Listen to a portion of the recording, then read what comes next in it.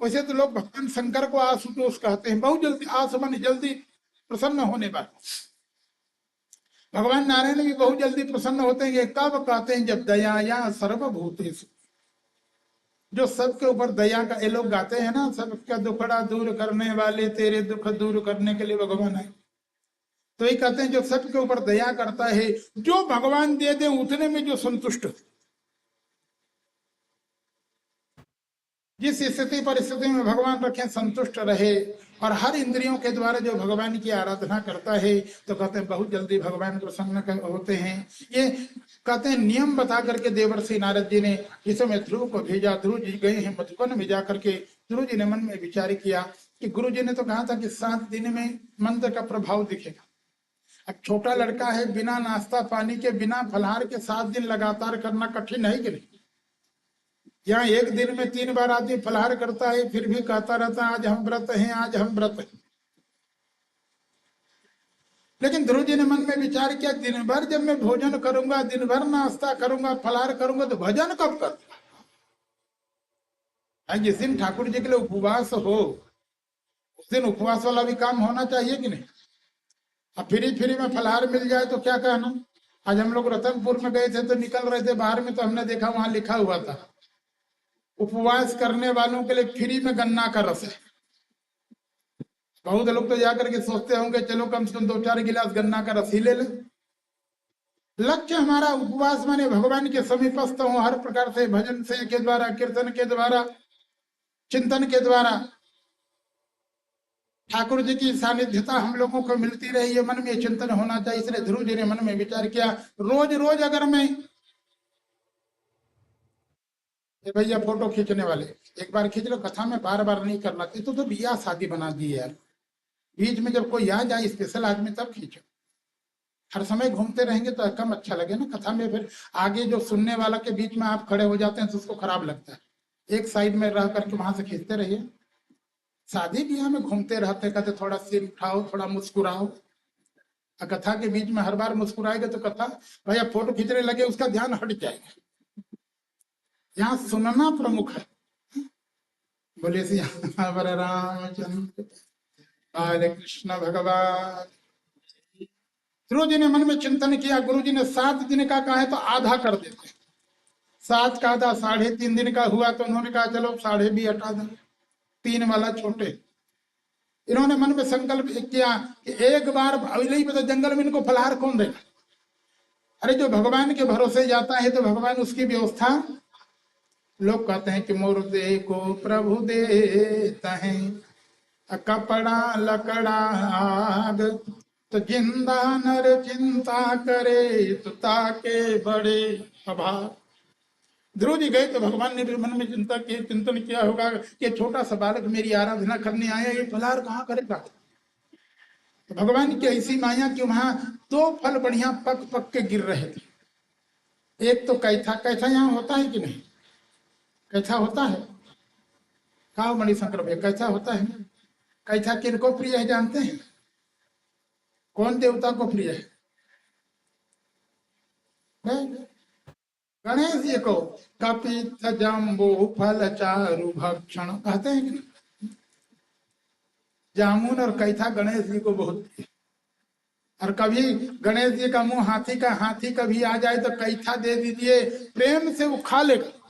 थोड़ी देर में गुड़गुड़ा के बाहर कर देगा, फटेगा नहीं। लेकिन हाथी के पेट से निकले हुए कैथा को फोड़ेंगे तो उसका गुज्जा मिलेगा नहीं, ऊपर की खोटली भर मिलेगी। सुंदर कैथा का देख करके एकदम गदगद होके सोचे कि चलो भूख लगेगी तो फलहार के लिए कैथा गिर रहा है, कैथा खा लिया करूंगा। बैर, और संकल्प किए हैं कि एक दिन कैथा और बैर खा करके जलपान करके भजन करूंगा। तो त्रिरांते कपिथ बदरासन, कहते हैं कैथा और बैर खा करके और मन को एकाग्र करके भगवान का चिंतन करने लगे, भगवान का भजन करने लगे, तपस्या करने लगे। 1 महीना बीत गया, भगवान नहीं आए। आज का व्यक्ति होता तो कहा मर गए, भगवान आए। लेकिन ध्रुव ने मन में विचार किया मेरे गुरु जी ने कहा है आएंगे तो आएंगे, अभी तो पूरा मेरी साधना भी नहीं। अभी तक तो भगवान आ जाए तो मैं देख भी नहीं सकता, क्योंकि कहते हैं 7 दिन की साधना के बाद भगवान दिखने वाले हैं। इसलिए ध्रुव जी ने दूसरे महीना में भोजन को, फलाहार को आधा कर दिया, अब भजन को दूना कर। जो 2 फल लेते थे, 2 फल की जगह 1 फल में आ गए। एक दिन 1 फल लेकर के जलपान करके साधना करते थे तो 6 दिन 6 रात बाद दूसरा बार फिर पानी पीते थे। इतने पर भी भगवान नहीं आए तो इन्होंने फलहारी ही छोड़ दिया। एक बार पानी पीते थे 9 दिन 9 रात में दूसरा पानी, और चौथे महीने में तो उन्होंने जल भी छोड़ दिया हो। हवा भी 24 घंटा सांस भी नहीं लेते थे। एक बार प्राणायाम के द्वारा, जिस समय का आपको बता दें, प्राणवायु को खींचते थे तो 12 दिन 12 रात बाद छोड़ते थे। कि चतुर्थम पिवहे मासे द्वादशे द्वादशे हानि। कहते हैं कि वायु भाक्षो जीत श्वास हो। एक बार वायु ले, श्वास पर भी इन्होंने विजय। ये आज कोई आदमी 12 मिनट के लिए किसी का श्वास रोक दो तो बड़े बड़े योगी रुक पाएंगे क्या? लेकिन धन्य है ध्रुव की साधना की, एक बार श्वास लेते थे तो 12 दिन 12 रात। लेकिन तब भी भगवान ने 4 महीना तक ये बैठ करके तपस्या किए। 5वें महीने में ध्रुव जी को लगा कि बैठे बैठे बुलाएंगे तो आने वाले नहीं, अब क्या करें? उठ के खड़े हो, और उठ करके एक पांव में खड़े होकर के ध्रुव जी ने मानो भगवान से कहा, प्रभु अब निर्णय करना है, या तो आप ऊपर से नीचे आ जाइए या मैं नीचे से ऊपर आ रहा हूं। श्वास नहीं लूंगा तो शरीर छूट जाएगा, तो मैं ही आऊंगा। अब निर्णय आपको करना है कि आपको मेरे यहाँ आना है कि हमको आपके यहाँ आना है। कि पंचमे मास्यनुप्राप्ते गीता श्वासो नृपात्मजा अध्यायन ब्रह्म पदेकेन तस्तो स्थाणुरिवाचल। सर्वतो मन, देखना मन को चारों तरफ से खींच ली। न तो मन धोखा दे सकता है महाराज, मन चंचल होता है। अर्जुन भगवान से कहते हैं चंचलम ही मन कृष्ण प्रमादी। वो मन इनको कह सकता था अरे नहीं मरेगा तो काहे प्राण दे रहे हो तुम, वो नहीं आ रहे हैं इतने पर। लेकिन उन्होंने मन को चारों तरफ से खींच लिया है, केंद्रित कर लिया है। नहीं नहीं, मुझे एक लक्ष्य है, या भगवान आ जाए, वो नहीं आएंगे तो मैं उनके बिना नहीं रहूंगा, मैं जाऊंगा। जरा मन में विचार करो, ध्रुव जी ने श्वास लेना जब बंद कर दिया तो भगवान को लगा जब ध्रुव जैसा भक्त संसार में श्वासा नहीं ले रहा है, हवा नहीं ले रहा है, तो हवा की आवश्यकता क्या है? एक दिन कोई कोई अपना प्रिय लड़का होता है, प्रिय भाई होता है, प्रिय पत्नी होती है, वो घर में किसी चीज को नहीं लेती तो उसको चाहने वाला व्यक्ति से कोई कहे ले जाओ तो कहता है इसको लेके मैं क्या करूंगा। हम जिसको सबसे ज्यादा चाहते हैं वो इसको पसंद नहीं करता। तो भगवान को भी लगा मेरा ध्रुव जैसा अनन्य भक्त अगर श्वास नहीं ले रहा है तो धरती पर श्वास की आवश्यकता क्या करेंगे? श्वास को रख। भगवान ने धरती से एकाएक श्वास हटा, हवा हटा। ध्रुव तो इसके पहले भी 12 दिन तक श्वास नहीं लिए थे, चलता था उनका। वो तो प्राणवायु के ऊपर में विजय प्राप्त कर रखे हैं। लेकिन भगवान ने जैसे ही प्राणवायु को खींचा तो आपको बता दें, धरती में जितने देव यक्ष गंधर्व से लेके बड़े बड़े ऋषि महात्मा, रामदेव से लेके श्याम देव की तरह उस समय जितने भी साधक थे, वो आपको बता दें 1-1.5 मिनट के अंदर में सब तड़पने लगे। जिनमें क्षमता थी वो ठाकुर जी को पुकारने लगे, त्राहिमाम, रक्षा करो रक्षा करो।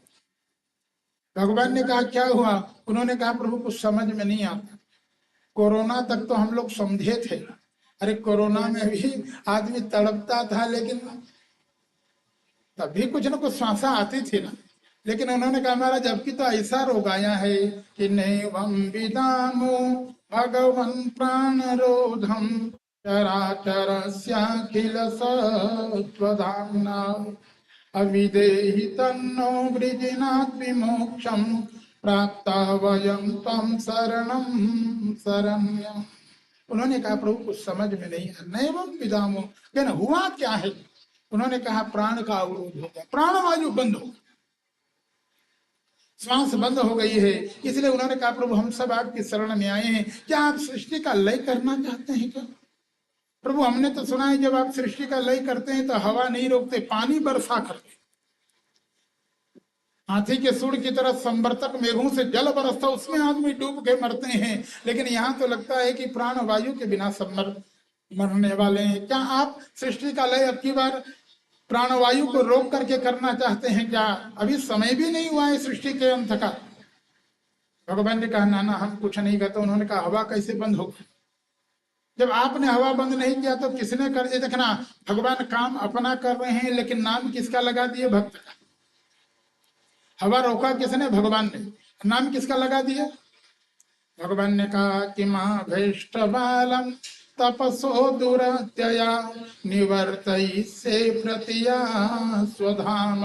भगवान ने कहा घबराओ नहीं, मेरा छोटा सा बालक है, वो अखंड साधना कर रहा है कि यतो ही वह प्राण निरोधे आसीत। भगवान ने कहा वो मेरा भक्त, कहते हैं अपने प्राण को, प्राणवायु को रोका है, लेकिन रोका तो उसने अपने के लिए, लेकिन ऐसी युक्ति लगाया है कि उसने रोका तो सबका रुक गया। भगवान ने कहा देखो हम जैसे जाएंगे हमको देखेगा तो फिर से उसका संकल्प है वो मुझको बिना देखे हवा लेने वाला नहीं है, और जब तक वो श्वास नहीं लेगा तब तक श्वास चलने वाला। आप लोग अक्सर कथा में सुनते होंगे कि कोई तपस्या करता है तो इंद्र उसमें विघ्न डालना चाहता है, लेकिन आज इंद्र आदि देवताओं ने भगवान से कहा प्रभु जल्दी जाओ, क्योंकि जानते हैं आपके जाने में देरी हो गई तो हम लोग रहने वाले। ठाकुर जी ने मन में विचार किया ध्रुव जैसे साधक के पास नहीं जा रहा। भगवान को लगा कि मैं ध्रुव को मैं दर्शन देने नहीं, ध्रुव जैसे भक्त का तो भगवान दर्शन करने के लिए जाते हैं। जो आदमी दर्शन करने के लिए जाता है तो टिप टाप होकर के फूल माला आदि लेके अगरबत्ती लेके जाता है कि नहीं, रुपया पैसा लेके जाता है। तो भगवान को लगा हमको भी टिप टाप होकर जाना पड़ेगा, मैं कैसा रूप धारण करूं। फिर भगवान ने मन में विचार किया कि ऐसा न हो कि देखना अपने इष्ट के पास में, अपने स्वामी के पास में ऐसे रूप में जाना चाहिए जिसको देख करके वो प्रसन्न हो। करना चाहिए कि नहीं? अगर उसके अनुकूल रूप लेके नहीं जाएंगे तो प्रसन्न होने वाली। अब आजकल उल्टा होता है, देखना जैसे स्त्रियां हैं, माताएं हैं, चौराहे में जाएंगे तो तुरंत सज बज के जाती हैं, सज बज के जाते हैं कि लिपस्टिक लगा के एकदम बढ़िया साड़ी पहन। चौराहे में इनको कौन देखना है? किसको प्रसन्न करना है? और पति के पास जाती हैं तो ऐसा रूप बना लेती हैं कि पति डर जाएगा। पति के पास जाए तो इतना सज बज के जाना चाहिए कि एक बार पति देखे तो एकदम लट्टू हो जाए। पति के पास कभी भूतनी बन के, चुड़ैल बन करके, परितिन बन के नहीं जाना चाहिए। पति के पास एकदम जाओ तो हमारे यहाँ 16 श्रृंगार कहा गया है पति के लिए। 16 पति के पास जाओ तो 16 श्रृंगार। ऐसे भगवान के पास जाओ तो जो ठाकुर जी का बढ़िया, जो भगवान को अच्छा लगा। ऐसे ही आज भगवान ने मन में विचार किया आज मैं अपने भक्त का दर्शन करने जा रहा हूँ, ऐसा रूप धारण करूं जिसमें कोई कमी न हो। तो ठाकुर जी को विराट रूप लगा, उस रूप में जिसमें किसी चीज की कोई कमी कि सहस्र शीर्षासित तो गरुत्मता मधुरवनम इच्छया कहते हैं मधुबन में भगवान भक्त को देखने की इच्छा से गए हैं विराट रूप लेकर के। जिस समय जाकर के ध्रुव को दर्शन दिए, ध्रुव जी ने भी ठाकुर जी के उस दिव्य, देखना यह वही रूप है। यह रूप कृपा करके भगवान महाभारत के समय में आपको बताओ अर्जुन को दर्शन कराए तो अर्जुन देख नहीं पाए। देख पाया क्या? अर्जुन के लिए भगवान को कहना पड़ा दिव्यम ददामि ते तच्चु, तुम्हें दिव्य दृष्टि दे रहा हूं तब तुम देख पाओगे। अधन्य ध्रुव को दिव्य दृष्टि की जरूरत नहीं पड़ी, ध्रुव जी ने अपनी साधना से वह दिव्य दृष्टि प्राप्त कर रखी है। ध्रुव जी ने भगवान को देखा, ये 5 साल के लड़के हैं, न पढ़े हैं न लिखे हैं। भगवान को देख करके उनको लगा मैं बढ़िया दिव्य स्तुति करूं। अब 5 साल का लड़का बेचारा जब सीखा नहीं तो कैसे बोले। भगवान भक्त की कामना समझ गए, इसलिए भगवान के हाथ में देखना भगवान के आयुध है शंख चक्र गदा और पद्म। शंख ज्ञान का प्रतीक है, ज्ञान स्वरूप है, चिद स्वरूप है। इसलिए भगवान ने कपोल में ध्रुव जी के जैसे स्पर्श कराया, मानो एक एक इंद्रियां जागृत हो गई। इसलिए ध्रुव जी स्तुति भी करते हैं कि यंत प्रविश्य मम वाचमिमां प्रसूप्तां संजीवयत्यखिल शक्तधर स्वधाम्ना अवन्यां च हस्सचरण श्रवणत्वगादीन् प्राणान् नमो भगवते पुरुषाय तुभ्यम्। वो कहते हैं प्रभु मैं आपकी स्तुति करने लायक नहीं था, लेकिन योमतः प्रविश्य मम वाचमिमां, आपके संग के स्पर्श करने मात्र से कहते हैं कि मेरी एक एक इंद्रियां जाती, एक खाली आंख नहीं, कहते हैं कि हर जिह्वा ही नहीं, हर प्रकार की ये आज तो एक इंद्री कोई जागृत तो हो जाए तो आदमी सिद्ध बनना चाहते हो जाता है। देखना ठाकुर जी की आराधना का प्रभाव, ध्रुव जी की प्रत्येक इंद्रियां जागृत है। भगवान ने कहा बेटा जो कुछ मांगना है मांगो, लेकिन ध्रुव ने कुछ, ये जो भगवान मिल जाते हैं तो मांगने की जो पूर्ण से संबंध हो जाने के बाद मांगने की इच्छा होगी क्या? तो ध्रुव है। केवट जैसा कमजोर व्यक्ति जो 2 मिनट पहले कह रहा था प्रभु नाव से ही मेरी जीविका चलती है, दूसरा कोई साधन भी नहीं, उससे भगवान ने कहा कुछ मांग लो, तो जब उसने कह दिया था कि अब कछु नाथन चाहिए मोरे दीन दयाल,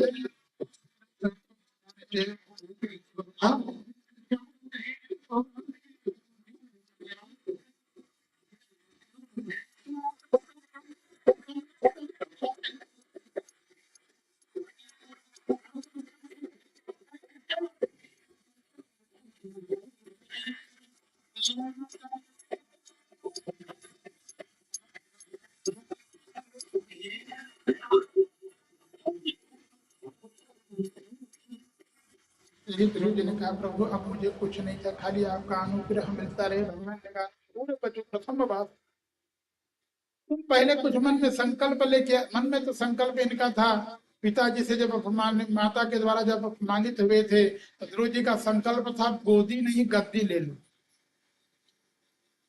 मैंने कहा संकल्प तो भगवान तो सर्वांतरयामी है। भगवान ने कहा बेटा मेरी कृपा होती है तो छीनना नहीं पड़ता, जब आपके जीवन में दूसरे से छीन करके ला रहे हैं तब तक ये जान लेना भगवान की कृपा।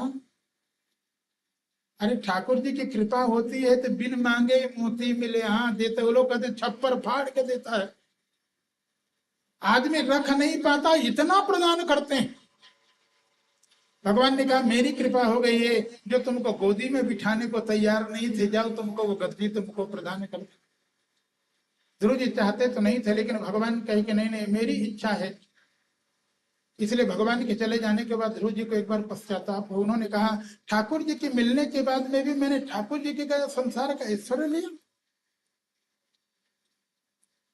अरे लौट करके आके ध्रुव जी तो राज्य किए हैं, आपको 36,000 वर्षों तक ध्रुव जी ने राज्य किया, भाई से प्रेम किया है। और जिस समय ध्रुव जी को जाने का समय हुआ, उस समय की तो स्थिति है आपको बता दें, इस संसार में जब किसी के जाने का समय होता है तो 1 सेकंड के लिए भी आपको बता दें किसी को मौका समय होने के बाद 1 सेकंड किसी को ज्यादा मिलता है क्या? काल आता है तो 1 सेकंड, अरे एक शेर के सामने रहेंगे तो 5 मिनट का मौका दे सकता है, लेकिन काल यहाँ कोई सेंट न लगाए करो, सेंट हो तो कोई ना करना, इत्र रहता है तो नाक में कि नहीं प्रतीक्षिते मृत्यु कृतम अस्य नवा कृतम। अरे इत्र वो लगाना चाहिए जो अच्छा लगे, बहुत लोग ऐसा अरे चुंग लगा लेते हैं कि ना, यहाँ ऐसा अपना चरित्र बनाइए, चरित्र से कीमत होगा, सेंट लगाने से कीमत होगा। बोलिए बाल कृष्ण भगवान की। कहते हैं कि नहीं प्रतीक्षिते मृत्यु कृतम अस्य नवा कृतम, मृत्यु इंतजार नहीं करती कि इसने काम किया है कि नहीं किया है, लेकिन ध्रुव के सामने आया तो उसकी हिम्मत नहीं थी कि ध्रुव को पकड़ लिया। ध्रुव राजा महाराजा थे, एक दिन सिंहासन में बैठे थे, काल सामने आके खड़ा हो हाथ जोड़, ध्रुव जी ने पूछा महाराज आप कौन है, क्यों आए हैं, क्या काम है? और राजा महाराजा थे, सोचे कोई काम होगा, आया पहली बार दिखाई भी दिया, कभी कभी देखे भी नहीं थे, कहाँ से आए हो? उन्होंने परिचय दिया, महाराज मेरा नाम काल है। कहन किस लिए आए हो? कहना आपका टाइम हो गया, अभी तक हम किसी के सामने हाथ जोड़ के खड़े नहीं हुए, आते थे घटका से एक झटका से लेके चले जाते। तो कहना हमारे कहना आपको लेके जाने की मेरे में क्षमता नहीं है, क्योंकि काल के महाकाल के स्वामी आपके ऊपर कृपा है। अरे काल के महाकाल भोले बाबा और भोले बाबा के भी स्वामी भगवान नारायण की कृपा आपके ऊपर में, मैं आपका क्या बिगाड़ सकता हूं? लेकिन प्रभु आपको चलना है, टाइम तो हो ही रखा है। जी ने कहा क्या करें? कहने महाराज सबके सिर में तो मैं नाचता था, लोग कहते हैं तेरे सिर में काल नाच रहा है। उन्होंने कहा ये करिए आप मेरे सिर में सवार होकर के काल के सिर में पांव रख करके ध्रुव जी गए। मृत्यु मूर्धिम पदम दत्वा आरूरो अद्भुतम गृहम। इन्हीं के लड़के हुए हैं महाराज, अंग हुए, बड़े धर्मात्मा हुए। और आपको बता दें उनका लड़का हुआ बेन। ये तो बड़ा नास्तिक है। इसके कर्म के कारण इनके पिताजी लज्जित होकर के घर बार छोड़ करके चले गए। पिताजी के न रहने पर ये खुद राजा औरंगजेब की तरह। और राजा बनने के बाद में ये देखना एक दिन ये देखना हमारे यहाँ शास्त्र का विधान है, साक्षरा विपरीता तुम राक्षसा भक्त। जो साक्षर होकर के कहते हैं नियम विरुद्ध मनमाना काम करने लगे वो राक्षस है। एक दिन इनको शास्त्रों उसके शास्त्रों में ये पता चला कि राजा के शरीर में सब देवताओं का निवास होता है। और उतना जैसे देखा तुरंत बुलाया ब्राह्मणों को, लेकिन इधर विद्वानों को बुला करके कहता है देखो तुम अपने आप को विद्वान मानते हो, तुम्हारे बुद्धि नाम की कोई चीज नहीं। सब लोगों ने कहा महाराज क्या करें? अरे आपके पिताजी विद्वानों का बड़ा सम्मान करते थे, आप सभा में बुला करके अपमान कर रहे हैं। तो महाराज बेन ने कहा कि माली धर्म मानिना। उन्होंने कहा छोटे बालकों की तरफ तुम्हारी बुद्धि अधर्म में। अरे जब राजा के शरीर में सब देवी देवताओं का वास होता है और राजा प्रत्यक्ष है तो अलग से देवी देवताओं की पूजा करने की क्या जरूरत है? राजा की पूजा करो। इसलिए आज के बाद और किसी देवी देवता की पूजा नहीं होगी, जो भी पूजा होगा वो सब भवन्ति नृपते सर्वदेवमयो नृपः। राजा के शरीर में ही सब देवताओं का वास है, सर्व देवता का स्वरूप राजा है। इसलिए आज के बाद जो भी पूजा होगा वो हमारा होगा, किसी दूसरे का। इसलिए चारों तरफ डिंडोरा पिटवा दिया उसने कि न यष्टव्यम न दातव्यम न होतव्यम द्विजा क्वचित इति न्यवारयत् धर्मं भेरी घोषेण सर्व। चारों तरफ डिंडोरा पिटवा दिया। ऋषियों ने समझाना चाहा, नहीं माना। अंत में आपको बता ऋषियों के श्राप से इसकी मृत्यु हो गई। बिना राजा के काम नहीं चलता था। मंथन हुआ, नीचे का मंथन हुआ, निषाद पैदा हुआ, काला काला राजा बनने लायक नहीं था। फिर हाथ का मंथन किए महाराज पृथु का। और महाराज पृथु ने अपने कर्म के द्वारा आपको बता दें फिर से धर्मानुकूल राष्ट्र संसार को चलाना चले, देश को चलाने लगे हैं। तब जाकर के पृथ्वी धर्म सस्यशालिनी बनी।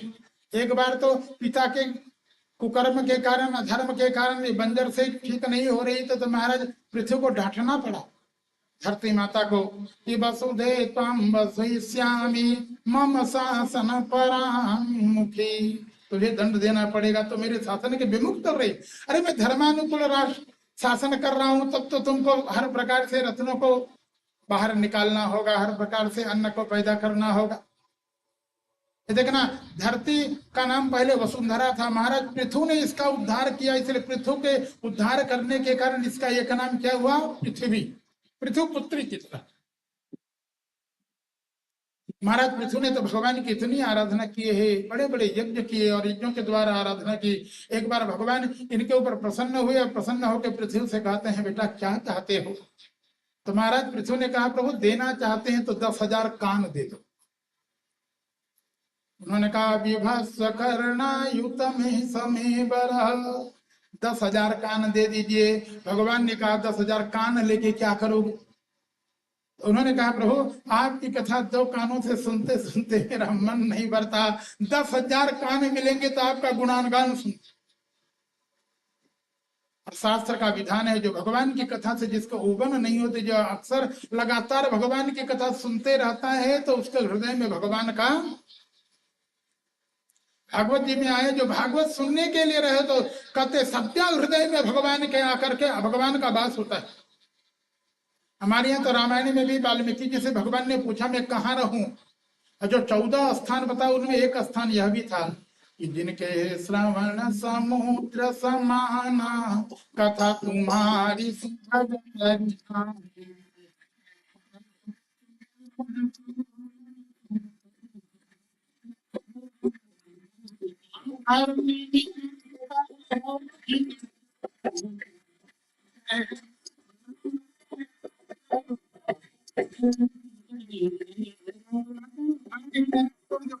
सुनते रहता है सागर में जैसे जितने भी सरिता जाएं, लेकिन वो भरता नहीं। उसी प्रकार से जो भगवान की कथा कहने से जो उबता नहीं, उनके हृदय में भगवान के वंश में आगे जाकर के महाराज प्राचीन बरही आदि हुए हैं। दूसरे लड़के हुए, आपको बता दें ये महाराज प्राचीन बरही के लिए तो आया, ये भी बहुत यज्ञ आदि करते, यज्ञ में पशुओं की बलि करते। एक दिन देवर्षि नारद जी आए समझाने के लिए, कहने देखना कभी कभी धर्म में के आड़ में भी गड़बड़ होने लगी। हमारे यहाँ पशु बलि आदि की जो परंपरा थी ना, ये आपको बता दें कि मांसाहार को रोकने के लिए था। व्यक्ति बारंबार नित्य मांस मट्टी खाने रहता लगता था, तो उसको कहते नहीं नहीं रोज नहीं खाना है, कभी पूजा हो कुछ भी हो, देवी जी को चढ़े कुछ करोगे तब खाओ, तो रोज रोज तो काम आएगा ना। जब कभी यज्ञ यज्ञ आदि होगा तब बलि, माने जो नित्य खाने का नियम रुक गया कि नहीं, धीरे धीरे करके रुकते चलाएगा। पहले जाकर पशु बलि होगी, बाद में कहते हैं नहीं नहीं यज्ञों में पशु की बलि नहीं होती। हमारे यहाँ कहीं कहीं जो सफेद क्या कहते हैं कोहड़ा कहते हैं, कोहड़े की बलि करते हैं। कहीं कहीं दधी मांस की बलि में आपको तो उड़द और दही की बलि होती है। तो धीरे धीरे करके हमारे यहाँ जो धीरे पहले जो जीवन था, जब अन्न बहुत नहीं होता था, जब मांस मट्टी के द्वारा लोग जीवन होता था, धीरे धीरे उसके सुधार के।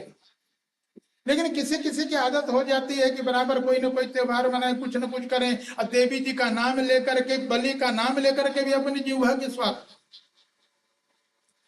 इसलिए एक दिन देवर्षि नारद जी आए तो महाराज प्राचीन बरही से कहे, उन्होंने एक माया दिखाई, उन्होंने कहा वो देखो ऊपर की था। देवर्षि नारद की ऐसी माया कि उन्होंने महाराज प्राचीन बरही ने देखा कि कहते हैं कि जिनको बलि दिया करते थे ना, बकरी से लेकर के और ना बरा से लेकर के चारों तरफ के जिनको बलि पशु बलि देते थे, वो सब तलवार लिए ऊपर में खड़े।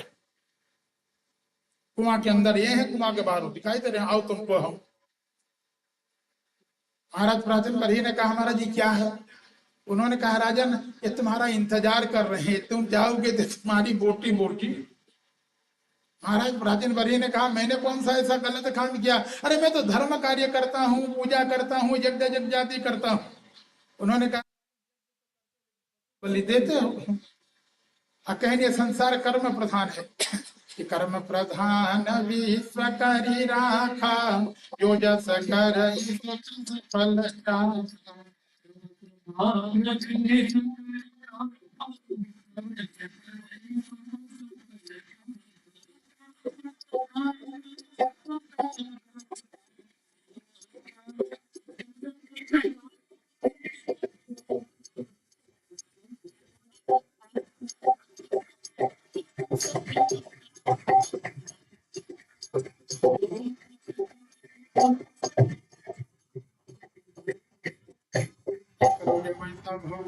तब वो घबरा का नहीं, तो कहना समझ देना, अब यज्ञ करना, बलि बलि मत देना ना। तो वो भाई तुम आज उनकी बलि दे रहे हो, कल तुम्हारी।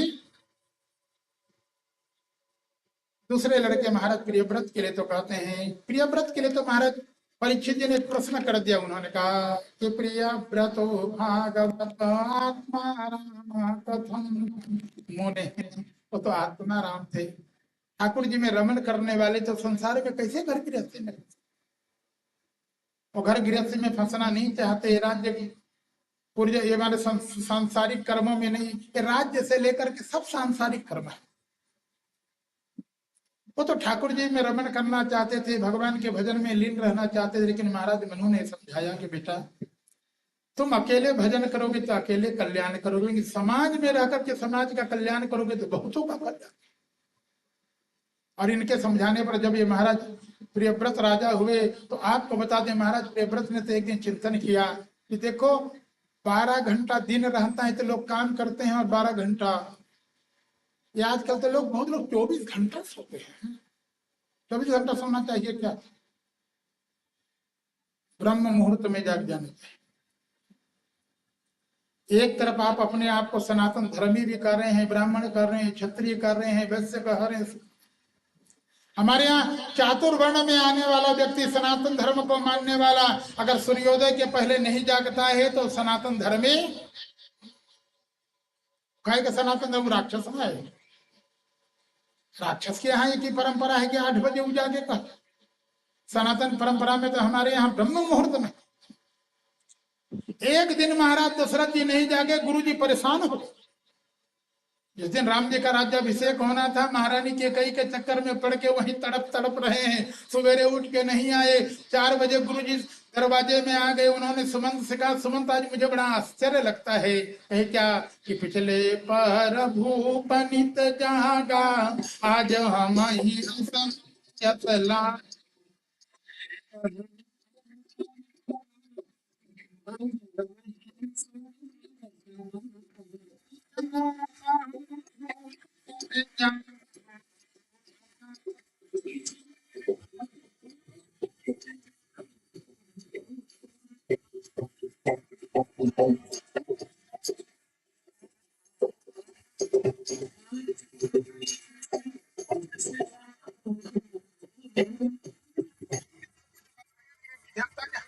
दिया है उसका हम उल्टा पुल्टा काम लेंगे तो कल्याण होगा क्या?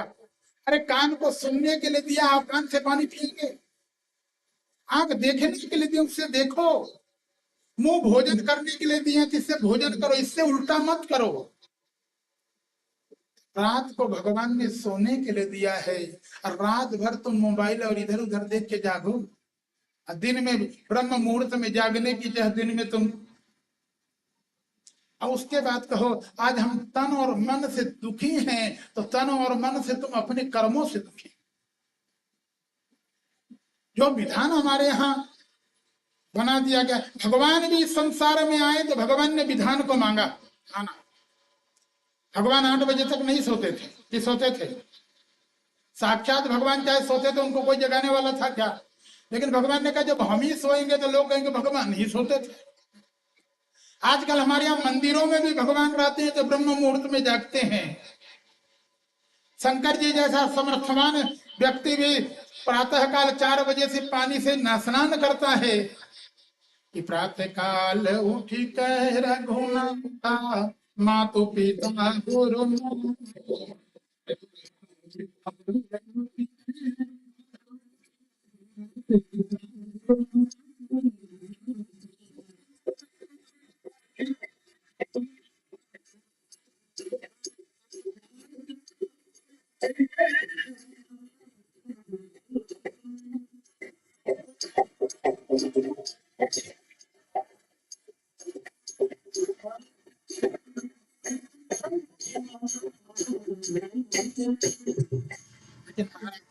प्रियव्रत ने मन में विचार किया, 12 घंटा तो सूर्य नारायण रहते हैं तो सब काम चकाचक चलता है, 12 घंटा रात बेकार हो जाए। उनको लगा एक सूर्य नारायण और हो जाए तो 24 घंटा काम चले। लेकिन क्या 2 सूर्य नारायण होंगे तो काम चलेगा? अरे अभी गर्मी आ रही तो लगता है शाम हो जाए तो कुछ ठंडा हो जाए, और वैसे गर्मी ऋतु में दिन और 24 घंटा का सूर्य नारायण हो जाए, आग न लग जाए के बनाया। अगर कहते हैं प्रखर, कहते हैं गर्मी देने वाला, कहते हैं सूर्य नारायण बनाया तो शीतलता प्रदान करने के लिए उसके बाद में चंद्रमा भी बनाया। लेकिन महाराज प्रियव्रत को लगा नहीं 2 तो होना चाहिए, एक तो भगवान ने बना दिया, ये दूसरा सूर्य नारायण इन्होंने खुद बनाया। इन्होंने मन में संकल्प किया है कि रथेन ज्योतिर्मयेन रजनीमपिं दिनम करिष्यामि, रात को भी दिन में परिवर्तित कर दूंगा। दूसरा एक ज्योतिर्मय रथ तैयार, 7 रात्रि चलाए तो उसे में 7 समुद्र खोद डाले थे। रथ का जो चक्का था उसी के द्वारा। लेकिन आपको बता दें, इनको ला करके फिर महाराज मनोज ने समझाया, बेटा इस संसार में जो भी भगवान ने बनाए है कोई भी चीज गड़बड़ नहीं है, बशर्ते उसका हम सदुपयोग न जाने तो। इसे कहा जाता है ना, यम मंत्रमक्षरम नास्ति नास्ति मूलमसो नास्ति मूलमनोषधम अयोग्य पुरुषो नास्ति योजकस्तत्र दुर्लभ। कहते हैं कि ऐसा कोई अक्षर नहीं है जो मंत्र नहीं, ऐसा कोई जड़ी नहीं है जो औषधि न हो। कोई भी संसार में अयोग्य नहीं है, बशर्ते उसको सदुपयोग करने वाला की जानकारी होनी चाहिए। ये देखना, इन्हीं के आगे चल करके कहते हैं कि जब इनका वंश हुआ, कहते हैं इनके आनी ग्रह हुए, आनी ग्रह के नाभि के कहते हैं मेरु देवी के द्वारा जब विवाह हुआ तो उनसे कहते हैं साक्षात ऋषभ देव भगवान का। जैन धर्म में जो स्यातवाद माना जाता है उसके ये प्रथम तीर्थंकर माने जाते हैं जैन धर्म के। ये साक्षात भगवान का ही अवतार है। और महाराज ऋषभ देव ने तो दिव्य राज्य किया कि जब भगवान ही राजा बने थे तो कहना क्या था। ठाकुर जी का ही चल रहा था तो भगवान ने सोचा लोग भगवान की डायरेक्ट आराधना करें, छोटे मोटे देवी देवताओं की क्या आराधना करें। जैसे भगवान कृष्ण ने इंद्र आदि की पूजा बंद करा दी, वैसे ही महाराज ऋषभ देव ने भी इंद्र नवग्रह आदि की पूजा बंद करा दी अपने राज्य में। कहेंगे सब लोग ठाकुर जी की आराधना, बात भी सही है। आप किसी भी देवता की आराधना करेंगे वो आराधना कहाँ जाएगा कि सर्वदेव नमस्कार के समम प्रतिगच्छति। वो भगवान के पास जा रहा है, तो जब वो भगवान के पास जाए तो डायरेक्ट हम भगवान को क्यों न पकड़। इसलिए महाराज ऋषभ देव ने इंद्र आदि की पूजा बंद करा दी। इंद्र नाराज, इंद्र ने कहा बताओ ये हमारी पूजा ही बंद करा दी, और हमारी पूजा बंद करा दिया तो अब हम भी बंद कर देंगे, हम इनके यहाँ पानी नहीं गिराएंगे। इंद्र ने पानी गिराना बंद कर दिया, अकाल करो। जब ठाकुर जी ने देखा कि इंद्र ने पानी गिराना बंद कर दिया है तो अपनी योग माया से भगवान बरसात, और जब ठाकुर जी की योग माया से बरसात होने लगी, अरे इंद्र तो कभी अतिवृष्टि करता है कभी अनावृष्टि करने लगता है, अब ठाकुर जी करने लगे तो जितनी जरूरत हो उतना। जहां जरूरत होती थी जिस खेत में तो वहां पानी गिरता था, जिस खेत में जरूरत नहीं है तो ये इंद्र में क्षमता नहीं थी लेकिन ठाकुर जी में क्षमता। इंद्र को लगा अब तो और कोई पूछने वाला नहीं है, बता हमने तो सोचा था हमारे कोप का कुछ असर होगा, ये तो उल्टा हो गया। लोगों को लगा नहीं इंद्र से इनका वाला मामला ठीक है। इंद्र चरणों में निवेदन क्षमा याचन किया है, भगवान से क्षमा याचन करते करते इंद्र ने अपनी लड़की की शादी कर दी। इंद्र के लड़के का नाम है जयंत और लड़की का नाम है जयंती।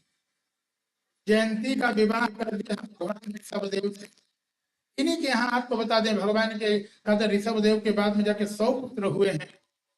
इनमें सबसे बड़े हुए महाराज भरत, जिनके नाम से हमारे देश का नाम आज तो वैसे इतिहास में तो हमको दुष्यंत पुत्र के नाम से बताया जाता है, लेकिन ये प्राचीन इतिहास भागवत जी का है जिनमें बताया गया है। इन्हीं भरत जी के नाम से आपको बता दें जो ऋषभ देव पुत्र भरत थे उनके नाम से का। इसके पहले भारत देश का नाम था, कहते थे इसको अजनाभ वर्ष कहा जाता था, इन्हीं भरत के नाम से भारत वर्ष कहा गया। जब महाराज भरत राजा हुए, ये देखने संसार का मोह ऐसा है महाराज, चाहे कैसा भी हो जल्दी जाने वाला। चौथे पन में भी आपको बता दें मन में वैराग्य नहीं आ रहा। एक दिन उन्होंने मन में विचार किया कि संसार में क्या हम इसी यही करने के लिए संसार में आए हैं। मन में बड़ा दुख लगा, अरे आए थे भगवान का भजन करने के लिए संसार में फंसे हुए हैं, तो न चाहते मन तो लगता है राजपाट न छोड़े। देखना दूसरे के लिए कह देते हैं कि 60 साल के ऊपर का व्यक्ति राजनीति में नहीं रह सकता, और अपना के लिए हर बार 2 साल बढ़ा दो। इसलिए ना तो नंबर अपना भी लग रहा है ना। दूसरे के लिए नियम बनाना सरल है लेकिन अपने में को लिए चलना। लेकिन महाराज भरत जी ने तो बर्बर मन नहीं कर रहा था, जबरदस्ती मन को। इसलिए कहा गया है, कहते हैं कि अभ्यास करो वैराग्य से मन को दमन करते हुए। दूसरे के समझाने पर मन मानने वाला नहीं, जब मानेगा तो अपने। तो बरबस राज सुतहि नृपदीना हरिहित आप गवन बन की। जब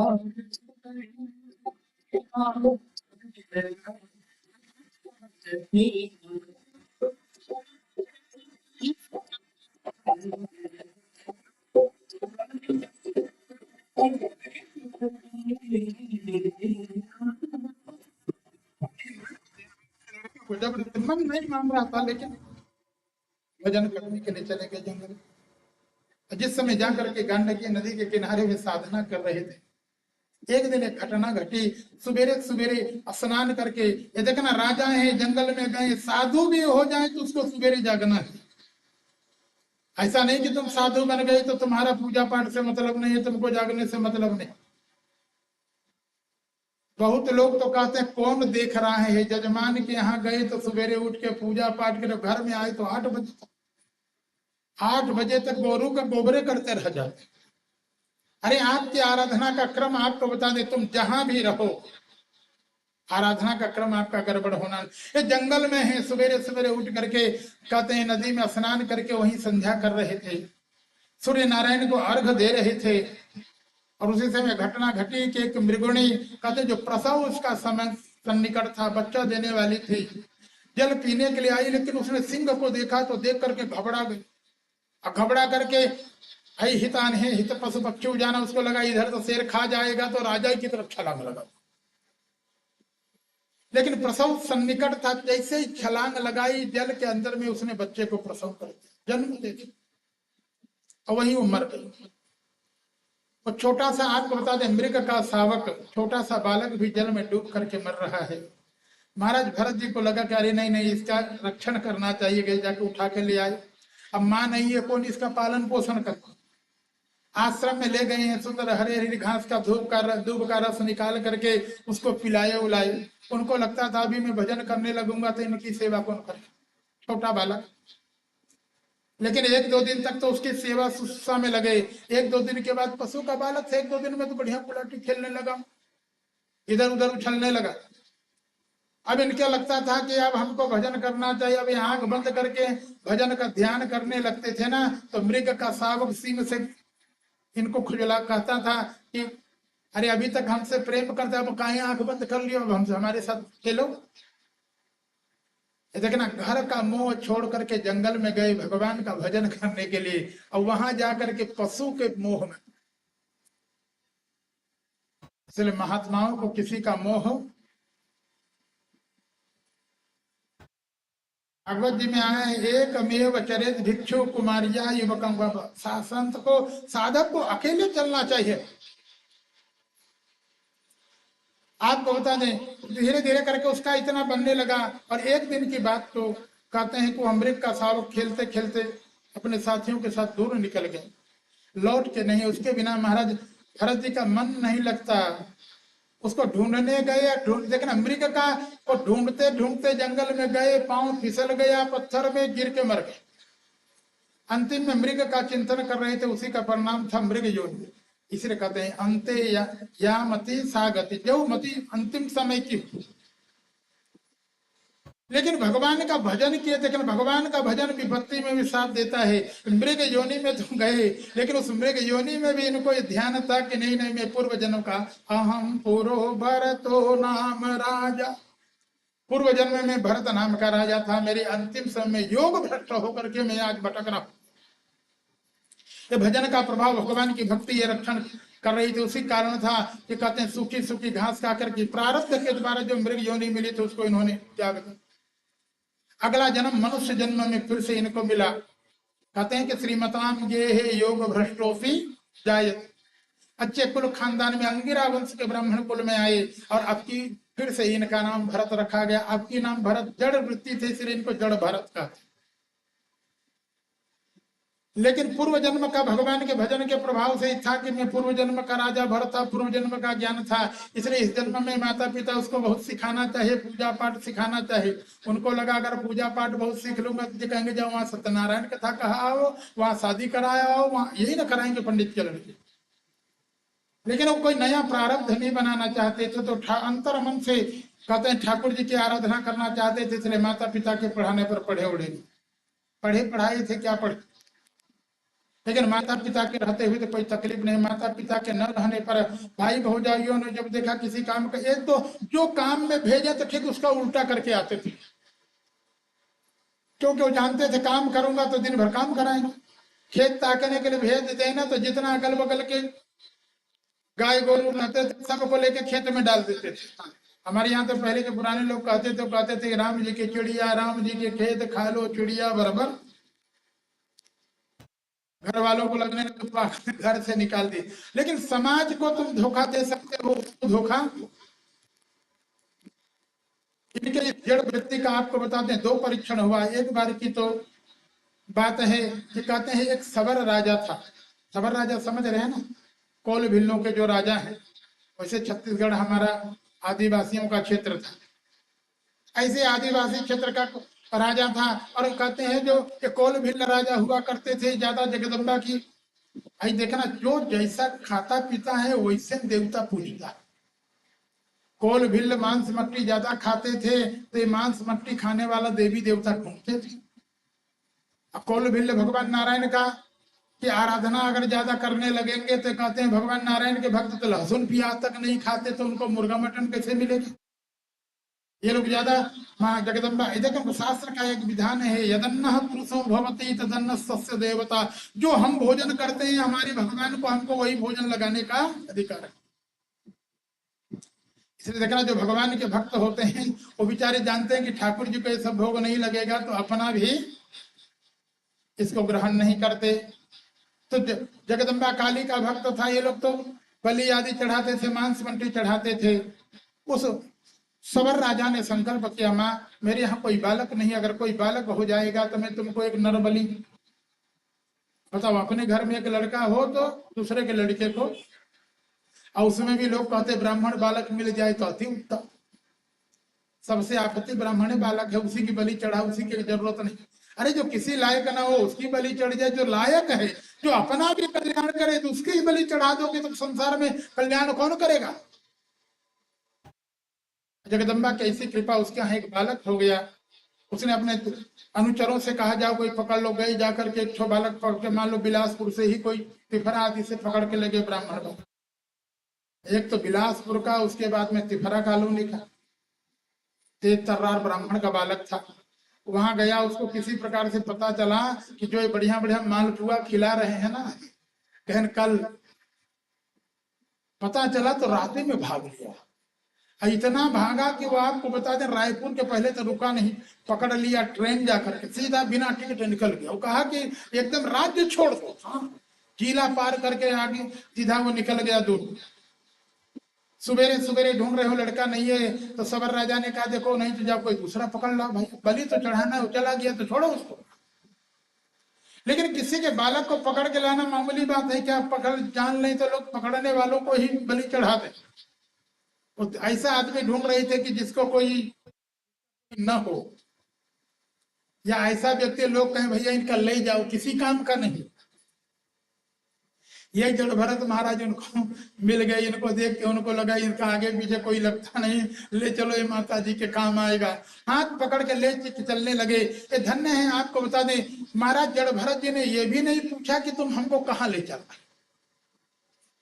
जड़ भरत जी उल्टा सोचते हैं, अभी तक तो जिसके दरवाजे जाओ तो लोग कहते थे आगे बढ़ो आगे बढ़ो, अब आगे बढ़ के कहाँ जाए। बहुत लोग कहते हैं आगे जाओ आगे जाओ, आगे कहाँ जा चला जाए। उन्होंने सोचा चलो कम से कम ये हमको ले तो चल रहे हैं। देखना ये भगवान के अनन्य भक्त हैं, जिस स्थिति में जिस परिस्थिति में रखे उस परिस्थिति में प्रसन्न रहना चाहिए। जाही विधि राखे राम ताही विधि रहिए, जो ठाकुर जी की इच्छा मान करके। और इस स्थिति में आप तो गए ले करके इनको सुन, तो नहाते धोते ढंग से नहीं थे, जड़ की तरह रहते थे। इनको बढ़िया रगड़ रगड़ के नहलाया गया, सुंदर बढ़िया कपड़ा पहनाया गया, बढ़िया मालपुआ खिलाया। जड़ भरत जी गदगद हो गए। उन्होंने कहा प्रभु ये तेरी बड़ी माया है। कोई एक गिलास पानी मांगने पर आगे बढ़ा रहा था, ये देखो यहाँ सुंदर दिव्य स्नान कराए हैं, बढ़िया सीका काई शैम्पू आदि के द्वारा दिव्य वस्त्र दिए, बढ़िया मालपुआ रबड़ी खिला रहे हैं, कलाकंद ला के खिला रहे हैं, रसमलाई खिला रहे हैं, और बढ़िया सजा बजा करके तिलक आदि लगा करके जिस समय जगदम्बा के मंदिर में ले गए। और जब भरत जी ने जगदम्बा महाकाली को देखा, हृदय गदगद हो। उन्होंने कहा माँ अभी तक मेरे समझ में नहीं आ रहा था, अब समझ में आया तू जगदम्बा है। तुझे लगा होगा देख मेरा लड़का मैला कुचैला, इसको कोई नहलाने वाला नहीं, तूने इनकी बुद्धियों को भ्रमित कर दिया, देख ये नहलाए।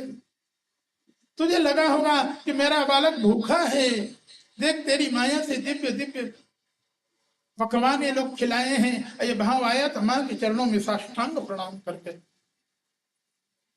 ये तो जड़ भरत जी का भाव था, और जो उनके पुजारी और राजा थे वो कहने के लगता है माता जी इनका बलि लेना, अभी नहीं तो चिल्लाता पकड़ना पड़ता। ये तो लेट गया है, और जैसे ही तलवार उठा के मारना चाहिए, जरा मन में विचार करें, ऐसे अनन्य भक्त की क्या माँ बलि लेगी? अपने बालक की बलि माँ ले सकते हैं क्या? जो शरणागत बालक है, अरे बालक तो कितना भी गड़बड़ हो, लोग कहते हैं बालक भले ही पुत्र कुपुत्र हो सकता है, लेकिन माता क्वचित अभी माता तो जो जगदम्बा है ये, वो कभी बनेगी क्या? वो भक्त की विपत्ति का हरण करने वाली है। जैसे मारने को तैयार हुए, माता जी से सहन नहीं हुआ। चाट भद्र काली, माता भद्रकाली की उस मूर्ति में उच्चाटन हो गया, और माँ आपको बताते हैं मूर्ति फाड़ करके प्रकट हो गई। बोले जगदम्बे महाराज जय। प्रकट होकर के इस तलवार से काटना चाहते थे, माँ ने तलवार छीन ली, और तलवार कहते हैं बलि चढ़ाने वालों की बलि लेने लगी। पर निकाल करके रक्त पान करने लगे, थोड़ी देर लेटे रहे, उठ करके इन्होंने देखा तो इन्होंने देखा देखा क्या कि माँ ने देखो पहले हमको बढ़िया नाश्ता भोजन करा दिया, माता जी के नाश्ता का नंबर हो गया। माता जी बढ़िया खून पी रहे थे, बेचारे बगल हो गए। पहले लड़के का भोजन हो ही गया था, माता जी का नंबर था, बगल से निकल गया। एक तो घटना इनके जीवन की एक हुई। एक दूसरी घटना कहते हैं, एक सिंधु सोवीर देश के राजा थे जिनका नाम था रघुगण। ये महाराज कपिल जी के चेला थे। कपिल देव जानते हैं ना? वैसे तो बहुत महाराज कपिल देव के आश्रम में, आपके अमरकंटक में भी हम गए तो वहां भी कपिल धारा बना हुआ है। लेकिन कपिल देव जी का प्रमुख आश्रम लोग मानते हैं गंगा सागर के लिए, जहाँ जिस तीर्थ को लोग कहते हैं सारे तीर्थ बार बार गंगा सागर, ये एक ही बार जाने पर लोग अघाए जाते हैं गंगा सागर। आप लोग गए हैं कि नहीं गए हैं? जिस समय लोग जाते हैं जगह कम, गंगा सागर में टापू तो है, और जिस समय आपको बता दें मकर संक्रांति में इतनी भीड़ हो जाती है, लोग कहते हैं कि किसी चीज की जगह नहीं, सब वहीं में सब धक्का मुक्की मुझे मिलते हैं, क्योंकि जगह जितना है उसके 3 गुना। जैसे अब की बार प्रयाग का सिस्टम चल रहा था कुंभ का, तो ठीक उसी प्रकार की स्थिति वहां कहते हैं कि गंगा सागर में रहता आदमी एक ही बार में कहता अब एक बार कर लिए हम, अब एक ही बार में पूरा। ऐसे महाराज कबीर देव के शिष्य थे रघुगण, और ऐसे भक्त थे कि रोज गुरु जी का उपदेश सुनने के लिए जाते थे। राजा महाराजा तो थे पालकी से, तो आलकी पालकी बंद हो गया। पहले लोग पालकी से जाना, राजा महाराजा, अरे शादी विवाह में लोग पालकी से जाया करते थे, बारात पालकी से। बहू की विदाई होती थी, एक गाना चला था हम लोग के बचपन में, पालकी में होके सवार चली रे में तो अपने पिया के द्वार चली। तो पालकी में जाया करते थे। संजोग से एक दिन के बाद कहते हैं कोई पालकी में लेके चलने वाला कहार बीमार हो गया, कथा का समय हो गया। महाराज रघुवर ने कहा रे देखो कथा का समय हो गया, जल्दी करो जल्दी करो। तो लोगों ने कहा महाराज एक बीमार करे, बीमार हो गया कोई दूसरा पकड़ लो, मोटा ताजा हो जो उठाने में सक्षम हो। और निकले तो यही रघुवन रास्ते मिल गए, न चिंता न फिक्र थी, संड मुसंड की तरह बढ़िया जवानी था। लोगों को लगा ये ठीक ठाक लगता है, उठाने लगे। अल्लाह ये देखना, ये संत की स्थिति है। पहले सबर के सैनिक ले गए तो पीछे पीछे चले गए, आज राजा के सैनिक पकड़ के फिर लेकर के आके पालकी पकड़, माने जो मिल जाए वो उसी में मान ले कि ठाकुर जी की कृपा, ये भगवान की इच्छा है। ऐसा मन में सोचे ना तो काहे के कोई ऐसे करते, भगवान की ही मेरी इच्छा होगी, ऐसा कोई विधान होगा। लेकिन जिसमें पालकी लेके चलने लगे, मन में विचार करते हैं कि कितना पागल राजा है। गुरु के दरवाजे जा रहे, अरे गुरु के यहाँ तो पैदल जाना चाहिए, साष्टांग करते हुए जाना चाहिए, दंडवती प्रणाम करते हुए जाना चाहिए, ये पालकी में जा रहा है। लेकिन अब बताओ ये जड़ की तरह रहते थे। राजा महाराजा से कैसे करें, तो कोई जुक्ति लगा तो किसी बहाने से बात, तो चलते चलते जीव जंतु का बहाना करके उछल जाते थे, कीड़ा मकोड़ा का बहाना कर। और जब उछल जाए तो बीच वाला डंडा राजा के सिर में ठक से लगता था। रहुगण का मान लो कि आज के जमाने में महाराज योगी जी की तरह कड़ी शासन, बुलडोजर बाबा की तरह। और जब ऐसे के सिर में ठोकर लगा होगा, महाराज रघुवन ने कहा, अरे कैसे चलते हो, सिर में ठोकर लग रही है। तो बाकी काहरों ने कहा, महाराज ये नया बात। उन्होंने कहा, इनको बता दो मैं राजा रघुवन हूं, चमड़ी निकलवा लूंगा इसकी। जब बार बार नीचे से मैं राजा राजा कहने लगा, राजा का रूप दिखाने लगे, ये देखा ना, तो उनको बोलने का मौका मिला। ऊपर से राजा का रूप दिखाए तो नीचे से कहते हैं, यं जनु नाम चलनम पृथिव्याम यह पार्थिव पार्थिव तो देखा ना, कहते हैं कि राजा को भी पार्थिव कहा जाता है, और शरीर भी हमारा ये लोग कहते हैं माटी का पुतला, पंच तत्व से बना है कि नहीं। उन्होंने कहा, अरे राजा, ये देख, तुझको भी भगवान ने बनाया है, जैसे तुमको बनाया है वैसे सबको बनाया। जैसे तुम्हारे दो हाथ हमारे भी दो हाथ, तुम्हारे दो कान है हमारे भी दो कान, जैसे तुम्हारी दो आंख, माने जैसे तुमको भगवान ने बना वैसे हमको। तो बार बार कहता है मैं राजा हूँ राजा हूँ, क्या भगवान अलग से तुम्हारे ऊपर राजा का सिंबल मार दिए है क्या? भाई जब कोई सिंबल ड्रेस लगा रहे तब तो ये होता है क्या? ठाकुर जी ने तो वैसे बना के दिया है। ये बार बार राजा का अहंकार कहाँ से आ रहा है?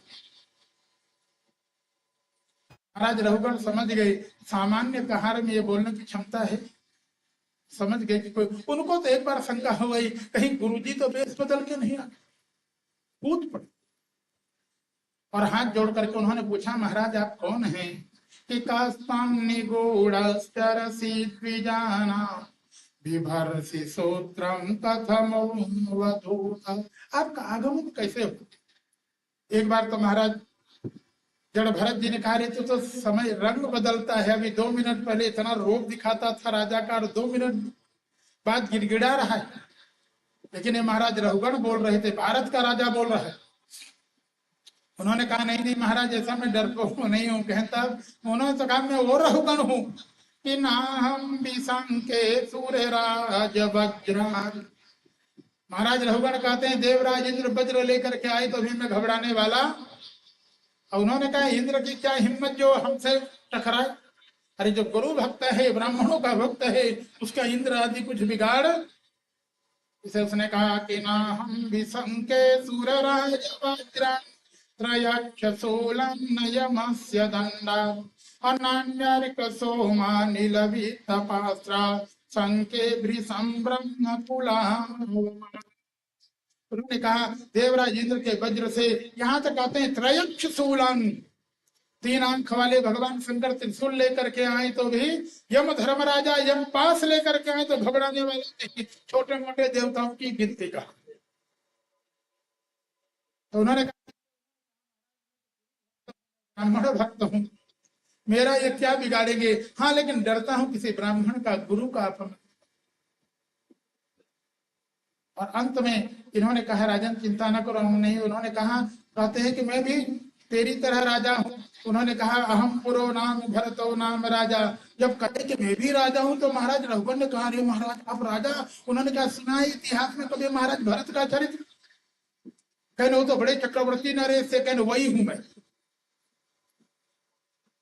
महाराज रघुवर ने कहा, महाराज इतने बड़े राजा होते हुए आपको पालकी में उठाने में संकोच नहीं हुआ? अरे पहले बता देते तो मैं। उन्होंने कहा, राजा ने मैंने सोचा मेरे प्रभु की यही इच्छा हो, भक्त को निर्भिमान होना चाहिए। तू कैसा गुरु भक्त है, कैसा तो एक तरह में अपने आप को ब्राह्मण भक्त मानता है, गुरु भक्त मानता है। अरे ब्राह्मण के यहाँ, देवता के यहाँ तो चरणों से जाना चाहिए। अगर चरणों से जाएंगे, कहते हैं जो जो पग आगे बढ़े कोटि ने यज्ञ समाप्त।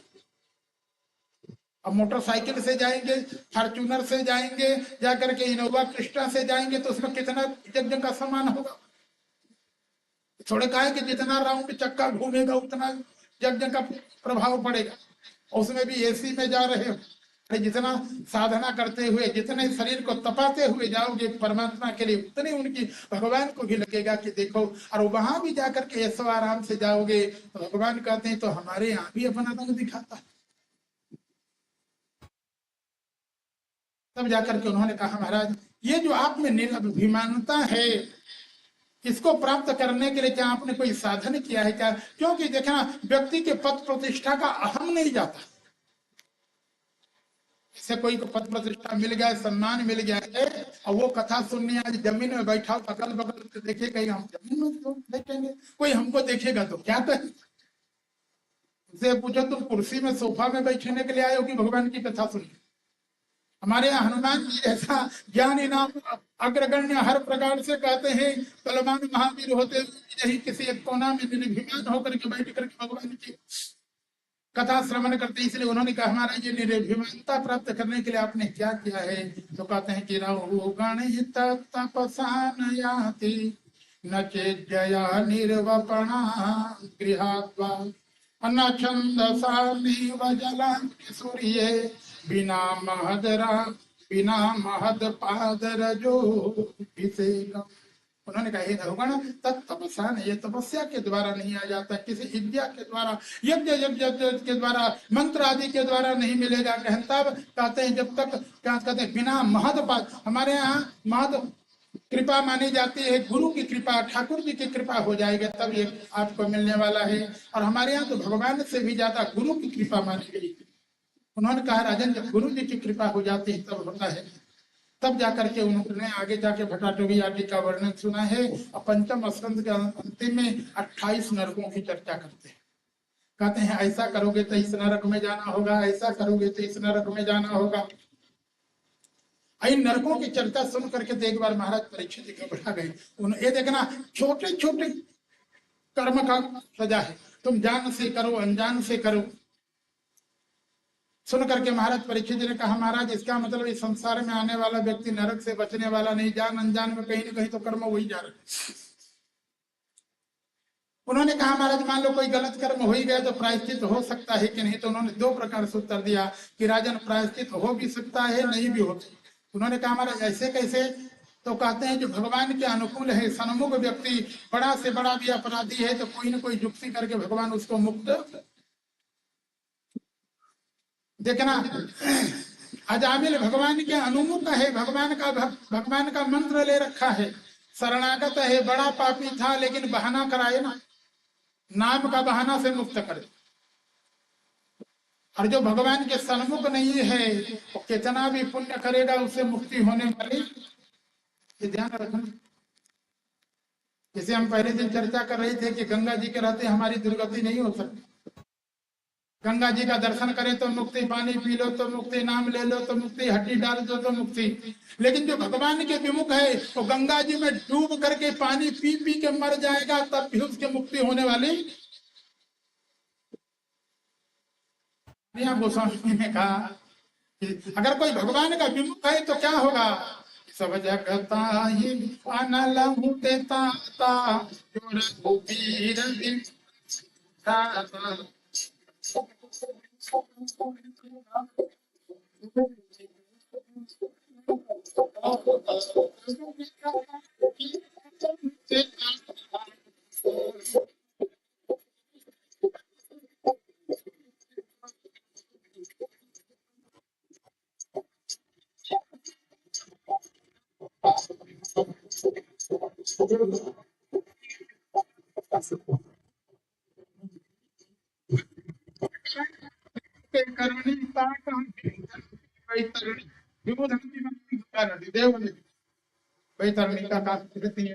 देखना इसी को उन्होंने उदाहरण दिया। ठाकुर जी के कोई अनुकूल है तो कैसे ठाकुर जी जुक्ति लगाते हैं? उन्होंने कहा मैं एक इतिहास सुना रहा हूँ। कैसा इतिहास है? जहाँ भगवान के दूत और यमराज के दूतों का वार्तालाप है। कहते हैं एक ब्राह्मण था, देखना हमारे यहाँ 5 प्रकार के प्रमुख ब्राह्मणों में कानकुब्ज ब्राह्मण, ऐसे कानकुब्जी ब्राह्मण का वर्णन करते हैं कि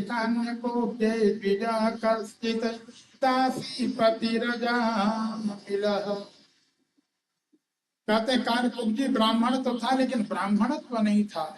हमारे यहाँ चाहे वो ब्राह्मण हो, क्षत्रिय हो, वैश्य हो, शूद्र हो, पत्नी पति होनी चाहिए। क्या होना चाहिए?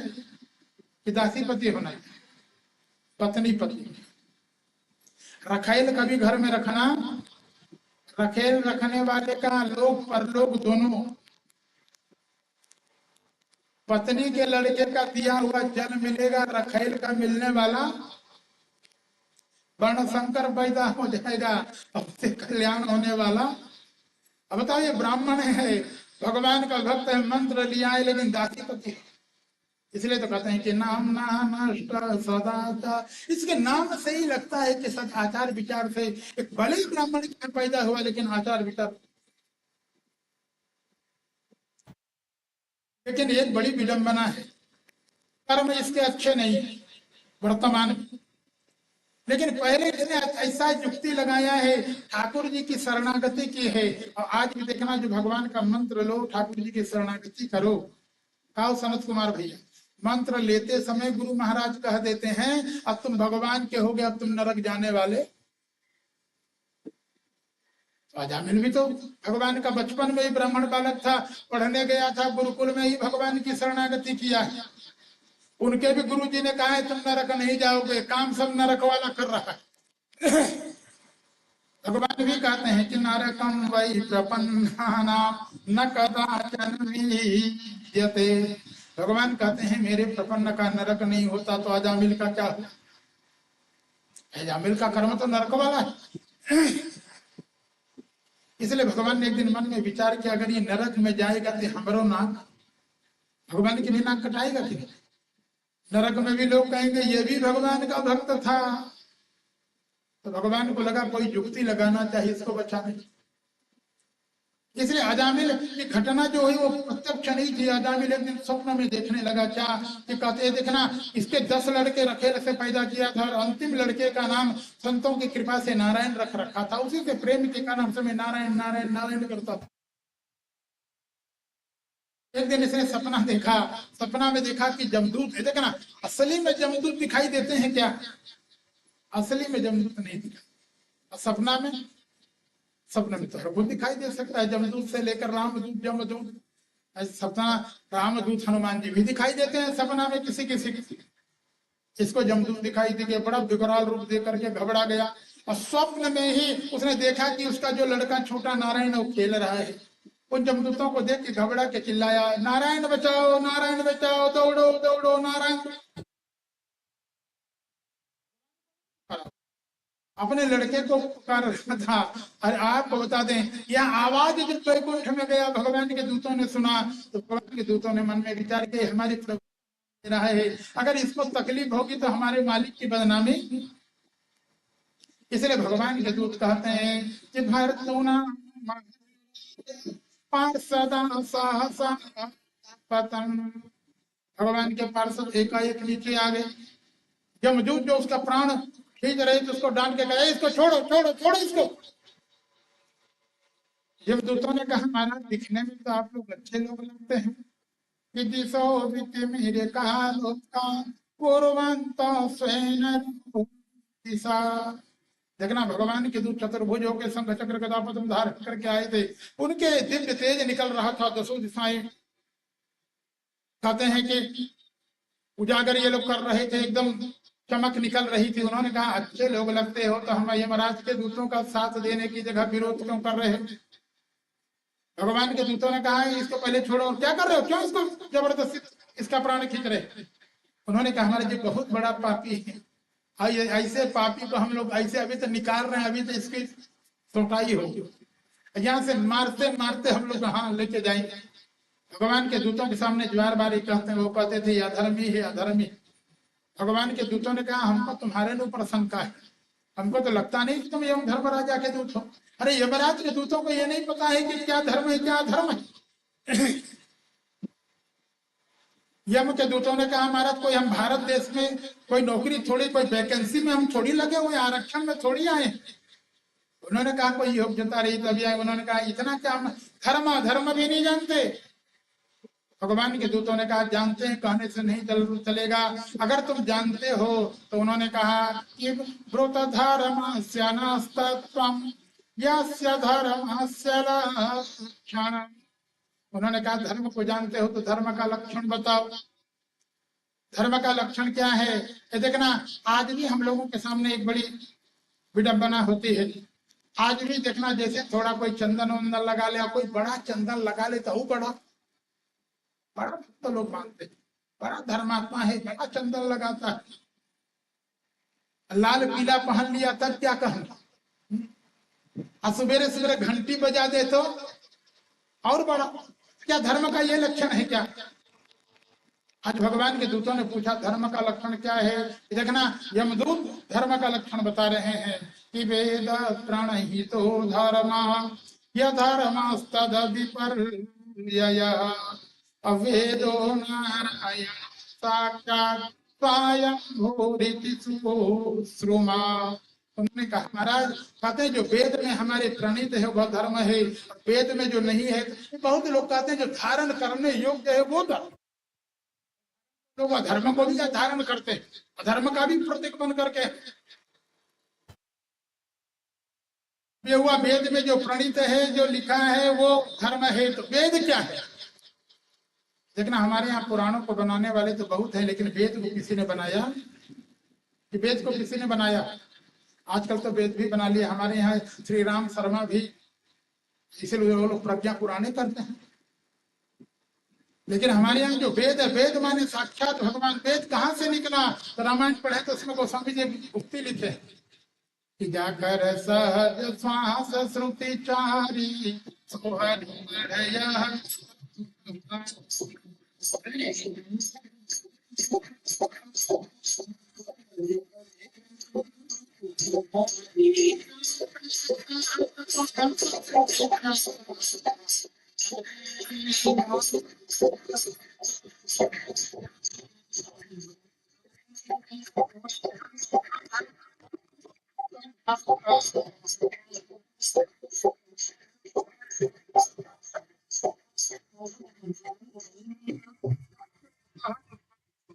भगवान के श्वास प्रश्वास से वेद निकलता है। भगवान के अंदर में जो है वही नीचे साक्षात भगवान ही वेद है। जब इस प्रकार से यम धर्मराजा के दूतों ने कहा तो उन्होंने कहा, एक तरफ कहते हो कि वेद ही नारायण है और नारायण ही धर्म है, ए नारायण नारायण कर रहा है, फिर भी इसको कह रहे हो पापी है पापी। भगवान के दूतों ने कहा तुम्हारे समझ में नहीं आएगा, जाओ अपने मालिक को बता दूंगी कि पत्यम व पृच्छत भटा धर्मेस्मिन् यदि संशयः। हमारी बात समझ में ना आ रहा हो तो जाओ अपने मालिक से जाके कह दो। अभी ये तो मजबूत व्यक्ति डांट रहा है तो क्या करें? लौट के गई, जाके यम धर्मराजा से कहते हैं महाराज अब आपका शासन खत्म। कहे क्या? कहें चार हाथ वाले पुकारे, कोई कुछ भी करता रहे, अंतिम में राम राम कर दे, कृष्ण कृष्ण कर दे, भगवान का कोई नाम ले दे, नारायण नारायण कहते हो, तब वो तुम्हारे यहाँ आने वाला नहीं। और यम धर्मराजा जैसे सुने कि भगवान के पार्षदों का दर्शन, उन्होंने कहा कि तुम लोगों को बड़ा भाग्य हो कि उनका तुमको दर्शन। वो तो हमारे, उन्होंने कहा कि बेटा उन्होंने जो कहा वो सत्य है, धर्म तत्व का भी तुम लोगों ने समझा ही नहीं है। यम दूतों ने कहा महाराज इससे आपकी भी बदनामी होती, हमको धर्म तत्व क्यों नहीं बता देते क्योंकि हमसे गड़बड़ी ना हो। यम धर्मराजा ने कहा बेटा जो धर्म तत्व को जानने वाला, धर्म माने भगवान, भगवान को जानने वाला भगवान की तरह हो जाता है। ब्रह्मविद ब्रह्मैव भवति। उन्होंने कहा जिस दिन जान जाओगे तो उस दिन नौकरी करने लायक नहीं, तो प्रमोशन तो हमारे वाला में, तब दूत मालिक बन जाओगे। तो उन्होंने कहा महाराज इसका मतलब धर्म तत्व को जल्दी कोई जानता नहीं। यम धर्मराजा ने कहा उस काल में जिस समय की घटना है उस समय यम धर्मराजा कहते हैं 12 लोग अभी जानते हैं, 12 से 13 जानने वाला नहीं हुआ। एक बार तो यमदूतों ने कहा महाराज कम से कम हम उतने, अरे धर्म को पूरा न जाने लेकिन धर्म के जानने वालों को तो जानते हैं, कौन कौन जानते हैं। उन्होंने पूछा उनका नाम क्या है जो लोग जानते हैं, तो बताते हैं कि स्वयं कुमार कपिलो मनो प्रहलादो जनको भीष्मो बलिर्भैया सकीर्वयम्। 12 नाम लेते हैं। कहते हैं ये महाराज मनु है, भगवान शंकर है, सनत सनंदन सनातन सनत कुमार, इनको कुमार कहा गया है। महाराज कपिल जी हैं, प्रहलाद हैं, जनक है, भीष्म। और कहते हैं व्यास जी का नाम नहीं है, भाई व्यास जी के लड़के सुखदेव थे। और कहते हैं कि मैं जानने वाला हूँ कि द्वादशे ते विजानीमो धर्मम भागवतम भटा। 12 लोग, कहने और लोग क्यों नहीं जानते, तो कहते हैं बड़ा गुज है, लेकिन है बड़ा विशुद्ध। ये देखना, वेद आज भी हमारे यहाँ के ब्राह्मण वेद पाठ तो करते हैं, लेकिन उसका अर्थ कहो तो जल्दी कोई बताने वाला। पुराण का पाठ करके अर्थ का वाचन हो जाता है, लेकिन वेद का, वेद मंत्र बोलेंगे जल्दी से, उनसे कहा पुरुष सूक्त बोल रहे इसका अर्थ कहो तो जल्दी कोई बताने वाला। इसलिए कहते हैं बड़ा रहस्यमय है, दुर्बोध जल्दी समझ में आने वाला नहीं। जो समझ जाएगा वो भगवान ही वो समझेगा, कहीं जिसको भगवान समझाना चाहेंगे। कौन जानता है कि सोई जान ही जय ते जान।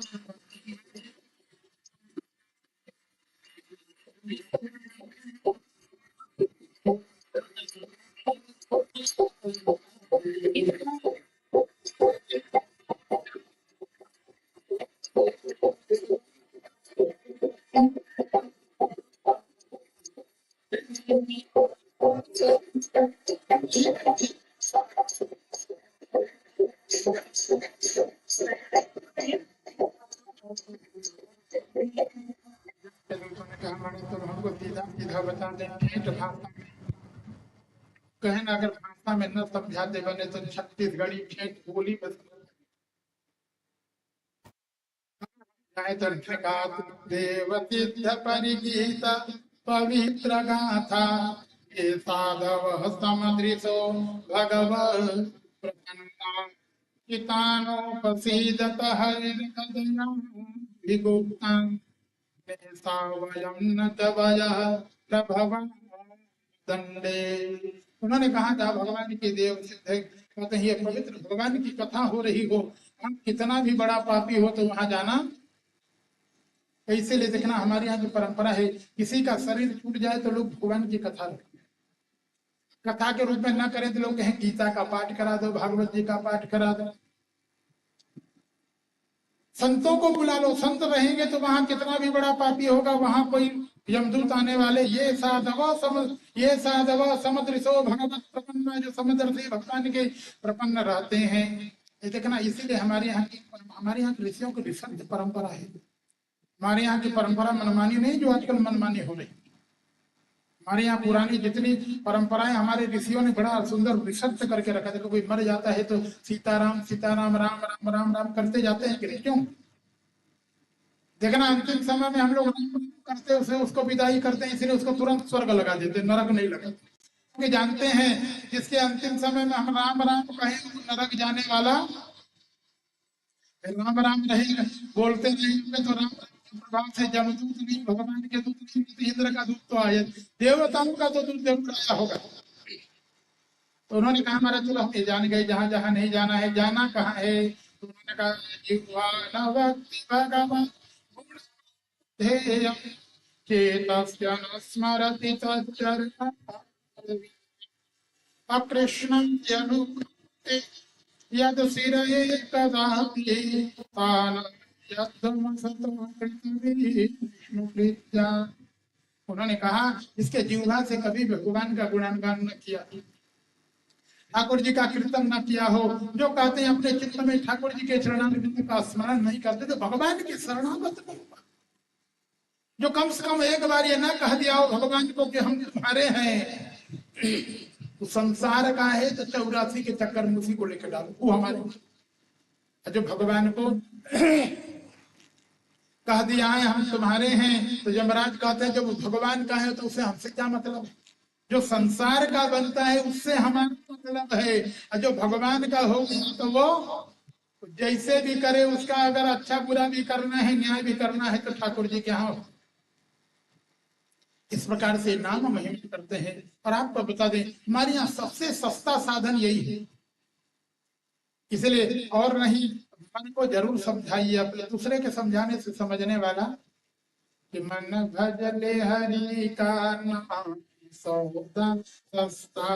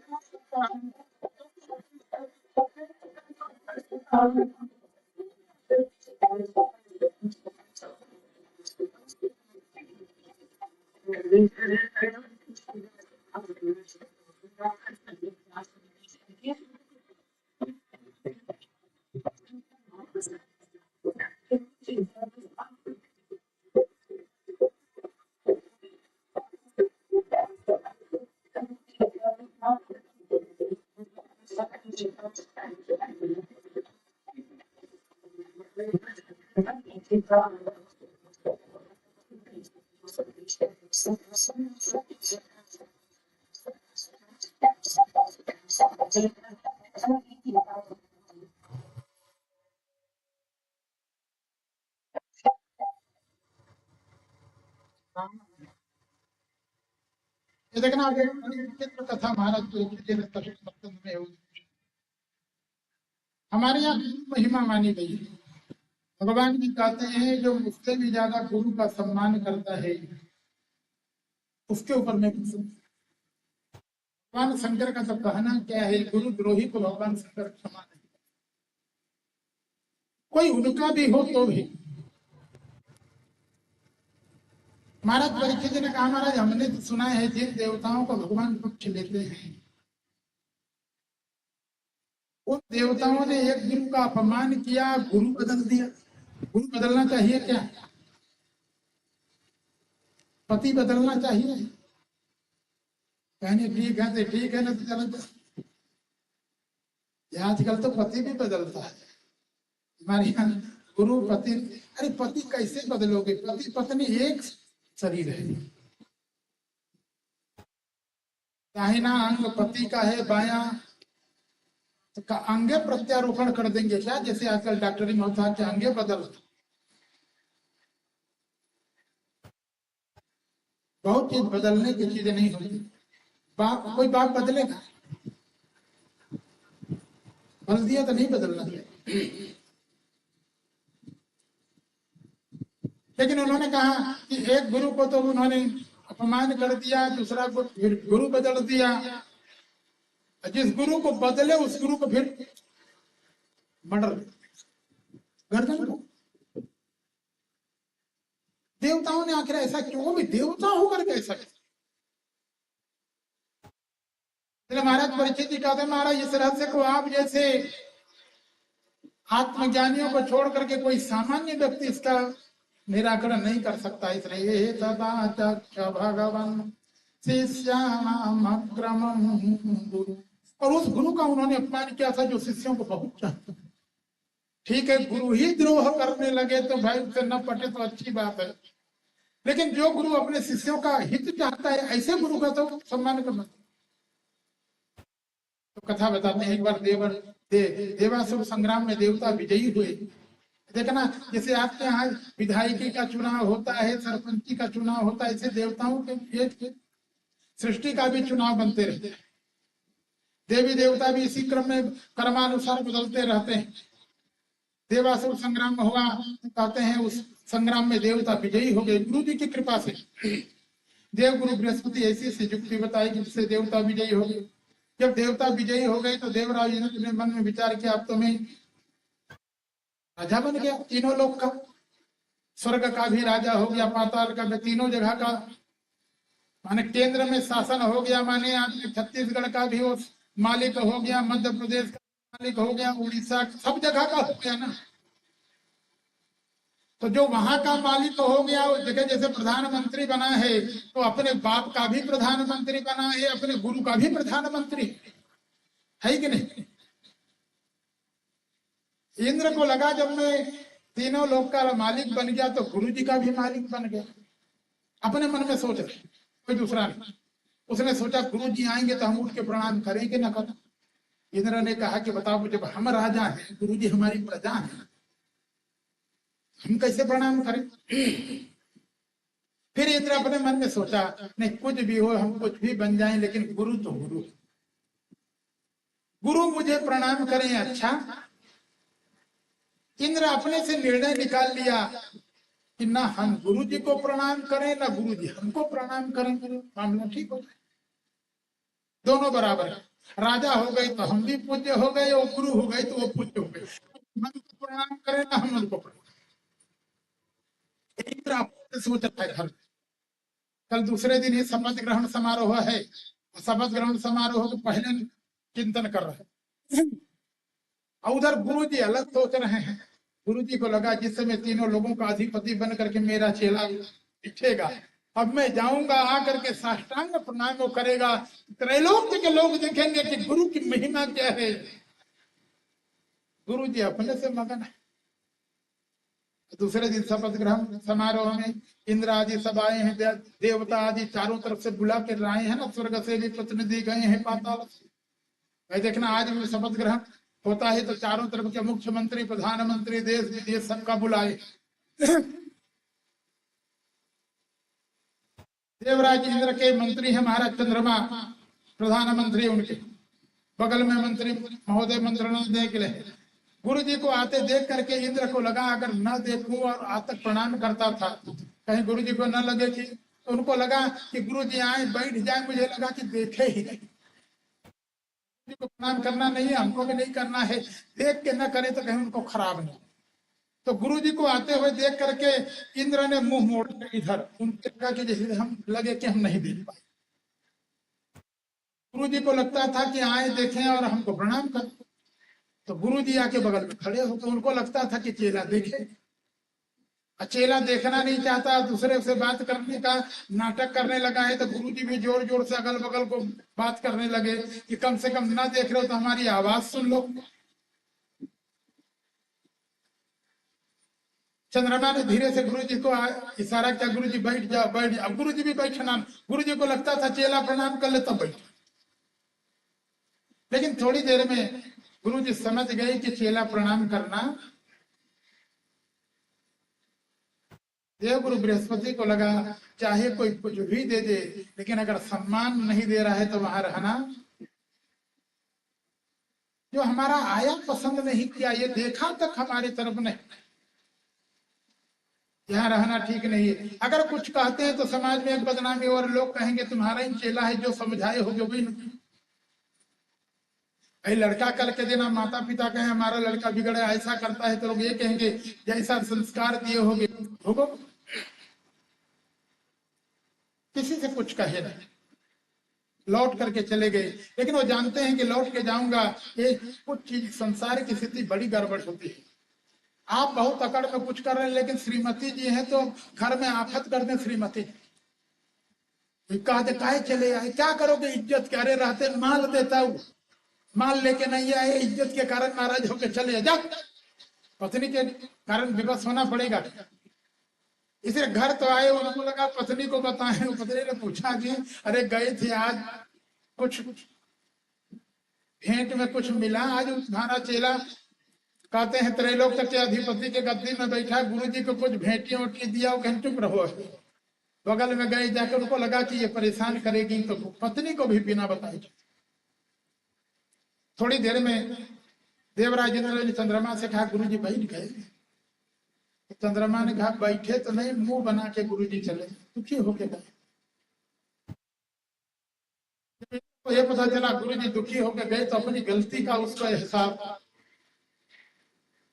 मन में चिंतन करता है कि अहो बत ममा साधो कृतम वेद प्रभु धीना, कहता है मैं कितना असाध हूं, मैं कितना अहंकारी हूं कि अपने अहंकार के कारण जिस गुरु ने मुझको यहां तक पहुंचाया, उस गुरु को मैंने सम्मान, मेरा गुरु चाहता तो अपनी साधना से वो खुद इंद्र की गद्दी में बैठता, लेकिन उसने अपने न बैठ करके, जिसने अपना सर्वस्व साधना लगा करके जो मुझे पहुंचाया, लेकिन मैंने उसका सम्मान,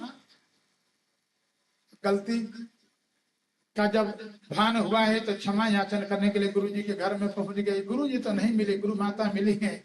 गुरु माता से पूछे गुरु जी कहाँ गए, कहने बेटा ये तो नहीं, लेकिन नाराज बहुत, मैं बार बार पूछ रही थी कि अरे कुछ बोले नहीं, नाराज हो गए। गुरु जी को ढूंढे मिला नहीं, गुरु जी छिप छिप।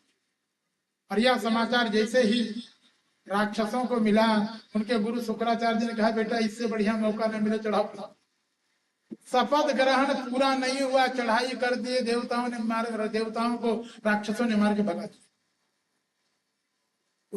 क्योंकि गुरु भक्त, जो गुरु की आदर करेगा, अपने से बड़ों का आदर करेगा। तो हमारे यहाँ चार चीज मिलते हैं कि चत्वारितस्य वर्धन्ते आयु विद्या यशो बल। देवराज इंद्र को यश नहीं मिला क्योंकि उसने यश वाला काम नहीं किया है। अब आपको बता दें, सुमेरु कुखंदरा में घूम रहे हैं, दुखी हैं, लगता है गुरु जी मिल जाते, कोई युक्ति लगाते, पता नहीं चला तो सोचे चलो सुमेरु पर्वत के ऊपर में ही ब्रह्मा जी का है, ब्रह्मलोक है, ब्रह्मा जी के पास जाके रोने लगे। ब्रह्मा जी ने देखा तो पहले तो इंद्र को डांटा, या हो बत सूरा श्रेष्ठा या भद्रम वह कृतम इंद्र, तूने इतना भद्रता किया है, क्षम्य नहीं, उस गुरु का अपमान किया जिस गुरु ने तुमको सब कुछ दिया। हमारा जब गलती हो ही गई, अब हम क्षमा मांगना चाहते हैं। अब गुरु जी मिल ही नहीं रहे, कहाँ जाकर छिप गए। ब्रह्मा जी ने कहा वैसे तो मैं जानता हूँ कहाँ छिपे हैं, लेकिन ये भी जानता हूँ कि इस समय वो मानने वाले। इंद्र ने कहा वो ना मानते हो तो हमारा काम बनाने वाला दूसरा गुरु बता दीजिए। अरे आप तो दुनिया में लिखा पढ़ी करते हैं, क्या आपने लिखा पढ़ी में ऐसा कुछ किए हैं कि वो काम ना करे तो कोई दूसरा हमारा काम करने लायक हो तो उसको हम गुरु बनाना, हमारा काम बनना चाहिए। इंद्र ने कहा तुम्हारा काम बनाने लायक एक व्यक्ति तो है, लेकिन वो गुरु नहीं बनना चाहता। भगवान का भक्त है, अकिंचन है, ठाकुर जी की आराधना करने वाला है, वो काहे के लिए गुरु बनने का। गुरु बनने का मतलब है कि पूजा करके तुमको दे बदले में थोड़ा धन दे सकते हो, मान सम्मान दे सकते हो। और जो भगवान का भक्त उसको न मान सम्मान चाहिए न धन चाहिए, तो क्या और उन्होंने कहा वो बन भी जाएगा तो उसमें एक अवगुण है। क्या कहना, वो साधु है। ये कहीं कहीं साधु भी अवगुण होता है। सब लोग साधु को नहीं चाहते। भाई साधु रहेगा तो साधु का काम है, तुम्हारा काम बनाएगा, लेकिन वो किसी का काम बिगाड़ेगा। वो आदमी तो चाहता है कि हमको जिताए और दूसरे का हरवा दे। हर आदमी ये नहीं चाहता है कि हमको ऐसा साधु चाहिए, जो साथी चाहिए जो हमको जिताए और दूसरे को। साधु तुमको जीता तो देगा लेकिन दूसरे का हरवाएगा नहीं। साधु का काम वह है जो काम बनाएगा, अगर बनाएगा नहीं तो बिगाड़ेगा। इसलिए सज्जन से मुलाकात करनी चाहिए। हनुमान जी ने कहा है, तीन सन हठ करी हूँ पहचानी, साधु के गोविंद।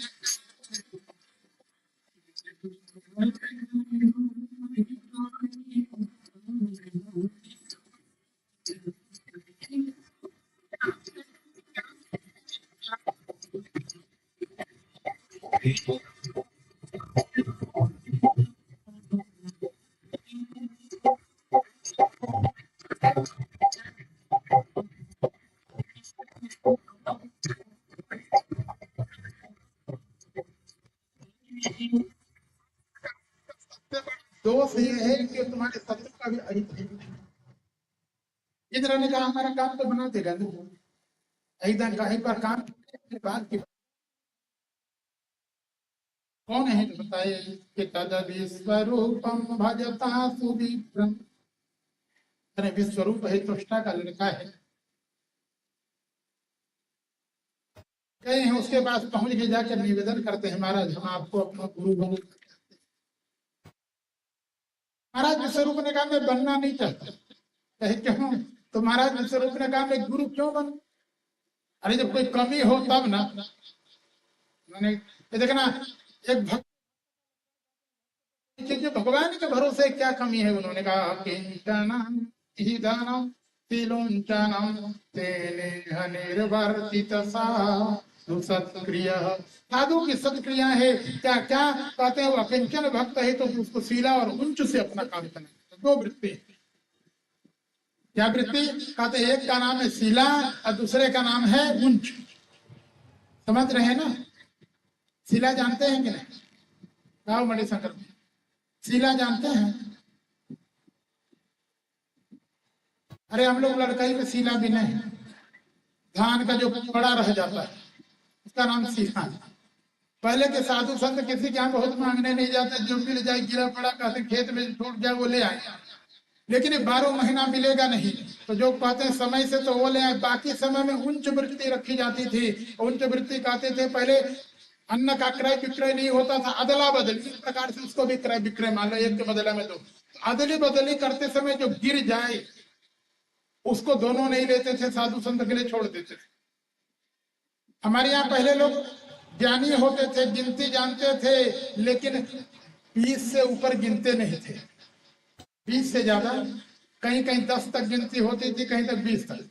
देखना कहीं कुछ नापते थे तो 1 2 3 4 करके 20 हो जाए तो एक मुट्ठी प्रतीक के रूप में गिनती होगा कि कितने बार 20 गिने। तो जो मुट्ठी उठा करके रखते थे वो भी दोनों लोग नहीं लेते, क्रेता विक्रेता लेने वाला दोनों ही लेता था। जो निकाला गया है ये किसी साधु संत गरीबों को दे दिया जाता था, और संत महात्मा उसे ला करके गौ माता को खिला देते थे खड़ा खड़ा। और गौ माता जब खड़ा खड़ा उसे गोबर कर दे, उसे धो करके पीस के खाते थे उंच चुके। तो महाराज विश्वरूप ने कहा ये शिला और उंच से काम चल जा रहा है, ले करके कुछ जाना नहीं, साथ में कुछ जाने वाला। उन्होंने कहा तो हम दूसरे की पुरोहिती क्यों करें, अपनी आराधना भगवान इसलिए न करके दूसरे को। इसलिए आपको बता दें पुरोहिती कर्म को हमारे यहाँ वेद पुराण सब में अच्छा नहीं माना गया। वो स्वामी जी ने भी लिखा कि पुरोहित्य कर्म अति मंदा, वेद पुराण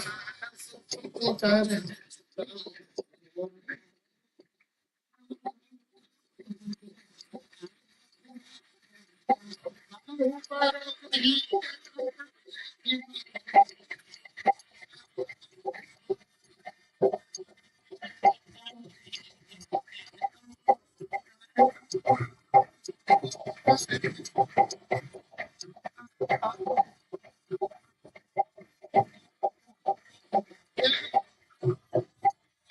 ठीक नहीं किया अच्छा काम तो क्यों करूं।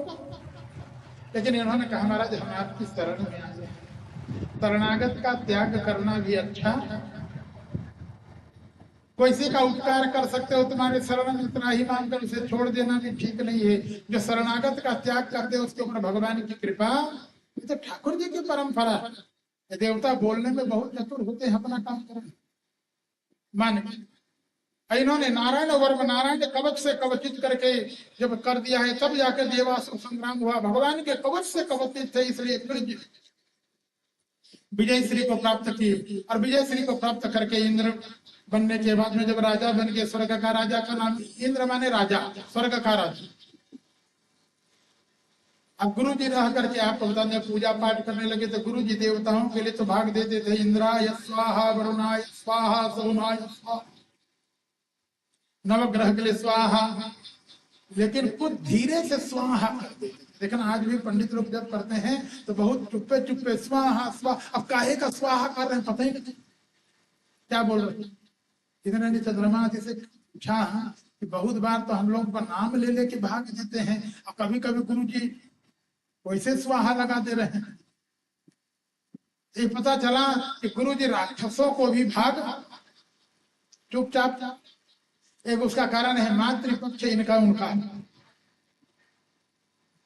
इंद्र को पता चला, इंद्र ने कहा बताओ हमारे शत्रुओं को भी बलवान कर रहे हैं, गुस्सा में आकर गर्दन काटे। महाराज विश्वरूप के 3 सिर थे,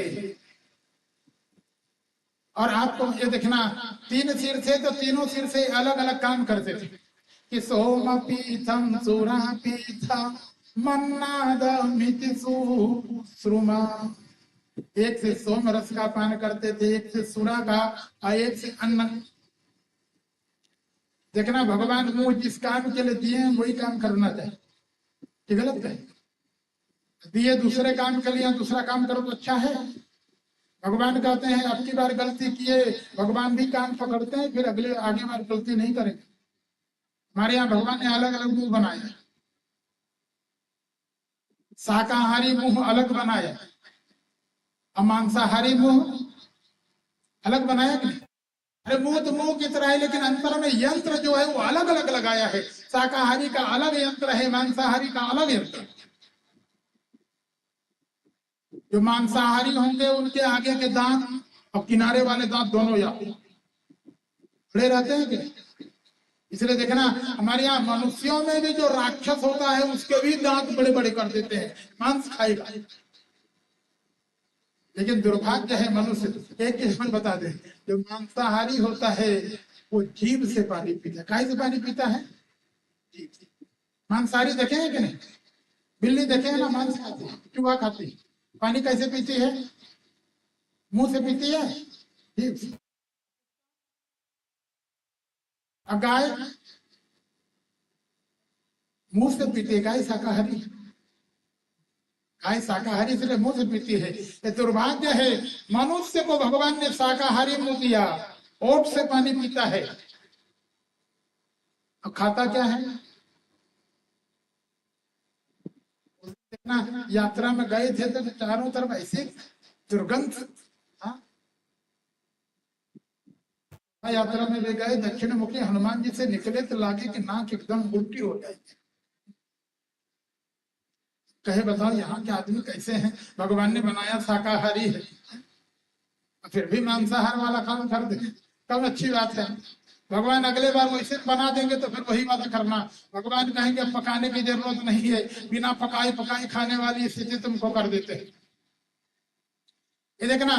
और लेकिन कहते हैं इनको मार देने के बाद, इनके पिता त्वष्टा थे, किसकी का भी पुत्र हो उसको कोई मार दे, पहले अपना काम करा के उसको सब अन्याय करे दे, माता पिता को तकलीफ होगा।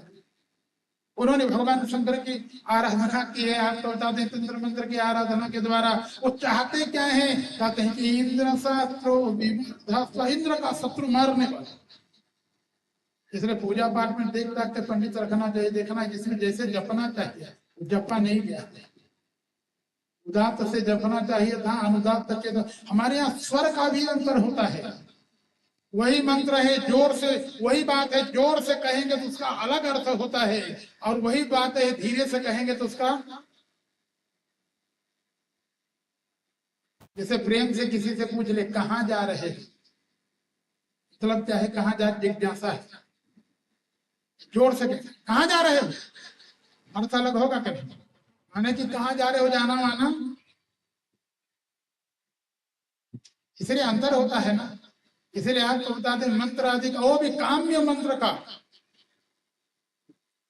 बहुत सोच समझ के जब करना चाहिए ना, तो आपको बता दें, कहते हैं कि परिणाम सीधा, यहाँ भी परिणाम उल्टा हो गया। इंद्र को मारने की जगह मरने वाले, लेकिन संकल्प का, श्रद्धा का फल कुछ मिला। कहते हैं कि महाराज वृत्तासुर का जन्म हुआ, जैसे ही जन्म होता है हमारा त्वष्टा से हाथ जोड़ करके पूछने लगा, पिताजी आपने हमको क्यों प्रकट किया है। उन्होंने कहा बेटा देख, तेरा एक बड़ा भाई था विश्वरूप, इन देवताओं ने उसको पहले गुरु बनाया और अपना काम निकल गया तो उसको मार दिए, उसका तुमको प्रतिशोध लेना। पिता की आज्ञा मान करके जाकर के आप राक्षस सेना लेकर के आक्रमण कर दिया, देवता वृत्तासुर के सामने ठीक नहीं, कंदराओं में जाके छुपे हैं, ब्रह्मा जी से निवेदन किए।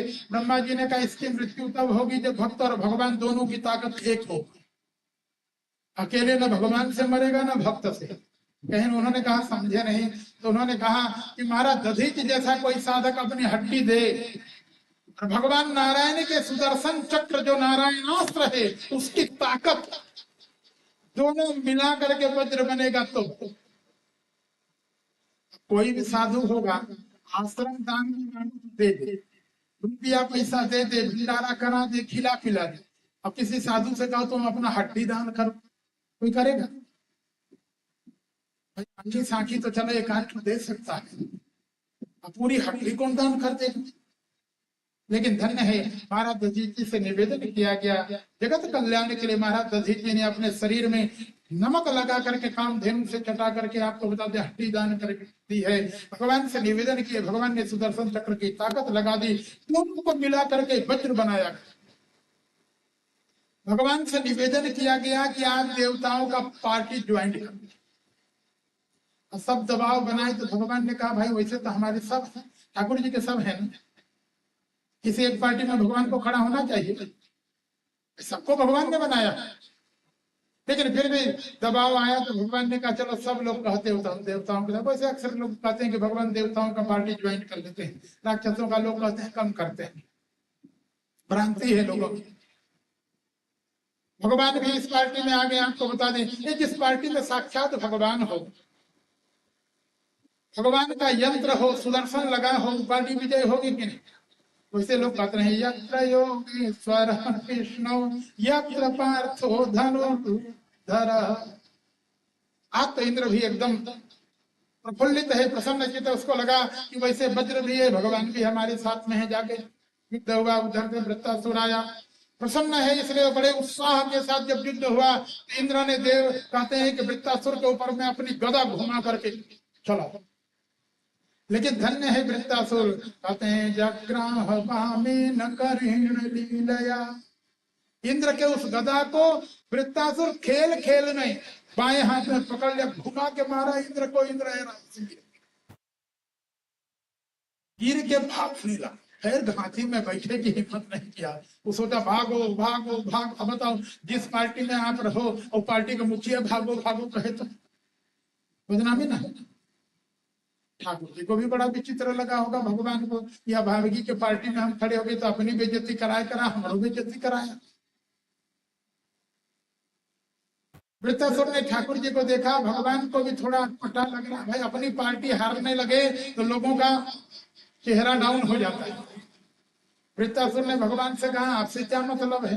भगवान ने कहा मतलब यह है कि दुनिया में बदनामी कराया, अभी तक जिस पार्टी में हम खड़े होते थे वो जीतता था, ये तो जीतेगा क्या, तो भाग रहा है। वृत्तासुर ने कहा तो हम क्या करें? भगवान ने कहा वृत्तासुर अगर हमको तू चाहता है, मेरी प्रतिष्ठा चाहता है, तो इसको बुला और कह कि मैं मरूंगा तू जीतेगा। ये कोई कहेगा? आज भगवान कह दे तो कहें तुम्हारे जैसे भगवान को हम क्यों माने जो तुम हमारी हार मानते हैं। लेकिन धन्य नहीं, वृत्तासुर को लगा अगर मेरे हारने पर, मेरे जीते, मेरे मरने पर भी मेरे प्रभु को प्रसन्नता है तो मैं वो करने को,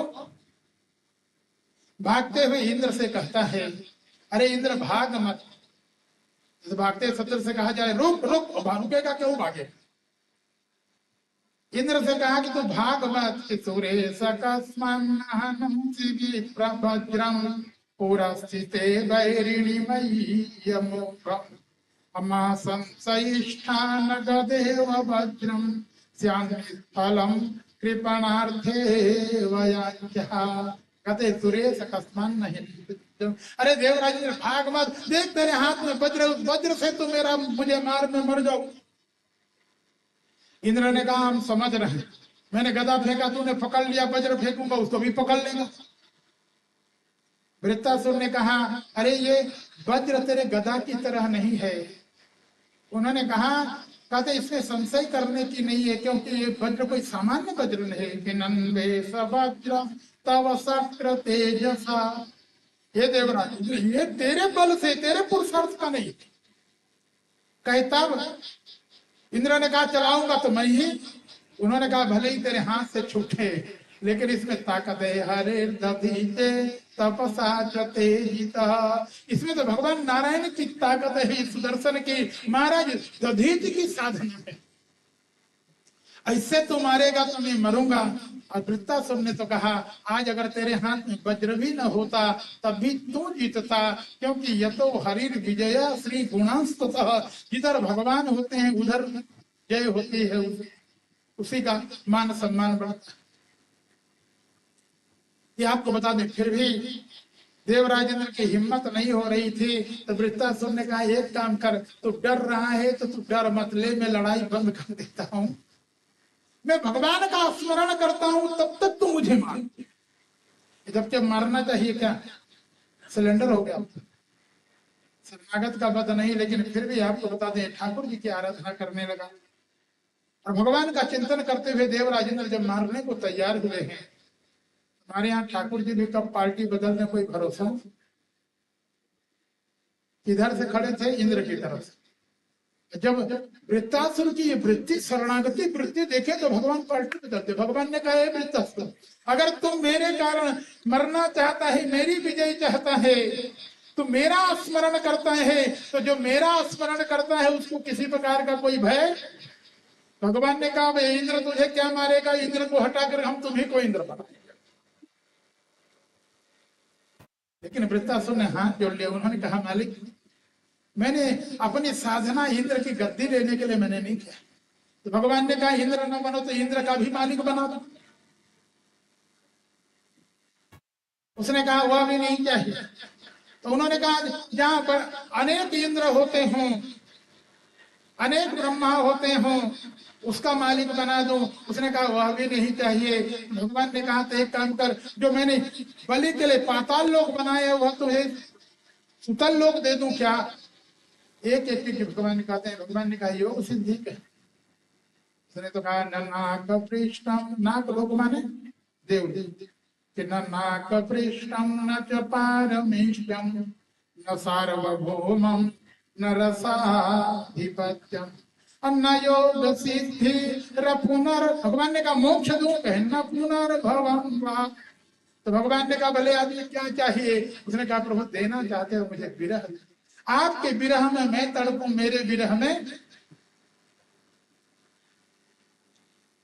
देखना ऐसे जो भगवान के भक्त होते हैं उनके ऊपर, उन्होंने तो नाना ऐसा विरह मांगा कि क्या कहें। आज घड़ी भी बार बार देखना पड़ता है भगवान के जन्म से। लेकिन श्लोक के रूप में व्याख्या न करें, श्लोक के रूप में सुन ले कि उन्होंने कहा कैसा विरह चाहिए। कहते हैं कि अजात पक्षा इव मातरम खगा तन अवसतरा प्रियम प्रियम एव युसुतिम विखन्ना मनोरविंदा चद्रदृक्षते त्वां। कहते हैं अजात पक्ष, जैसे कोई पक्षी है अभी पंख नहीं जमा है, उसका भूखा प्यासा है, माँ उसके लिए लेने गई है, इधर भूख के मारे तड़प रहा है, अभी कुछ समझता भी नहीं। हवा का एक झोंका लगा तो भी उसे लगता है माँ आ रही है, चे चे चे। कोई बहेलिया पकड़ने जाए तो उसमें भी माँ का चिंतन करता है। या कहते हैं कि जैसे कोई बछड़ा है, दूध दूध करके छोड़ दिए, दिन भर चरा, संध्या काल लोग लोग कहते हैं उसके आने की, माँ के आने की आहट होती है, तो बालक को लगता है, बछड़े को लगता है कि रस्सी तोड़ करके माँ से मिली। इसलिए देखना, छोटा बछड़े को गले में लोग रस्सी नहीं बांधते थे, पाँव में बांधते थे। गले में कहीं पाँव में है तो ज्यादा हो तो पाँव में टूटेगा। लेकिन कहते हैं बालक को लगता है कि रस्सी तोड़ करके माँ से मिलने के, उधर माँ को भी लगता है कि सब को छोड़ करके रमाते हुए आके मेरे, वैसे कहते हैं उस बछड़े की तरफ मैं आपके लिए तड़पूं और उसके लिए तरह माँ की तरह। और अंत में तो उन्होंने कहा, प्रियम प्रिय विखन्ना मनोरविंदाक्षते प्रिया प्रियतम। प्रिया प्रियतम का प्रेम होता है कि नहीं? कितनी कुलाहट होती है। और कुलाहट तो तब बंद और हो जाती है जब प्रियतम परदेश रहता है। हर स्त्री को लगता है कि पति के साथ में रहूं, लेकिन कभी कभी होता है पति परदेश चला गया, यहाँ रहते हैं, लेकिन कहते हैं दिन भर तो चलता है, रात्रि के समय स्त्री को लगता है कि अगर आज पंख होते तो उड़ के जाके प्रियतम से मिल जाते। पति को भी ऐसा लगता है, लेकिन ये संजोग नहीं होता। इनकी अकुलाहट तो ज्यादा हो जाती है जिस दिन उसको इतला पड़े कि कलकत्ता से निकल गया वो बिलासपुर के, फोन कर दे कि श्रीमती हम देवी में आ रहा है। अब उसे लगता है कब आ गए, कब आ जाए।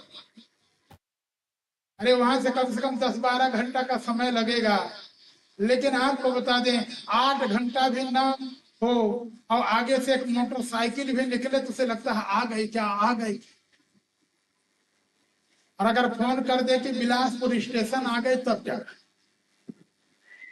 तब तो लगता है अब एकदम आ गए, आ गए, एकदम विकल रहते हैं। लेकिन ये कभी विकलता कब तक आते हैं, जब तक वो घर में ना आ जाए। अब कहीं दरवाजे में आने के बाद में, घर आने के बाद में पत्नी तो मिलने के लिए एकदम विकल है, लेकिन झोला ला करके कहीं उसने मम्मी को पकड़ा दिया, तो विकलता सब विकलता रहा। तभी तक विकलता है जब तक वो पहुंच नहीं गए। अब मम्मी को पकड़ा करके पत्नी की तरफ जाने लाए तो कहे ना, तो यहाँ कहाँ जाओ, मम्मी को लगे झूला वहां पकड़ा दिया, हाँ हमारे कमरे में। इसलिए उन्होंने कहा प्रभु मिलन हो जाने के बाद फिर वो आनंद नहीं रह जाता, इसलिए हम दोनों एक दूसरे के लिए विकल रहे लेकिन मुलाकात न हो।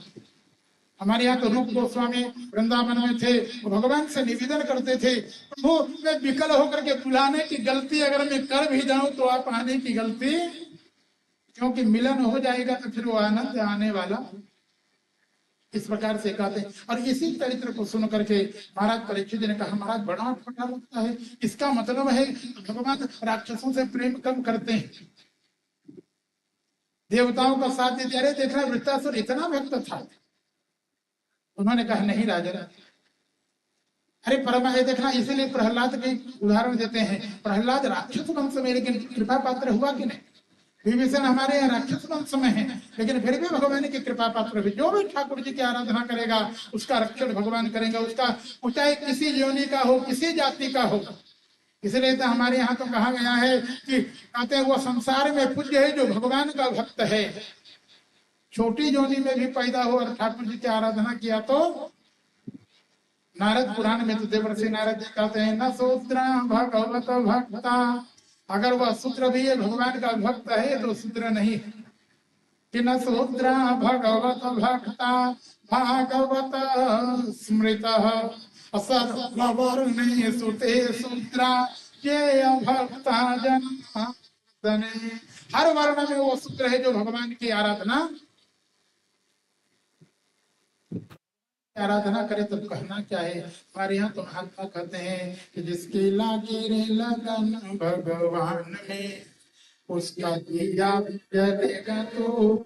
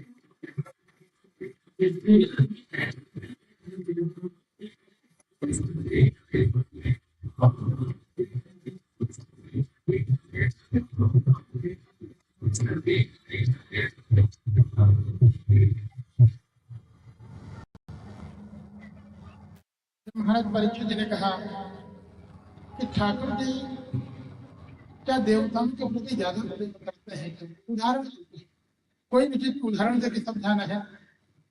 जिस समय भगवान ने हिरण्याक्ष का वध किया, सुकर रूप धारण, महाराज हिरण्यकशिपु भाई के मौत का बदला लेने के लिए भगवान से लड़ने को तैयार। उसके मंत्रियों ने कहा महाराज आपका भाई आपसे ज्यादा मजबूत था, जब आपके भाई को उसने मार दिया तो आपको छोड़ने वाला आग में पतिंगा की तरह जाकर के लड़ना अच्छी बात नहीं। अगर विष्णु को मारना चाहते हो तो पहले साधन संपन्न हो जाओ, ताकतवर हो जाएगी। और इसी क्रम में जाकर के ब्रह्मा जी की आराधना किया। उसकी अखंड साधना से ब्रह्मा जी ने प्रसन्न होकर के कहा कि बार दो हम अनुप्राप्त प्रियता बेटा तेरे ऊपर हम प्रसन्न है, तेरे जैसा साधना अभी तक किसी ने किया नहीं, तू जो मांगना चाहता है मांग। हिरण्यकशिपु तो यही चाहता है। हिरण्यकशिपु ने कहा तो महाराज एक काम करिए, आप हमको अमर बना दीजिए। ब्रह्मा जी ने कहा जब हमको तो अमर नहीं है तो तुमको क्या बना? अरे होता तो पहले हम ही ना खा लेते। सृष्टि का जब महालय होता है तो मेरा भी शरीर झुक जाता है। हम दीर्घजीवी हो सकते हैं, दीर्घजीवी बना सकता हूं। तो उसने कहा महाराज ठीक है, ये नहीं दे सकते तो चलो दूसरी मांग लेते हैं। उन्होंने कहा महाराज पृथ्वी का सृजन तो आप ही करते हैं। कहना हाँ। उन्होंने कहा अभी तक मुझे मारने वाला कोई बनाया तो नहीं? कहना नहीं बना। कहना आगे मत बना। कि भूतेभ्यो सृष्टेभ्यो मृत्युर्मा भून्मम प्रभो। है। ये इतना ही नहीं, उसने तो कहा, यहाँ तक कहता है, ना अंतर बहिर्दिवान, ना अंदर में मरू, ना बाहर में मरू, ना दिन में मरू, न भूमो न करे, में न आकाश में। यहाँ तक उसने कहा, अप्रतिद्वंदता युद्धे एक देहिनाम। आपकी सृष्टि में कहते हैं कि कोई मेरी प्रतिद्वंदता करने वाला, बराबरी करने वाला कोई न हो। देखना, जो जो उसके समझ में आया, 12 महीने में न मरू आदि सब मांगा, और जो जो कहते गए ब्रह्मा जी तथास्तु तथास्तु। जब इन वरदानों से वरदानित हो गया, तब उसको लगा आप विष्णु कैसे मारेंगे, है ना, दिन में न रात में मरूंगा, मारेगा कहाँ, दिन रात तो होता है, 12 महीने में नहीं मरूंगा, कब मारेगा। ठाकुर जी को ढूंढने लगा, भगवान आपको बता दे, चुप। भगवान को लगा इतना तपस्या किया है, थोड़ा भोग, कृपालु। उसके हृदय स्थल में तत्तिष्ठ दशांगुलम कहते हैं, दशांगुल का पूर्व प्रदेश से यहाँ के ठाकुर जी छुप गए, ढूंढा नहीं मिला, और न मिलने के बाद लौट करके गया है, और आमद के गणों से पूछा। उन लोगों ने कहा हमारा जैसे नहीं मिलेगा। कहे क्या, तब कैसे मिलेगा। उन्होंने कहा वो जहां भी छुपा होगा उसके भक्तों के ऊपर विपत्ति आएगी, धरती के ऊपर विपत्ति आएगी, गऊ के ऊपर विपत्ति आएगी, तो रुक नहीं पाएगा। देखना, इसलिए जितने भी राक्षस होते थे इन्हीं के ऊपर आघात करते। जय जय देश धेनु द्विज पावई, नगर गांव पूरे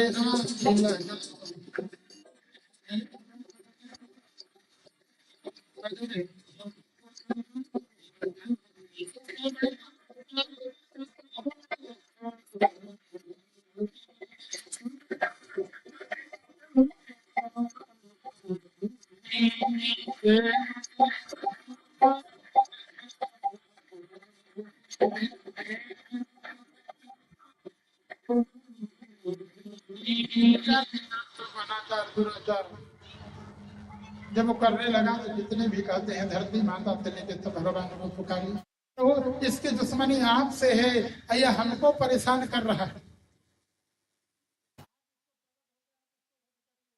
भगवान ने कहा, लेकिन ठाकुर जी कभी कहते भगवान के लिए कहा गया है परम कौतुकी कृपा निधि। भगवान ने कहा हम किसी को मारते मारते नहीं, सब अपने कर्म जाइए पकार।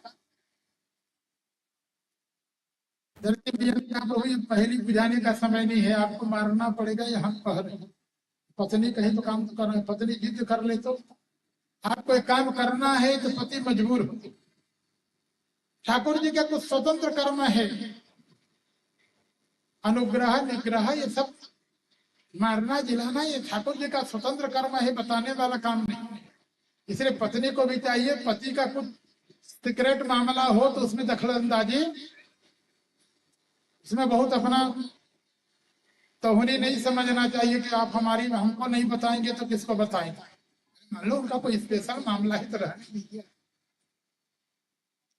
लक्ष्मी जी ने कहा तो भगवान आपको बता दें, धरती मैया कहने पर भगवान मजबूर हुए। भगवान ने कहा बताना पड़ेगा कि हाँ बताइए कैसे मारेंगे। तो भगवान ने कहा देवी चिंता न करो, निर्भयराय प्रशांताय स्वसुताय महा, माने भगवान ने कहा इसका एक लड़का होगा जो निर्भय होगा, प्रशांत होगा, मेरा भक्त होगा। तो जब उससे द्रोह करेगा तो भगवान ने कहा किसी को कहना नहीं पड़ेगा, तब हम इसको मारेंगे।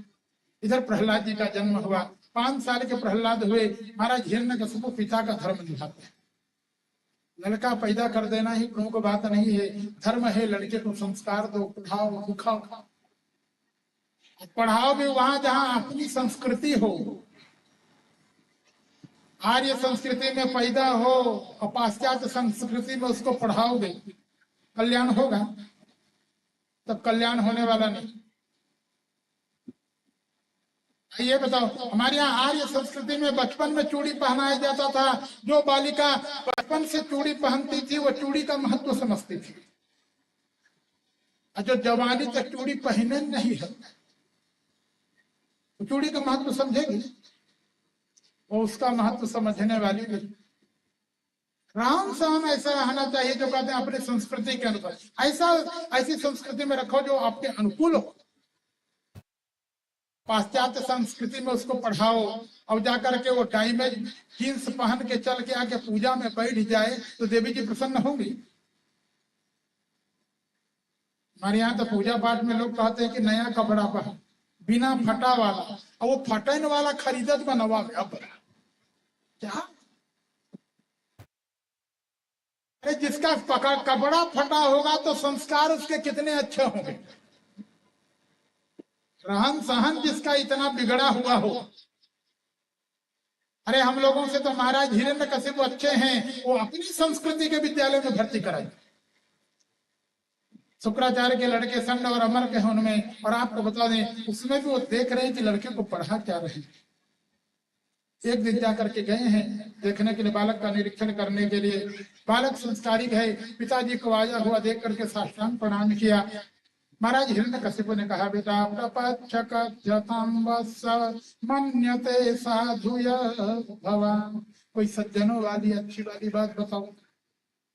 प्रहलाद जी ने मन में विचार किया, ऐसा स्कूल में भर्ती करें जहाँ कोई अच्छा काम नहीं, सब उल्टा पुल्टा सिखाया जाता है। लेकिन उन्होंने कहा, पिताजी अच्छी बात पूछ रहे हैं तो बताना अच्छा था।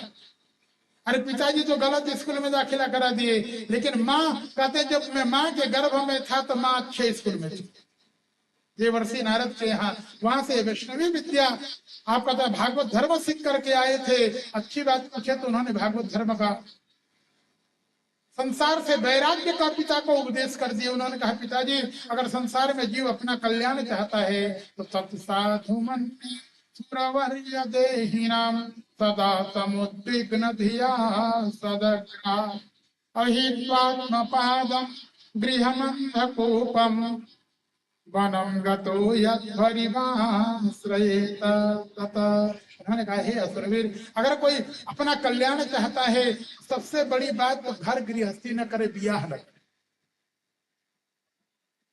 बताओ, जिस जो बहुत प्रिय लड़का हो वो कहे कि बाप से पिताजी अपना कल्याण चाहिए तो ब्याह न करे, बाप को कैसे लगेगा?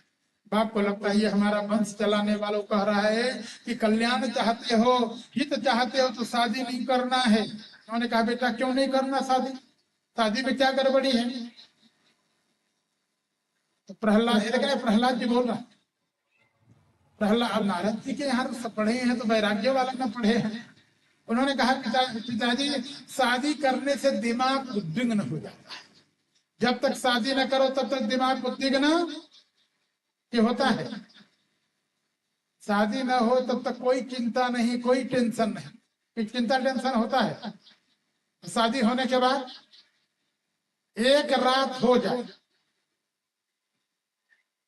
रात भर में इतना उंगली कर देती है कि सवेरे सवेरे लड़के का अटैची तैयार। माता पिता पूछते हैं कहाँ, कहते हैं ये देखना पहले तो सोचा था शादी होगा तो पत्नी के साथ खूब रहेंगे, खूब आनंद करेंगे, रात भर में अटैची खड़ा हो। माता पिता ने पूछा कहाँ, तो कहता है कि पापा काम नहीं चलेगा बिना बाहर निकले। कहने, बेटा इतने दिन तक तो हम कहते थे जाओ बाहर कमाओ, तो कहते थे कि कहीं तुम्हें निकलते नहीं थे घर छोड़ के, आज एकाएक क्या हुआ? उन्होंने कहा, पापा अब खर्चा बढ़ गया। सोचा था पत्नी आएगी तो मौज से रहेंगे पत्नी के साथ, अब पत्नी आने के बाद में पत्नी का खर्चा भरने के लिए बाहर निकलता है, पूरी जिंदगी पत्नी में लगा देता है। एक दो महीना नहीं, पूरा जीवन लगाता है। लेकिन वो पत्नी ऐसा डिफाल्टर बैंक है कि जमा करते जाओ, बैलेंस खत्म होते जाता है। और हमारे मणिशंकर भैया के भी उम्र में आ जाओ, जहाँ मूछ काला करना पड़ता हो, उस उम्र में भी आकर के तुम कह दो पत्नी से कि देवी तुम संतुष्ट हो, कहते का संतुष्ट है, पूरी जिंदगी बेकार हो गई जब से आपसे शादी। अब तो मणिशंकर भैया बता सकते हैं कि जिंदगी किसकी गड़बड़ हो गई। बेचारे चारों तरफ से ला ला के देते जाओ, उसके बाद भी श्रीमती जी यही कहते हैं कि क्या बताऊं, अगर हमारा चला होता तब बेचारा अपना जीवन चला के पूरा एकदम। प्रहलाद जी कहते हैं, पिताजी मन उद्विग्न बना रहता है, इसलिए चाहिए व्यक्ति अपना कल्याण करना चाहता है तो शादी न करे ही घर गृहस्थी। उन्होंने कहा क्यों, ये देखना घर गृहस्थी गड़बड़ी क्यों है? कहते हैं कि पत्नी अंधा कुआं है। अंधा कुआं माने समझ रहे हैं ना, जब तक पत्नी नहीं आए हैं माता पिता भाई बंधु भाभी बहन सब दिखाई देते हैं कि नहीं? और श्रीमती जी के आने के बाद कहते हैं हम ही भर हैं। अंधा कुआं के मेढक को जैसे और दूसरा नहीं दिखाई देता, वैसे वो कहता है कि मुझको छोड़ करके कोई तुम्हारा नहीं, जो कुछ है वो हम कहें तो बहन को बुलाना, हम कहें तो भाई को बुलाना, हम कहें तो माता पिता को, तो कह दो कि माता पिता मान जाओ। पत्नी को तुम पाल सकते हो, बच्चों को पाल सकते हो, माता पिता को लेकर के वृद्धाश्रम में, अरे सबका घर में चल सकता है, माता पिता का कहीं नहीं चलेगा। लेकिन श्रीमती जी कहते ना।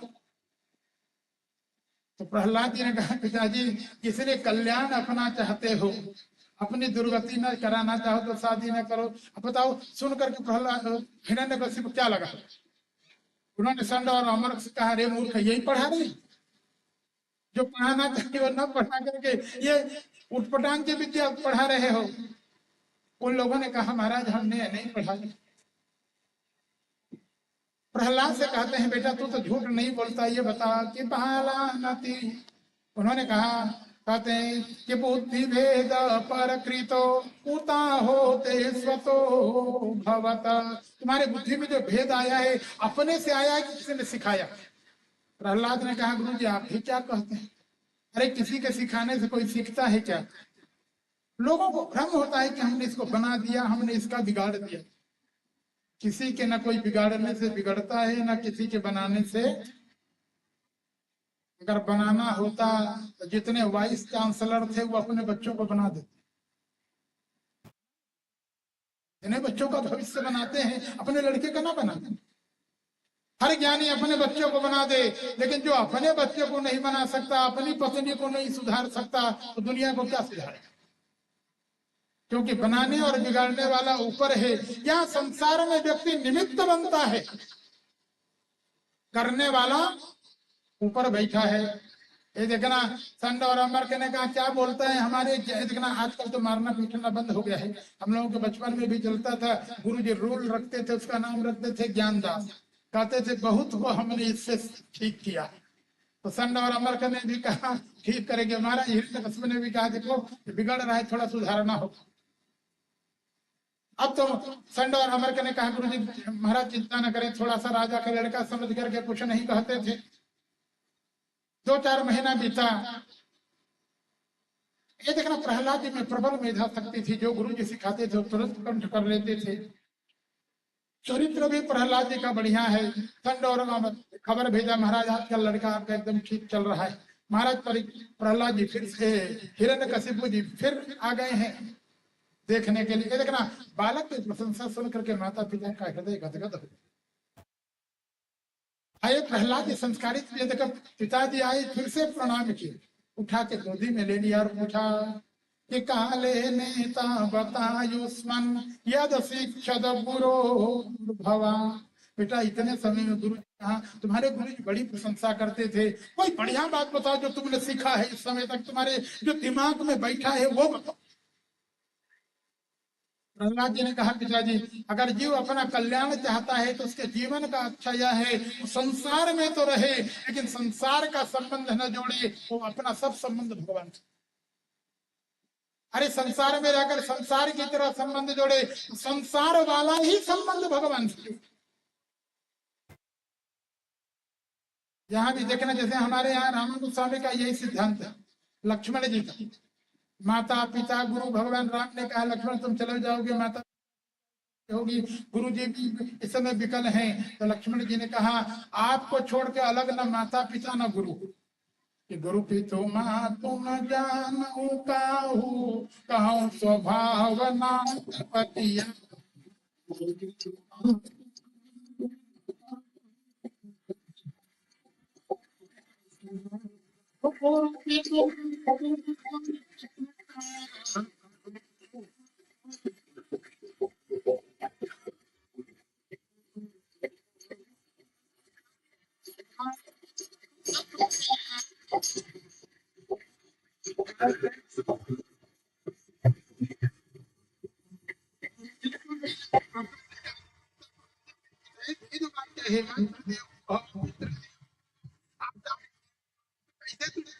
मेरा भक्त बनो। उन्होंने कहा मानता हूँ, कहना अभी कहा नहीं मानता, फिर मान, लेकिन उन्होंने कहा मोर एक समय है तुम्हें, जितने माता पिता गुरु जो कुछ भी है भाई बंधु सब सब। देखना आजकल यही वस्तु थे। आप भगवान को माने या ना माने, लेकिन एक तकिया कलाम है, भगवान के पास जाते ही शुरू कर देते हैं, तुम्हें माता पिता तुम्हें तुम्हें दोस्त, यहाँ तक अब द्रविड़म माने धन माने, खाली मुंह से नहीं। तो देखना आज प्रहलाद जी ने कहा पिताजी संसार में 9 प्रकार का संबंध है, 9 प्रकार का संबंध भगवान से। तीसरा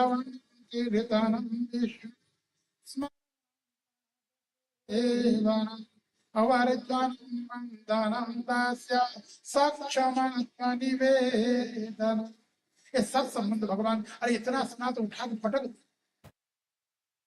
संत और अमर से कहा कि यही कह रहे थे बहुत बढ़िया पढ़ रहे। संत और अमर के ने कहा रे दक्षिणा की जगह लगता है तो फांसी ने चढ़ा, हाथ जोड़ के कहने लगे कि नम प्रणीतम न पर प्रणीतम सुतो वदते सतमेन्द्र सब अन्नै सार्गिकी मंदिरस्य राजा नियक्षमन्यं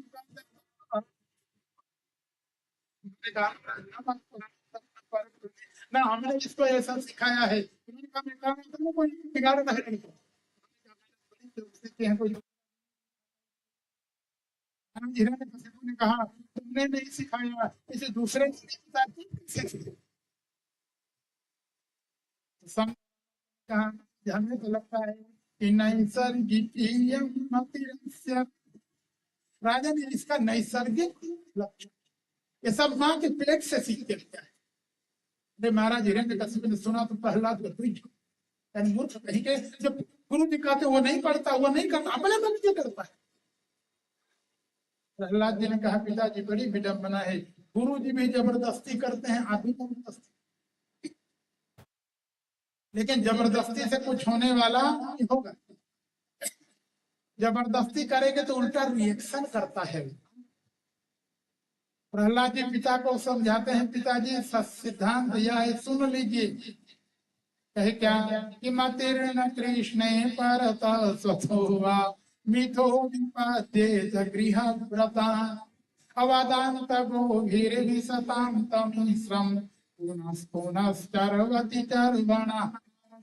मतिर्न कृष्ण परत स्वथोवा कहे, कहते हैं कि हम इसकी मति को भगवान इससे हटा दें, दूसरे से नहीं होने वाला है। जिसकी मति परमात्मा में लगी है और संसार में वो अच्छा लगने वाला। वो स्वामी जी लिखते हैं कि रमा विलास भजत बमन और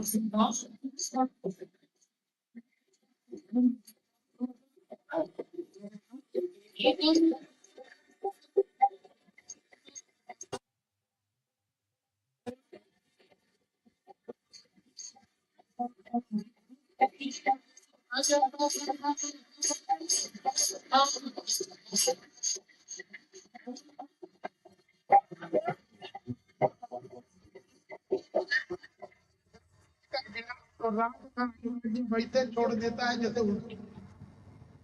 कितना भी रसमलाई चमचम आप भोजन किए हो, उल्टी हो जाए, उठा के खाएंगे ना, ये कहेंगे नहीं रसमलाई है, इसको फिर से उल्टी हो जाने के बाद फिर उसे स्वीकार करना। ऐसे ही इसलिए प्रहलाद जी ने कहा पिताजी जिसका मन घर गृहस्थी में लगा उसको कितना भगवान में लगा, वो लगने वाला नहीं।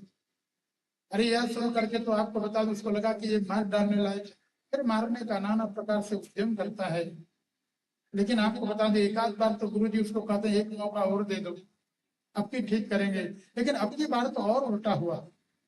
प्रहलाद जी को एक दिन उनके जो साथी थे, गुरु भाई थे, सगे भाई, साथ के भी भाई थे, उन लोगों ने कहा जब पिताजी नहीं चाहते, गुरु जी नहीं चाहते, अभी क्यों भजन करते हैं? एक काम करो, अभी भजन मत करो, गुरु जी नाराज होते हैं, पिताजी नाराज होते हैं। जब गुरु जी मर जाएंगे, पिताजी मर जाएंगे, तब भजन करो। आज भी बहुत लोग कहते हैं अभी तो माता पिता पूजा कर रहे, हमसे क्या मतलब? जब माता पिता नहीं रहेंगे तब हम भजन करेंगे, कहते हैं कोई जरूरी है कि माता पिता के न रहने पर तुम रहोगे? पहले भी जा सकते हो, क्षणभंगुर शरीर है। इसलिए प्रहलाद जी ने कहा कि कौमार्या, देखना बच्चों को सिखा रहे हैं, अभी तक अपना कर रहे थे, उनको भी समझा देना कि कौमार्या चरित्राज्ञो धर्म भागवता अदुर्लभम ध्रुवम। भगवान ने कहा रे असुर बालकों, तुम लोग भी भागवत धर्म का अनुसरण करो। लेकिन क्यों? कहने मनुष्य सर जन्म दुर्लभ है, और उससे भी दुर्लभ है कि मनुष्य शरीर का अर्थ, मनुष्य शरीर का अर्थ क्या है? मुक्ति।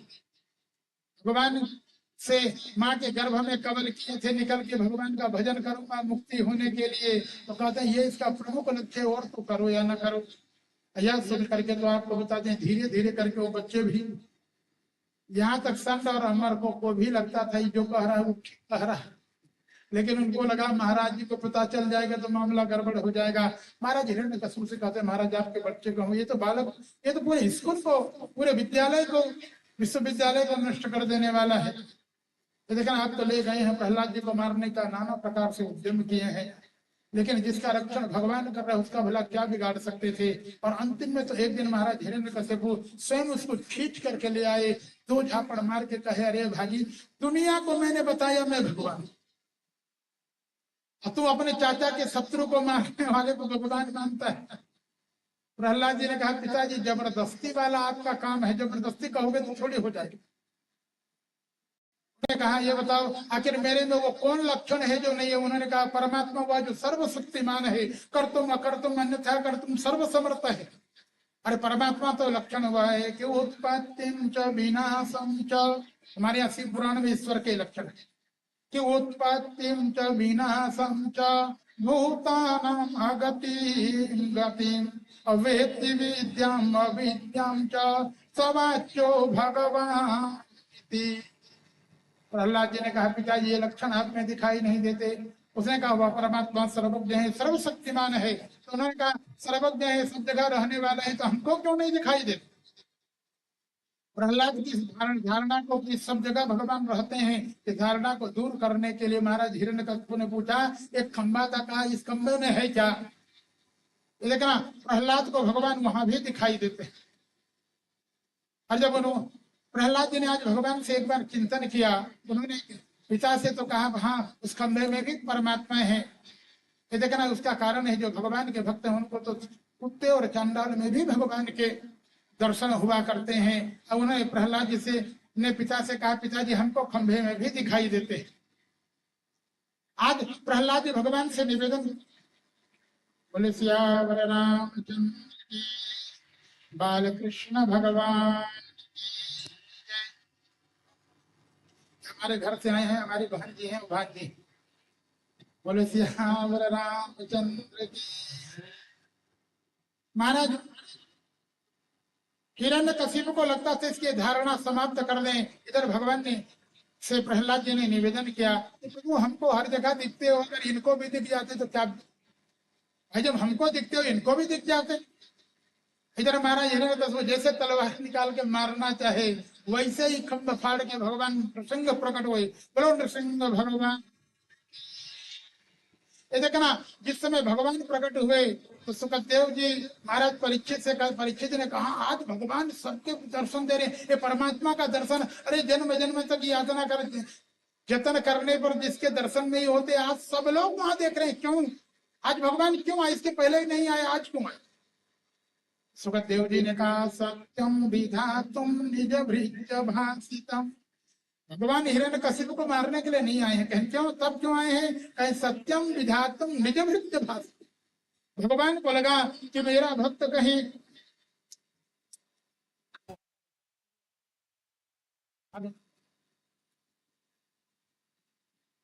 बोले कथा में विघ्न नहीं कर रहे हैं।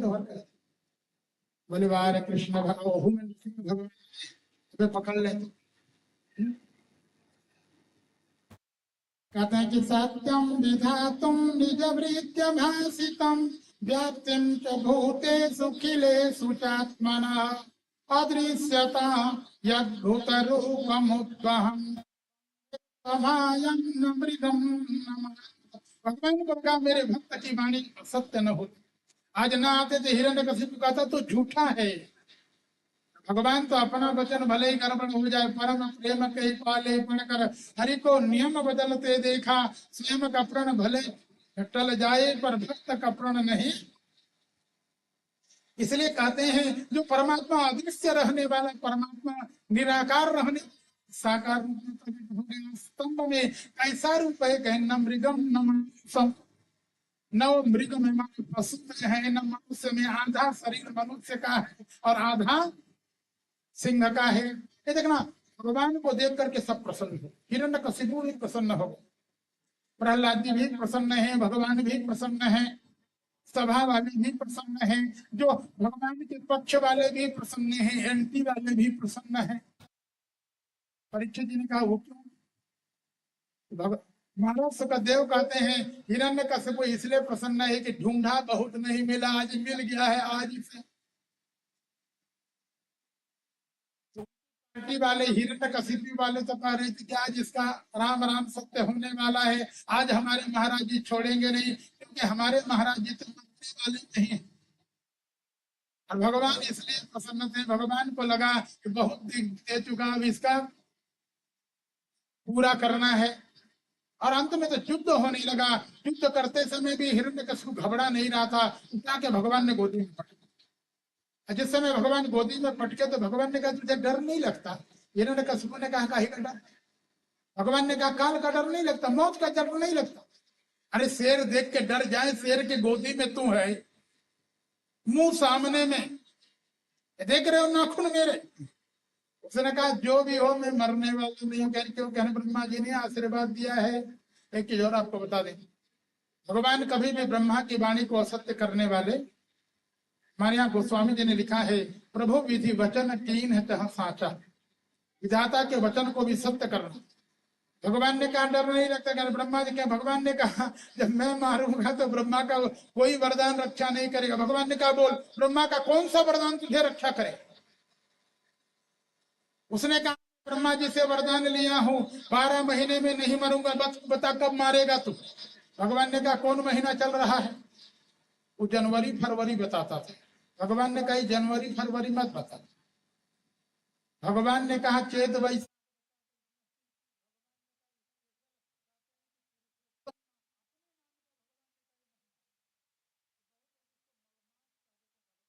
साक्षात भगवान का उत्तम मास है वो। इसलिए उत्तम मास है, खूब भगवान की आराधना, खूब भगवान की पूजा करनी चाहिए।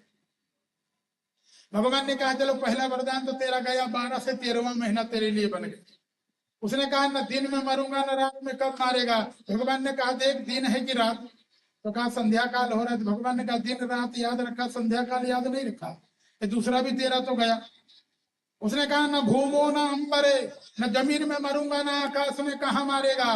भगवान ने कहा बता जमीन में है कि आकाश में? देखा तो कहा न धरती में हूं न आकाश में तेरी गोदी में। भगवान ने कहा ये भी एक एक चीज भगवान। उसने कहा किसी आयुध से नहीं मरूंगा। तो भगवान ने कहा कोई AK-47 लेके नहीं आए हो, देखिए क्या। अंत में भगवान उसका हृदय फाड़ करके उसका जिस समय वध किए। देखना जिस समय भगवान मार रहे थे, भगवान याद करते हैं मेरे प्रहलाद को कि कभी कहते हैं सागर में डाला, पर्वत से पटक रहा था, खाई में गिरा रहा था, सिंह के नीचे डाल रहा था। हाथ जब याद आता था तो भगवान को और गुस्सा और मर गया है तब भी चीर फाड़ की। जब तक नहीं मरा है तब तक तो देवता चाहते थे मार डालो मार डालो। अब मरने के बाद चीर फाड़ करने लगे भगवान, रक्तपान करने लगे। तो कहते हैं आपको बताते हैं देवताओं ने एक दूसरे से कहा बता दे मर गया, बता दे मर गया। एक ने कहा तुम ही जाके बताई दो। कहता था ऐसा ना हो कि दिमाग खराब हो गया, खून मुंह लग गया, ऐसा ना हो हिरण्यकशिपु को छोड़ के हमको पकड़ ले। तो कोई जाने को तैयार नहीं। ब्रह्मा जी ने शंकर जी से कहा आपसे ज्यादा पढ़ता है, आप ही बता दो। हाँ शंकर जी ने कहा अमृत पीना होगा तो तुम पी लेना, और आफत हो जाए तो हमको भेज दो। ब्रह्मा जी तक को तैयार नहीं। एक ने कहा पति कितने भी क्रोध में हो, लेकिन कहते हैं पत्नी पत्नी नहीं डरती, बोलना पति के दूसरे के ऊपर क्रोध करे तो पत्नी को लगता है उसी समय इनका पावर चढ़ता है, जाकर डांट के कहता है चुप रहो चुप रहो, अपना पोजीशन बताती है ना कि देखो कैसे भी रहे मैं इनको संभाल सकती हूँ, ये मेरे अंडर में रहते हैं, इनकी लगाम मेरे हाथ में। तो देवता माता जी के पास में, लक्ष्मी जी के पास में गए। ये लक्ष्मी जी को भी भरोसा था हम जाएंगे 4 देने की भी डांट के हम ले आए। बड़े ताव से लक्ष्मी जी संसार को दिखाने जा रहे हैं कि देखो भगवान हमारे कितने वसीभूत हैं, ये कितना भी गुस्सा करते रहे हमको देखते ही इनका गुस्सा ठंडा हो जाएगा। पत्नी को देख के बड़े बड़े का खून जमने लगता है। तो हाँ, गुस्सा की बात करते हैं। लक्ष्मी जी बड़े ताव से आ रहे हैं, भगवान ने देखा, भगवान ने कहा बेइज्जती कराने वाली है।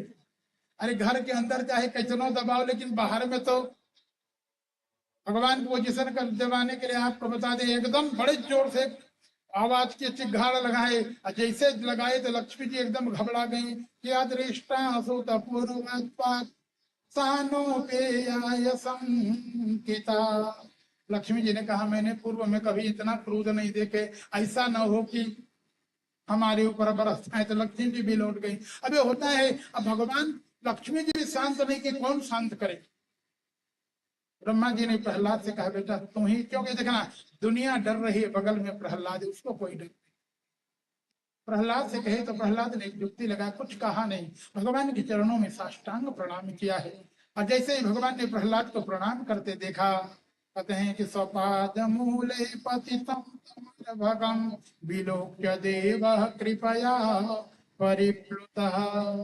कहते हैं भगवान ने जैसे देखा साष्टांग प्रणाम, भगवान का क्रोध खत्म हो गया, कृपा से करुणा सागर की करुणा छलकने लगी।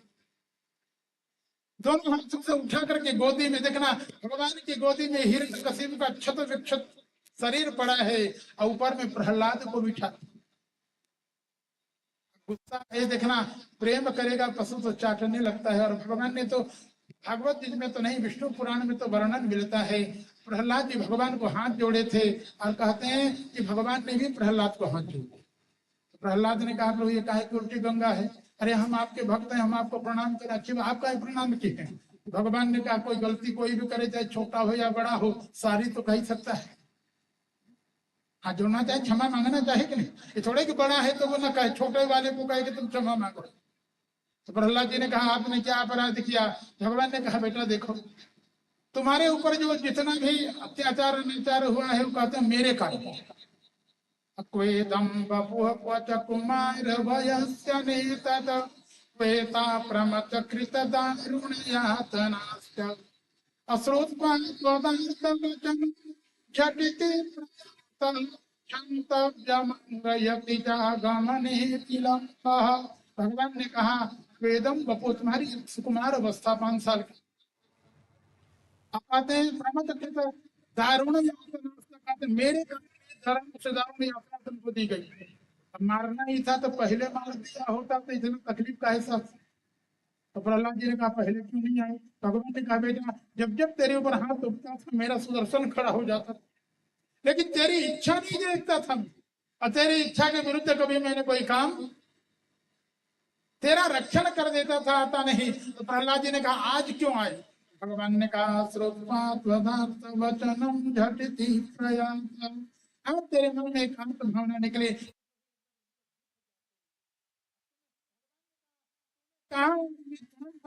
लेकिन मैंने थोड़ा सा भी अगर समय विलंब हुआ होगा उसके लिए मैं, अंत में भगवान ने प्रहलाद से कहा बेटा कुछ मांगो। पहले तो प्रहलाद कुछ नहीं चाहते थे, भगवान ने कहा नहीं मांगेगा तो आज्ञा भंग दोष तुम हिलागे, मांगना पड़ेगा, मेरी इच्छा के कारण मांग। तो धन्य है प्रहलाद ने जो मांगा वो कोई नहीं। प्रहलाद ने कहा प्रभु देना चाहते हो तो मेरे पिताजी से, देखना जिस पिता ने जीवन भर दुख दिया, मारना चाहा, प्रहलाद ने कहा कुछ भी हो पिता है, आज अगर मैं संसार में आया हूं तो पिता के। पुत्र का तो धर्म बनता है, जो कुंभ नाम 28 नरकों में जो कुंभ नाम का नरक है उस नरक से जो उद्धार कर।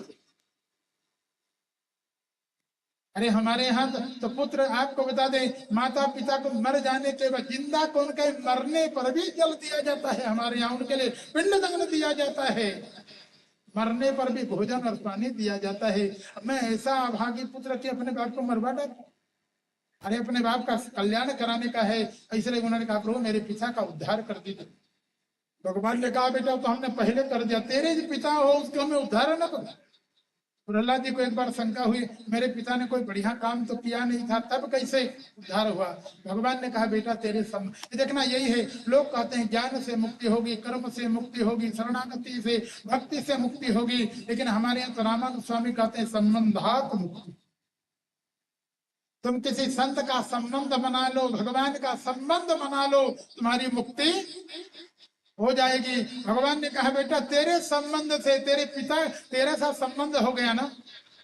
और जो 21 पीढ़ी कहते हैं यही का श्लोक है। भगवान ने कहा त्रि सप्तभि पिता पुतः पितृभि सहते यद साधुस्य कुले जातो भवन वै कुल पावनः। त्रि सप्तभि पिता पुतः कहते हैं किसी वेद का 7 या 21 पीढ़ी है बताए। इस प्रकार से प्रहलाद जी का चरित्र कहते हैं। समय भी अपनी आबाद गति से भाग रहे हैं। कि सप्तम स्कंद इसके बाद हमारे यहाँ चारों वर्णों का जैसा जो धर्म है उसका वर्णन करते हैं। अष्टम स्कंद में पहले गज और ग्रह की लड़ाई का वर्णन करते हैं। हमारे यहाँ गज और ग्रह की लड़ाई को इसे हमारे हम ही लोगों के जीवन अगर धन बल हो जाए, संपत्ति का बल हो जाता है, परिवार का बल हो जाता है, तो व्यक्ति को लगता है कि हमारा कौन क्या कर सकता है। ऐसे उस हाथी के पास में इतना बड़ा परिवार था, भगवान ने ताकत भी दिया था। एक दिन अपने उसी परिवार में मगन था, स्नान करा रहा है, आनंद ले रहा है, काल रूपी ग्रह ने पकड़ दिया। तब भी उसको लगा था कि एक जल जीव क्या बिगाड़ेगा, इतनी पत्नियां हैं, हजारों पत्नियां हैं, इतने लड़के हैं, एक एक लात मारेंगे तो मर जाएंगे। उसने कहा मैं लात मार मार के मार डालू। लेकिन काल पकड़ के थोड़ा सा दांत गड़ाया, छटपटाया, तो श्रीमती जी ने पूछा क्या हो गया। अब आप लोगों ने प्रत्यक्ष देख लिया है, कुछ दिन पहले कोरोना हुआ, 2 बार खांस ले तो पत्नियों भाग खड़ी होत रही। पत्नी हो चाहे लड़का, खांसे माने अरे दुनिया साहेब बहुत लोग तो मर गए महाराज, लोगों को उपेक्षा। काल का ऐसा भर है जैसे उसने कहा कि लगता है मगर पकड़ लिया, पत्नी बच्चे सब बाहर। ये उसको एक बार लगा कि अभी भी मेरे में ताकत है, अपना लड़ने लगा। और आपको बता दे धीरे धीरे जल जीव खींचते लेके जाने लगा। अंतिम में जब समझ गया कोई साथ देने वाला नहीं, अपना बल भी काम नहीं आने वाला है, तो निर्बल हुए बलराम। ठाकुर जी का तब स्मरण किया है जब एक जो सुर बने मूल परमात्मा मेरा रक्षण करेगा। भगवान आए हैं, आपको बता दें ग्रह का खंडन किए, इसका रक्षण किए। इसी सप्तम स्कंद में कहते हैं समुद्र मंथन की कथा ये है। बड़ी विचित्र ये भी कथा थी। एक बार हमारे यहाँ संतों ने एक निर्णय लिया कि हम लोग भाई गृहस्थ, कल महाराज जी कह रहे थे ना गृहस्थ से सबका काम चलता है।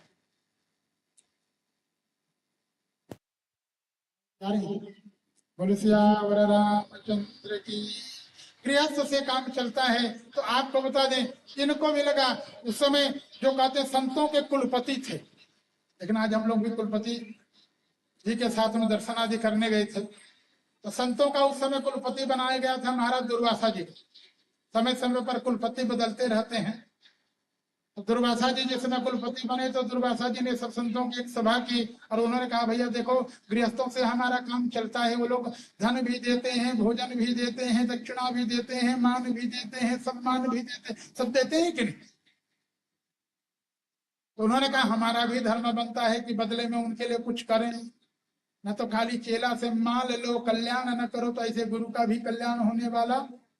हमारे यहाँ गोस्वामी जी उत्तराखंड में लिखते हैं कि हरई से धन सो कन हरई सो गुरु घोर नरकम पर।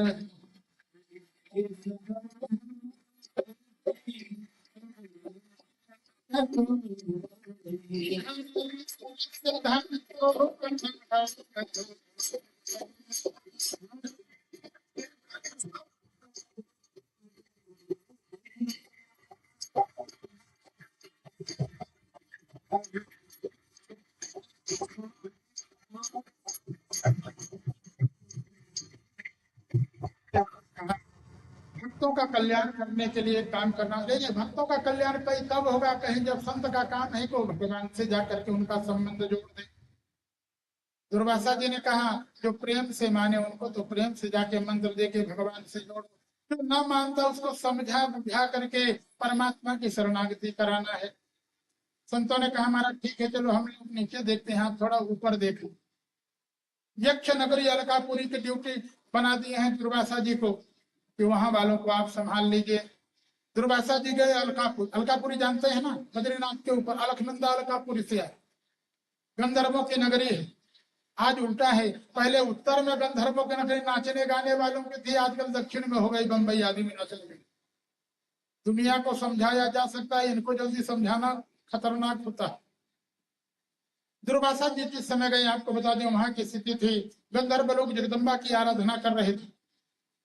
दुर्वासा जी जब गए तो लोग समझ ही नहीं, जान ही नहीं पाए कि कब आए। भाई पूजा पाठ भजन में लगे हुए।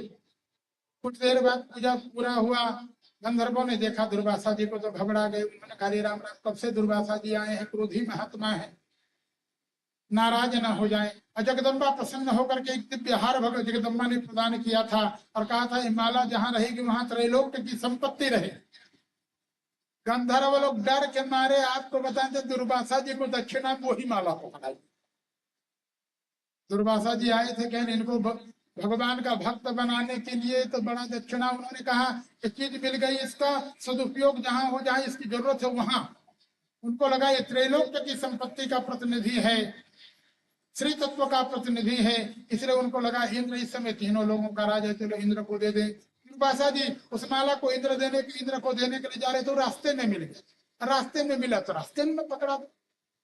देखना माला में लोगों की आदत होती है, माला पहने नहीं उतार लेते। अरे किसी ने इतनी श्रद्धा से पहनाया है तो थोड़ी देर तो, ज्यादा नहीं तो कम से कम उसके दरवाजे तक तो पहने रहो। बहुत जने की तो आदत है उतारे और गाड़ी में डाल देते हैं। तुम्हारे गाड़ी में पहनाने के लिए माला दी है कि तुमको पहनाने के लिए दी? पुरानी कितनी बड़ी मूर्खता है। महनाए माला तुमको, तुम उठा के गाड़ी में डाल दिए उसको। देवराज इंद्र को माला पहनाए, इंद्र ने भी अपनी गाड़ी में डाल दिया, हाथी में डाल दिया। हाथी में डाल दिया, हाथी तो हाथी।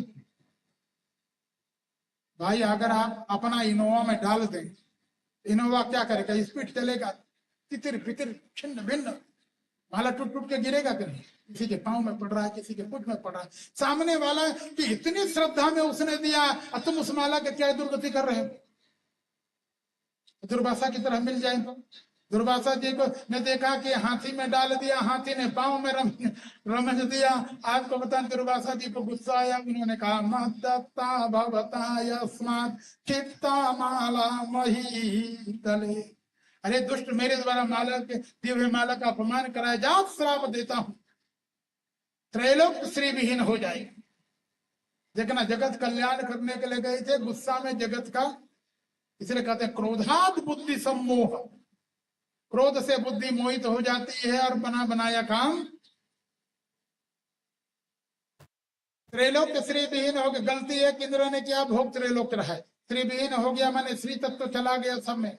माताएं सब बांझ होने लगी, पेड़ों से कोई फल नहीं लाए हो गए। सब दुखी होकर के ठाकुर जी से निवेदन करते हैं। भगवान ने कहा भाई देखो अब मामला गड़बड़ हो गया है, तो फिर से लक्ष्मी तत्व को, अमृत को लाना होगा।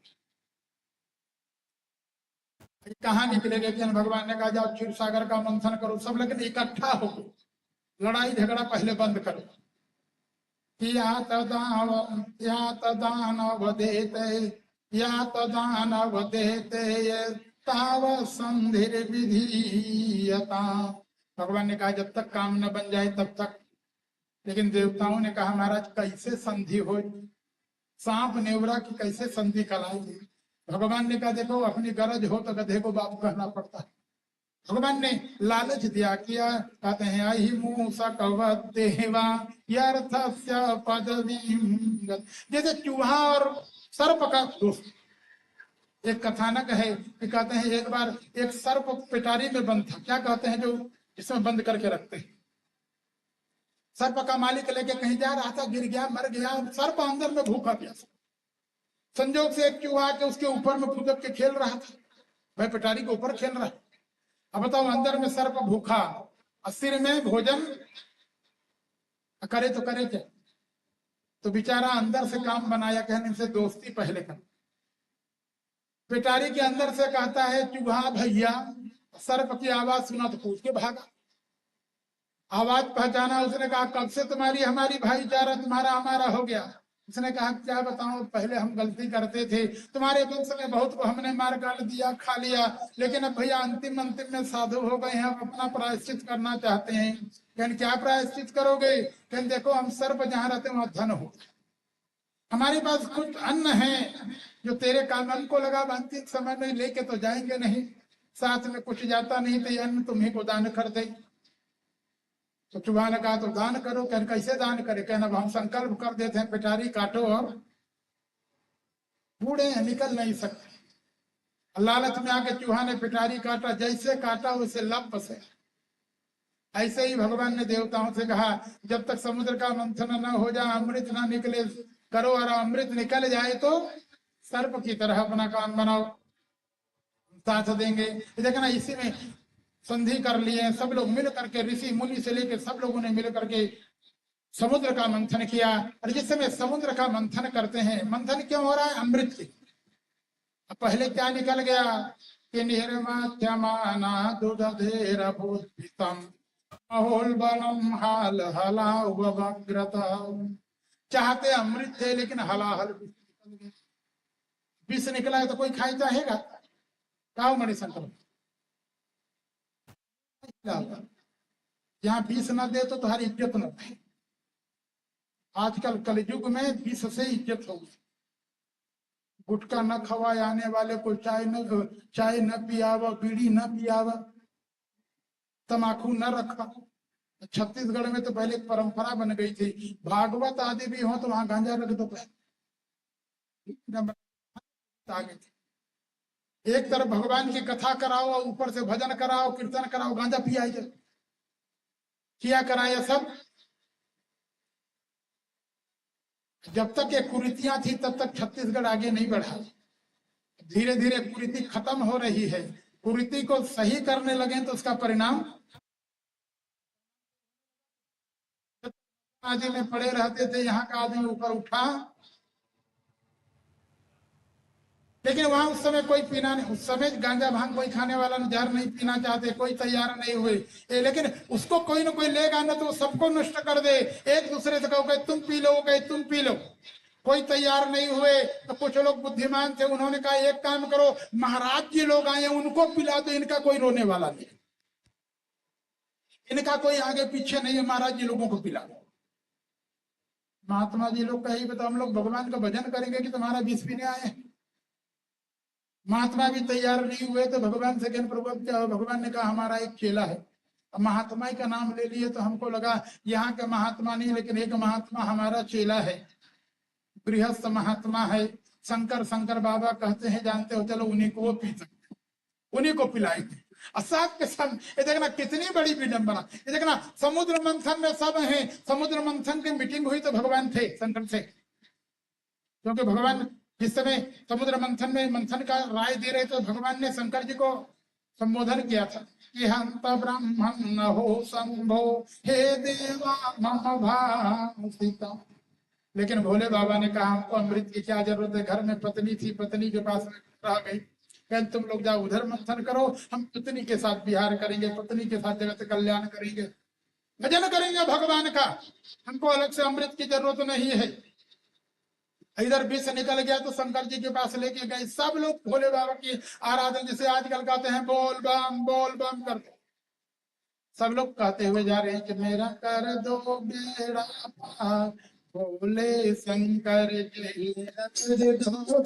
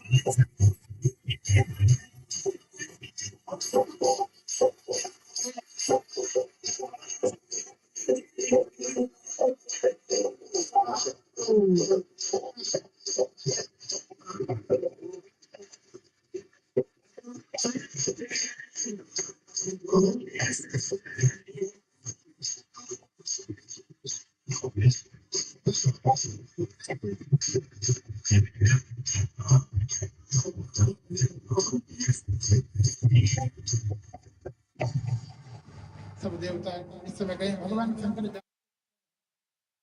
चाहता हूँ हमारे आए भी है। बिना मतलब के तुम लोग आने वाले नहीं। ये देखना है पार्वती जी इतना प्रसन्न है। भोले बाबा से कहते हैं बाबा आज मैं कृतकृत्य हो गई, धन धन हो। भगवान शंकर ने कहा पार्वती क्या बात है। उन्होंने कहा बाबा मैंने जिनको वर्ण किया है त्रैलोक से उनकी आराधना। देखो ये सब बड़े बड़े दिन, यहाँ तक भगवान नारायण भी जिनका भोले बाबा की जय, भोले बाबा की जय करते आ रहे हैं। देखना पति का मान सम्मान बढ़ता है तो पत्नी का सीना चौड़ा। भगवान शंकर ने कहा देवी तुम इनको नहीं जानते, ये अगर जय जय कर रहे हैं कुछ न कुछ दाल में काला। मन हट जाओ खतरा सामने दिखाई दे रहा है। पार्वती दिन का चुप कर बैठे रहा। इसने लोग आसरा लेकर के आए हैं, जयकार करते हुए आए हैं, जगत पिता कहते हुए आ रहे हैं। माता पिता का धर्म है कि अपना दुख सहन कर लेकिन बच्चों का कल्याण। जगदम्बा ने कहा प्रभु चिंता न करो, मैं कोई बात होगी तो मैं सह। भगवान ने कहा देख हाथ कंगन को आरती क्या पहुंची गए। सब लोग आकर के बारी बारी से प्रशंसा कर रहे हैं भोले बाबा की। भगवान शंकर ने पूछा तो सब लोगों ने कहा बाबा आप तो जानते हैं, लेकिन हाँ मिल गया। क्या नहीं नहीं पहला भोग निकला है, विष निकला है। हम लोगों ने सोचा चलो भोले बाबा को ही पहले। भगवान शंकर ठीक है हमको भोग लगा तो हमने ले लिया, जाओ प्रसाद में बांट।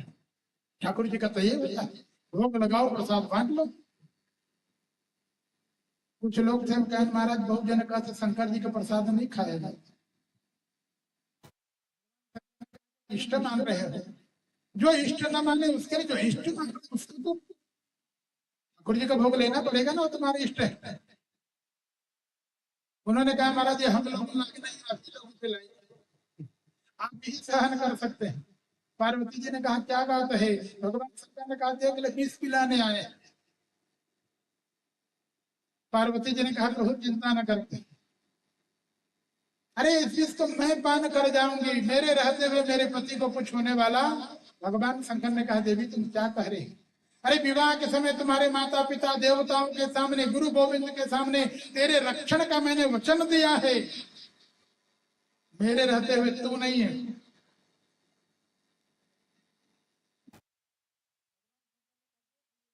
कारोबार विष पिलाने आ गया, जगत कल्याण करने के लिए भगवान शंकर आपको बता दें, ये देखना भगवान शंकर गांजा भांग तमाकू पीने वाले, जहर पीने वाले नहीं। भगवान शंकर ने जहर क्यों पिया, जगत का कल्याण करने के लिए।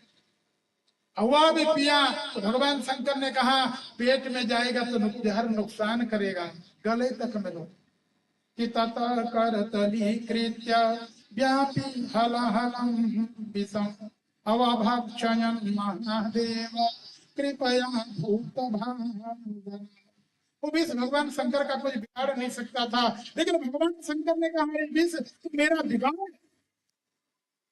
विष ने कहा मालिक मैं तुम क्या बिगाड़ू, आपका कैसे बिगाड़ दो। भगवान शंकर ने कहा तो बिगाड़ तो नहीं सकता, मेरी इच्छा है, मैं चाहता हूं इसलिए तुम बिगाड़, यानी क्या बिगाड़ दो। भगवान शंकर ने कहा गले में रखा हूं मेरा, भगवान शंकर का रंग जानते हैं कि क्या रंग है,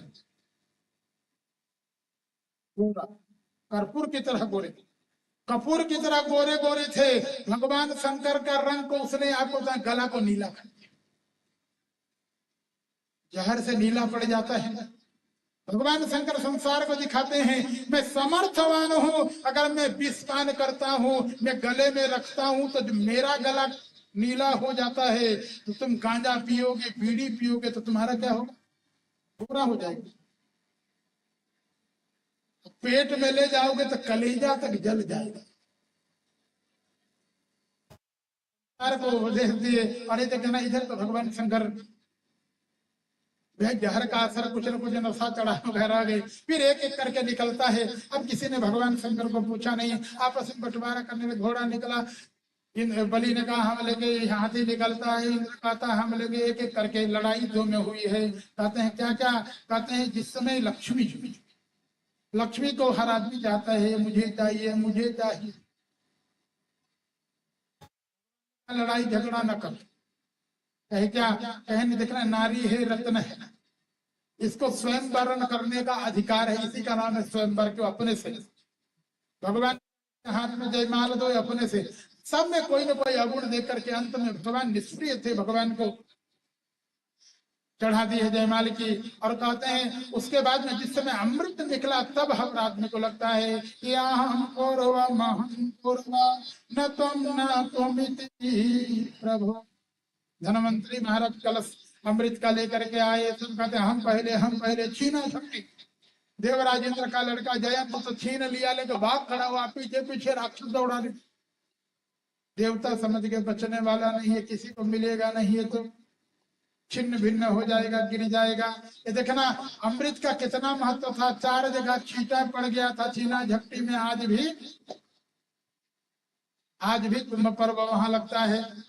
देवताओं ने ठाकुर जी से निवेदन किया, भगवान ने तुरंत मोहिनी का रूप धारण किया है, 16 वर्षीय सुंदर दिव्य स्वरूप का धारण किए हैं। ये देखना जो देखा वो उनको, सब लोग लड़ाई बंद करके एक दूसरे से कहते हैं ये लड़ाई बंद करो, झगड़ा छीना झपटी बंद करो, कह क्या। उन्होंने कहा जरा इनको देखो, क्या हो रूप महो धाम आओ श्याम नवम वयः, इसका स्वरूप देखो, इसकी अवस्था को देखो। ये देखना भगवान कितने सुंदर रहे हैं। ठाकुर जी जब लड़का होने पर सुंदर होते हैं, बिटिया हो गए तब कितना सुंदर, क्या होगा ज्यादा सुंदर कौन लगता है, लड़का की लड़की।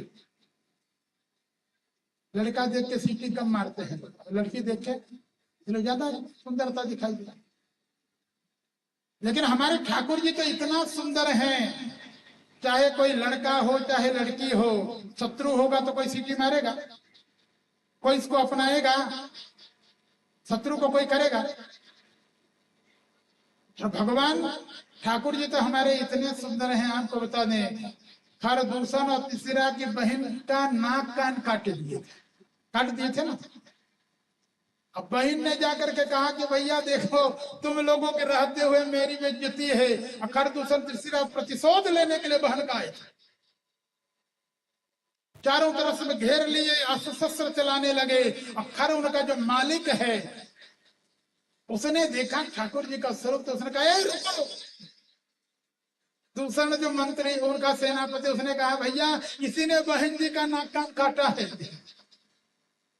खर ने कहा भले ही बहन का नाक कान काटा है, लेकिन मारने लायक है।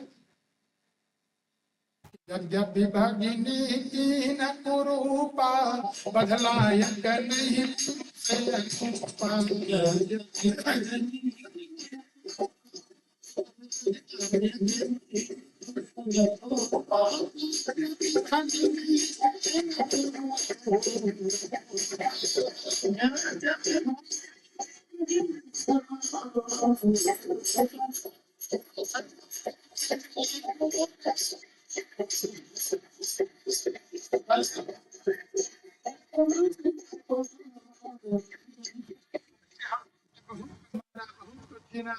काटा, लेकिन ऐसा हमने कभी देखा? तो जो शत्रु के रूप में लड़का रहे तब इतना। ब्याह के बाद, शादी के पहले लोग बहुत पसंद करते हैं, शादी हो जाने के बाद भगवान की शादी हो रखा है, शादी हो रखा है अहू जंगल में वनवासी की तरह। बहुत वहां ऐसे पाउडर लगाने को भी नहीं मिल रहा, तब इतने सुंदर थे। जब वो विश्व मोहिनी बन करके आए होंगे तब कितने सुंदर रहे होंगे। हर कोई कहते हैं थोड़ा देखो। जब लालायित हो गई, एक ने कहा लड़ाई झगड़ा न करो, इसे परिचय बोलते हैं। देवी अपना परिचय बताओ। विश्व मोहिनी भगवान ने, मोहिनी रूप भगवान ने कहा पहले तुम अपना परिचय बताओ। हम पहला क्यों बताते? ये देखना, किसी लड़की से बढ़िया परिचय दे तो आदमी एकदम कुल खानदान का मजबूती बताता है। देवता और राक्षसों ने भगवान को परिचय दिया है।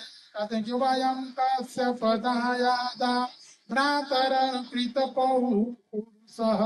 कहते हैं हम सब लोग कश्यप ऋषि के संतान हैं, भाई भाई हैं, बड़े पुरुषार्थी हैं। ब्याह करेगा है तो कहेंगे ना बहुत कमा रहे, अब ना शादी होगी। पहले तो हो भी जाती थी, आजकल तो बिना सरकारी नौकरी के जल्दी शादी होने वाली। तो इन लोगों ने भी कहा हम लोग बड़ा पुरुषार्थी हैं। क्या पुरुषार्थ किए हो? कहते हैं हम लोगों ने समुद्र का मंथन किया, अमृत प्राप्त किया। मोहिनी भगवान ने कहा तो लड़ाई का ही कर रहे हैं, कहीं थोड़ा सा बंटवारा में। देवी तुम आ गई हो अब तो। भगवान ने कहा तुम्हारे लक्षण ठीक नहीं लगते, बड़े घर के लगते कहते तो हो, बड़े पढ़े लिखे बताते हो, लेकिन तुम्हारे लक्षण बड़े वालों का नहीं। लेकिन क्यों? भगवान ने कहा एक कुंचली स्त्री के ऊपर में विश्वास। देखना, स्त्रियों का स्वभाव होता है कि जिसको ज्यादा माने तो उसके प्रति ज्यादा। एक साथ दो लोगों को भोजन करा दें तो एक साथ भी परस दें, लेकिन जिसको चाहे उसके भी माल चला जाएगा दूसरे वाले में। लेकिन उन लोगों ने कहा, भगवान के माया से ऐसे मोहित थे कि स्वीकार कर लेंगे, हमको स्वीकार है, आप गलत नहीं करेंगे, हमको विश्वास है।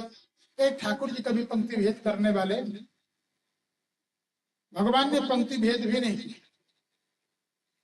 ठाकुर जी अगर आपको बता दें, लोग राक्षस बेईमानी नहीं करते तो राक्षसों को भी पिलाते हैं।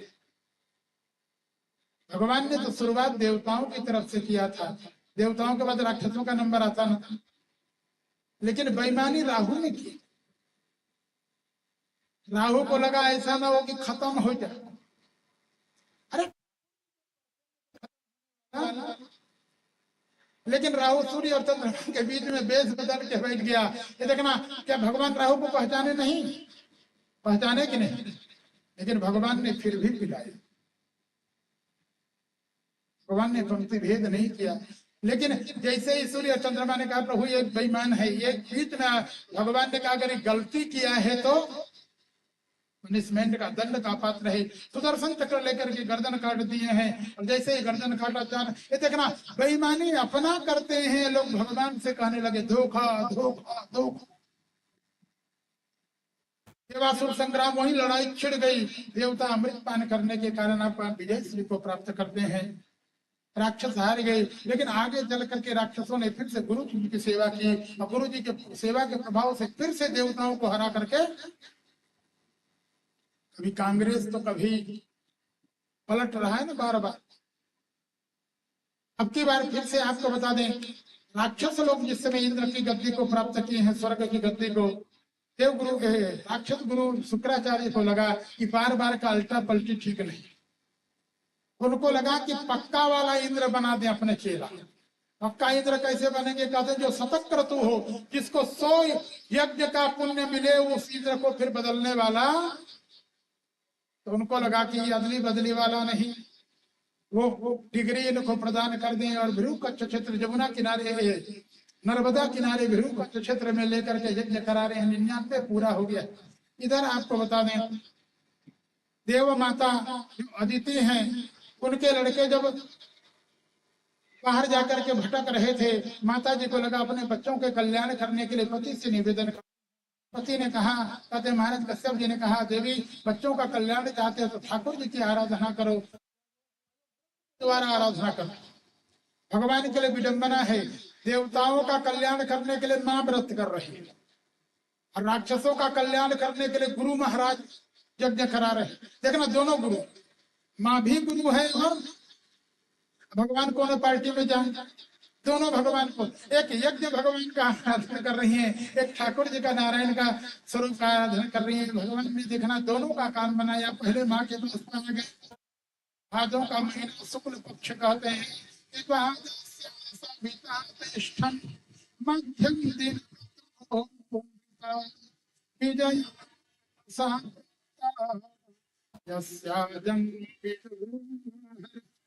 शुक्ल पक्ष के द्वादशी को आपको बता दे, दिन के जैसे राम जी दिन के 12, मध्य दिवस अति शीतन घाम पावन काल लोग, इसे दिन के 12 बजे ठाकुर 52 रूप में भगवान प्रकट हो गए। ये देखना, जैसे ही ठाकुर जी प्रकट हुए हैं, तुरंत भगवान का जनेऊ संस्कार होने। जनेऊ संस्कार में बालक को भिक्षा के लिए भेजा जाता है। आपको बता दें, कोई भगवान को कहते हैं मृगचर्म दे रहा है, कोई माला प्रदान किया जा रहा है। ऐसे क्रम में भगवान ने कहा चलो मांगना ही है तो चलो बलि के यहाँ भी निकल जाते हैं। बहुत भिक्षाम देहि भिक्षाम देहि करते हैं महाराज बलि के। उधर बलि के यहाँ 99 यज्ञ पूरा हो गया, 100वां पूरा हो रहा है। ब्राह्मणों को खूब दान दक्षिणा दिए, बढ़िया बढ़िया रसमलाई छनाए, और जब बढ़िया ब्राह्मण बढ़िया बढ़िया खाए, बढ़िया दक्षिणा पाए, तब ब्राह्मण आशीर्वाद महाराज बलि को दे रहे, राजन ठाकुर जी तुम्हारा कल्याण करे, भगवान तेरा कल्याण करे, भगवान कल्याण करे। भगवान ने कहा बड़ी विडंबना, यहाँ तो ब्राह्मण को दे कल्याण कर। अब माता जी कहते छीन के ला करके हमरे बेटुका कर दे दो। अब किसकी बात मान? ब्रह्मवाक्यो जनार्दन, भगवान को लगा नहीं, यहाँ लुटना नहीं, यहाँ भी देना पड़ेगा, वहां भी देना पड़ेगा। ठाकुर जी तो वह है जो मात्र देना चाहते हैं, लेना। इसलिए भगवान को मां कहा जाता है। मां जीवन भर देना देना चाहती है, लेना फिर भी धन्य है। लोग भगवान का सम्मान नहीं करते। ये देखना, भगवान दूर से अलग लगाए, भगवान ने कहते हैं पहले, लेकिन पहले देखना, माता पिता देना चाहते हैं, लेकिन लड़का से एकदम मांग के देखा था कि तुम भी हमारे लिए कुछ करोगे कि खाली। ठाकुर जी ब्राह्मणों के जाने का समय, ठाकुर जी के आने का समय, भगवान ने अलग जगह जगाई, भगवती भिक्षा देहि। इधर गुरु जी कहते हैं बेटा चलो आहुति करो, ओम पूर्ण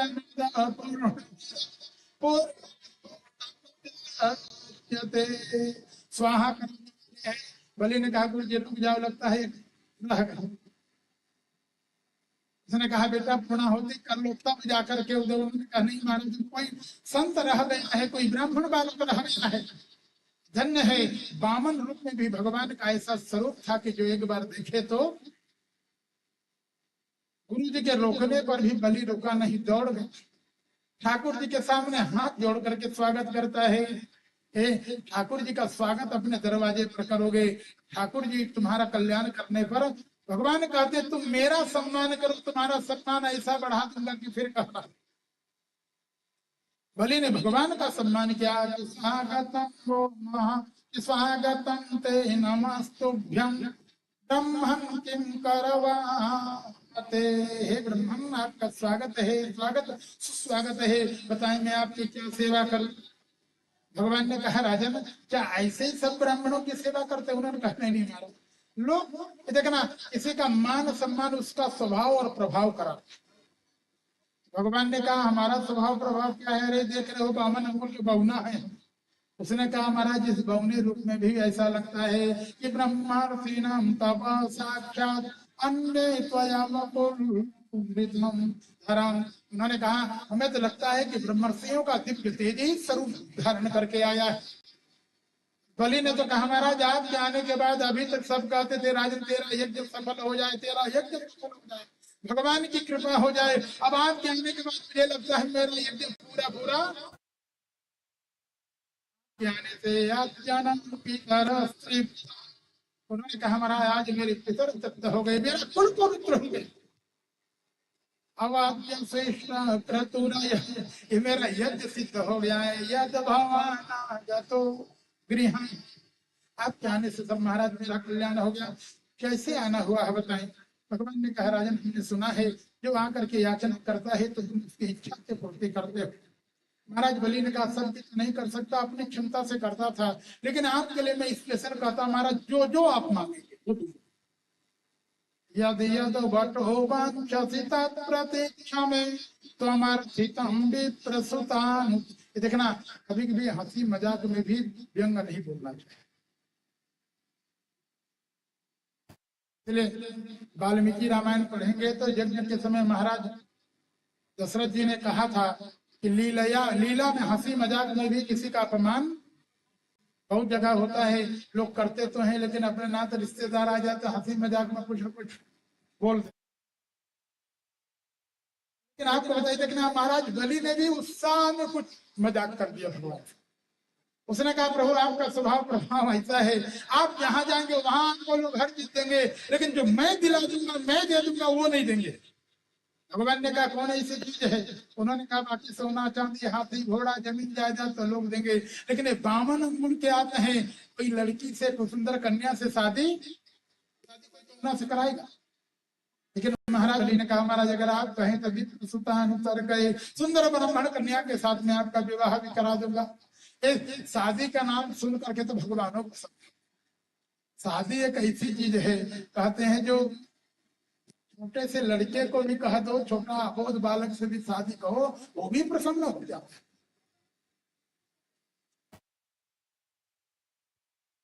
बलि जो कर रहा है कोई हंसी नहीं, वो उचित करने की क्षमता है। इसलिए महाराज सुखदेव जी ने कहा इति वैरोचनिर्वाच्यम धर्मयुक्त ससुरितम। धर्मयुक्त तो झूठ भी नहीं बोला सुन करके भगवान गदगद हो गए। उन्होंने कहा राजन, ये तो तुम्हारे कुल की परंपरा है, दाता को तुम्हारी तरह होना चाहिए, लेकिन लेने वाले को भी बड़ा संतोषी है। भगवान तो कुल खानदान बताए कि तुम्हारे पिता महाराज विरोचन ऐसे थे, उन्होंने अपने उम्र का दान कर दिया देवताओं को, इंद्र को। बाबा तुम्हारे जो प्रहलाद थे उनका क्या कहना? ये जब कुल खानदान के छोटे से बन के आए हैं, बाप दादा परदादा की बात करने लगे, उसने कहा देखना और कितनी प्रसन्नता होती है कि नहीं, कि हमारे कुल खानदान की इज्जत हो रही। उसने कहा महाराज अब और प्रसन्न है, जो जो मांगना है। भगवान ने कहा राजन ज्यादा नहीं, संतोषी होना चाहिए ब्राह्मण। महाराज बलि ने कहा महाराज लेकिन इतना जरूर मांग लो कि फिर कहीं मांगना न पड़े। हम तो कहते इतना मांग लो कि आपको यहाँ से कहीं जाना न पड़े। भगवान ने कहा राजन तो एक काम करो, हमारा जहां वहां जितना है उतना यहाँ दे दो। भाई जब जितना वहां है इतना मिल जाएगा तो वहां क्यों जाएंगे? तो बलि ने कहा वहां कितना है आपका, मैं क्या जानूंगा। भगवान ने कहा तो तुम नहीं जानते, लेकिन हम तो जानते हैं हमारा कितना एकड़ है, वहां कितना हेक्टेयर में है। तो बलि ने कहा कितने में है? उन्होंने कहा भगवान ने कहा कि पदानि त्रीणि देत्येन्द्र पदा मम। भगवान ने कहा वह हमारे पांव से 3 पांव है, तो तुम हमारे पांव से 3 पांव यहाँ दे दो। देखना जिस समय भगवान ये कहने लगे बलि समझ नहीं पाया, उल्टा भगवान क्या हंसी करता है, क्या हो ब्राह्मण वाचस्ते वृद्ध संपता अरे ब्राह्मण के लड़के, तू बोलता तो बूढ़ों की तरह है, लेकिन तुम बालो बाली सुनते, जैसे तू बालक है वैसे तेरी मति भी। अब बलि के यहाँ आकर के 3 पाँव, वो भी अपने पाँव से, छोटे छोटे पाँव है, इसमें क्या होगा? अगर आप, भगवान ने कहा देखो हमने जो कह दिया वो कह दिया। बलि ने कहा प्रभु अगर ऐसे ही करना है तो आप कह दें तो मेरे ऐसे ऐसे मेरे यहाँ राक्षस हैं जिनके एक एक योजन के पाँव है, उनसे न पुआ दो। कहा बलि एक तो मैं ब्राह्मण हूँ, कोई ब्राह्मण हो करके मेरे 3 पाँव से संतुष्ट न हो, उसे सप्तदीप नौखंड मेखला दोगे तो संतुष्टि। देखना ये भगवान ने अपना कोड वर्ड में अपना परिचय दिया। भगवान ने कहा त्रिविक्रमे रसंतुष्टो द्वीपेनापि न पूर्यते असत्पतेन व ससमितेन सप्तदीप परेच्छया।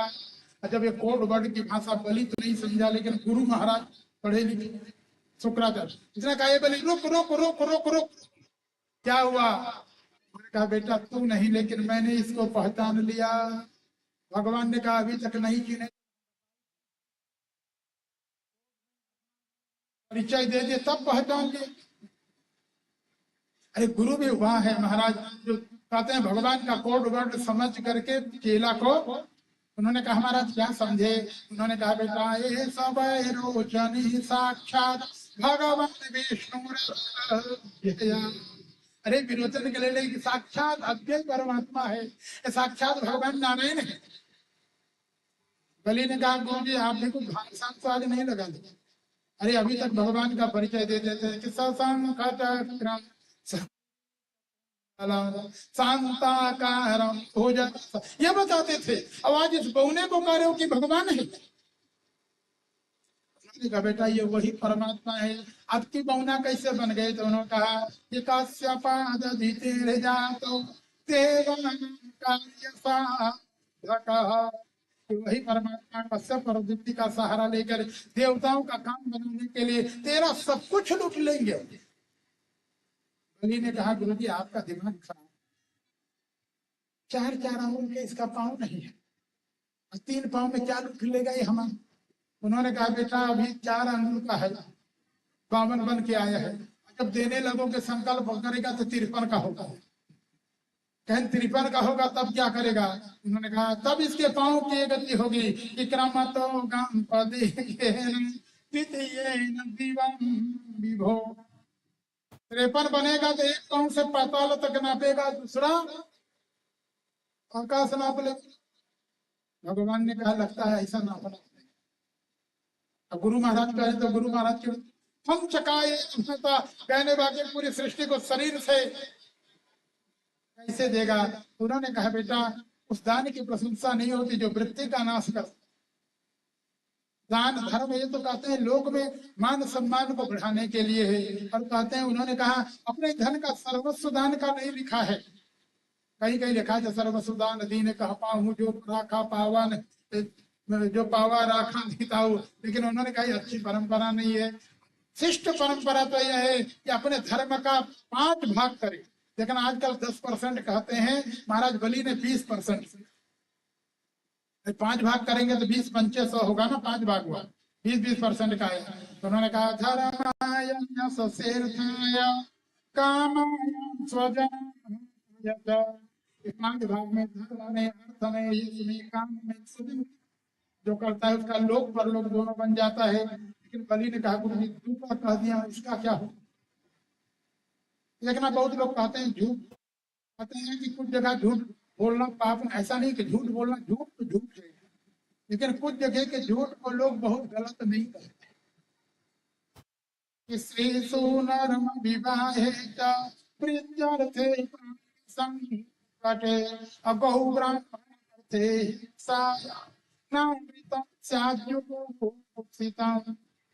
के साथ में हंसी मजाक में शादी विवाह में मृत्यु में प्राण संकट में गौ ब्राह्मण के रक्षण में कोई झूठ बोल भी दे तो उसको कुत्सित नहीं माना जाता। लेकिन धन्य है महाराज बलि ने कहा महाराज मैं प्रहलाद का नाती हूं, कैसे झूठ बोल सकता? आप जीवन भर कहते हैं कि गृहस्थ को झूठ नहीं बोलना चाहिए, और उन्होंने कहा महाराज ये शरीर तो क्षण भंगुर है, धर्म कहते हैं शाश्वत साथ में जाने वाला है, इसलिए धर्म का त्याग नहीं करना चाहिए। प्रहलाद जी के तो वो ये था, उन्होंने कहा मेरे बाबा के ऊपर एक विपत्ति आई, लेकिन उन्होंने धर्म का त्याग कभी। एक बार तो गुरु जी नाराज होकर कहते हैं, जा मेरी बात नहीं मानेगा तो श्री विहीन हो जाए।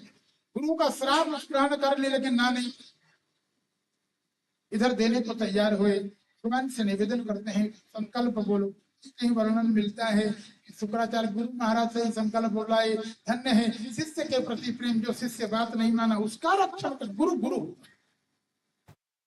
उनको लगा संकल्प नहीं बोलूंगा तो काम चल जाएगा। भगवान ने कहा चिंता न करो, मांगने आई है तो संकल्प बोलने तो आता ही होगा। ठाकुर जी संकल्प करते करते आपको बता दें 52 से त्रिविक्रम होने लगे। तब ही त्रिविक्रम भयं करारे, कैसा रूप था, कहते हैं कि पद पाताल से अज धामा अकर लोक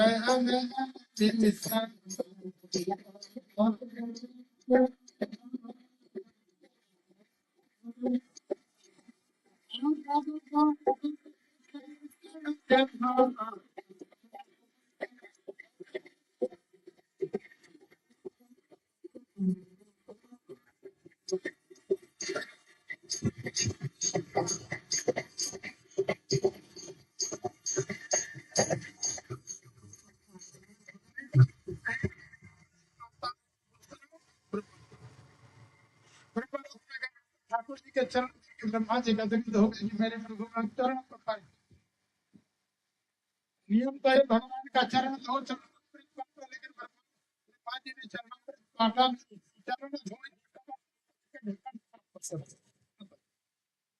चरणामृत बांटना चाहिए, नहीं बांटे कि चरण पखार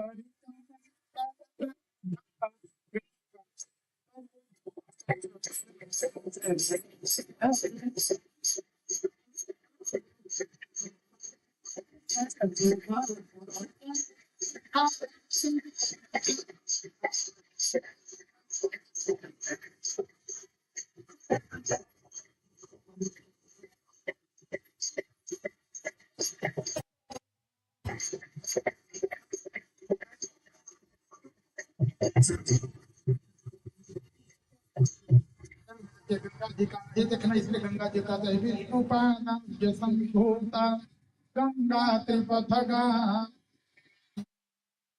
जी का हो गया है। इधर आपको ये देखना नियमता तो एक पांव हुआ, एक टांग किए है ना, एक नीचे एक ही हुआ, लेकिन धन्य ठाकुर जी कितने कृपालु हैं, नापे एक पांव, एक टांग नापे कि नहीं भाई, एक ही नापी है, लेकिन फिर भी भगवान ने उसको दो मान दिया, कहने चलेगा तू ही नहीं मान,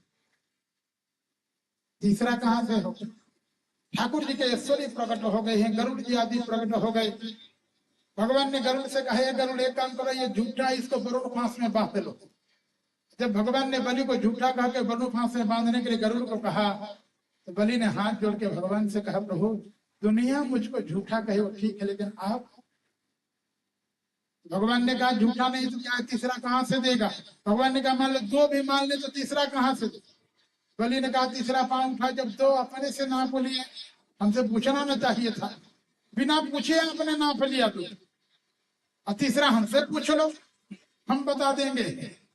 भगवान ने कहा पहले बताओ, तो उसने कहा कारोमृतम तद्भव के कारोमृतम तन भवेत् प्रवक्तारं पदम तृतीयम कृष्ण में निजम। उन्होंने कहा प्रभु तीसरे पांव से आप हमको नाप। और आपको बता दें ठाकुर जी किसी से ये देखना, ये समर्पण देख करके ठाकुर जी एकदम गदगद हो गए। प्रहलाद आ गए वहां, इनके बाबा, इनकी माँ आ गई। माँ ने तो हृदय लगा करके कहा बेटा लोग कहते हैं दूध का कर्ज नहीं चुकाते, मैं कहता हूं मेरे लड़के ने मेरे दूध का कर्ज आज तूने वो कर दिया है जो कोई नहीं कर सकता।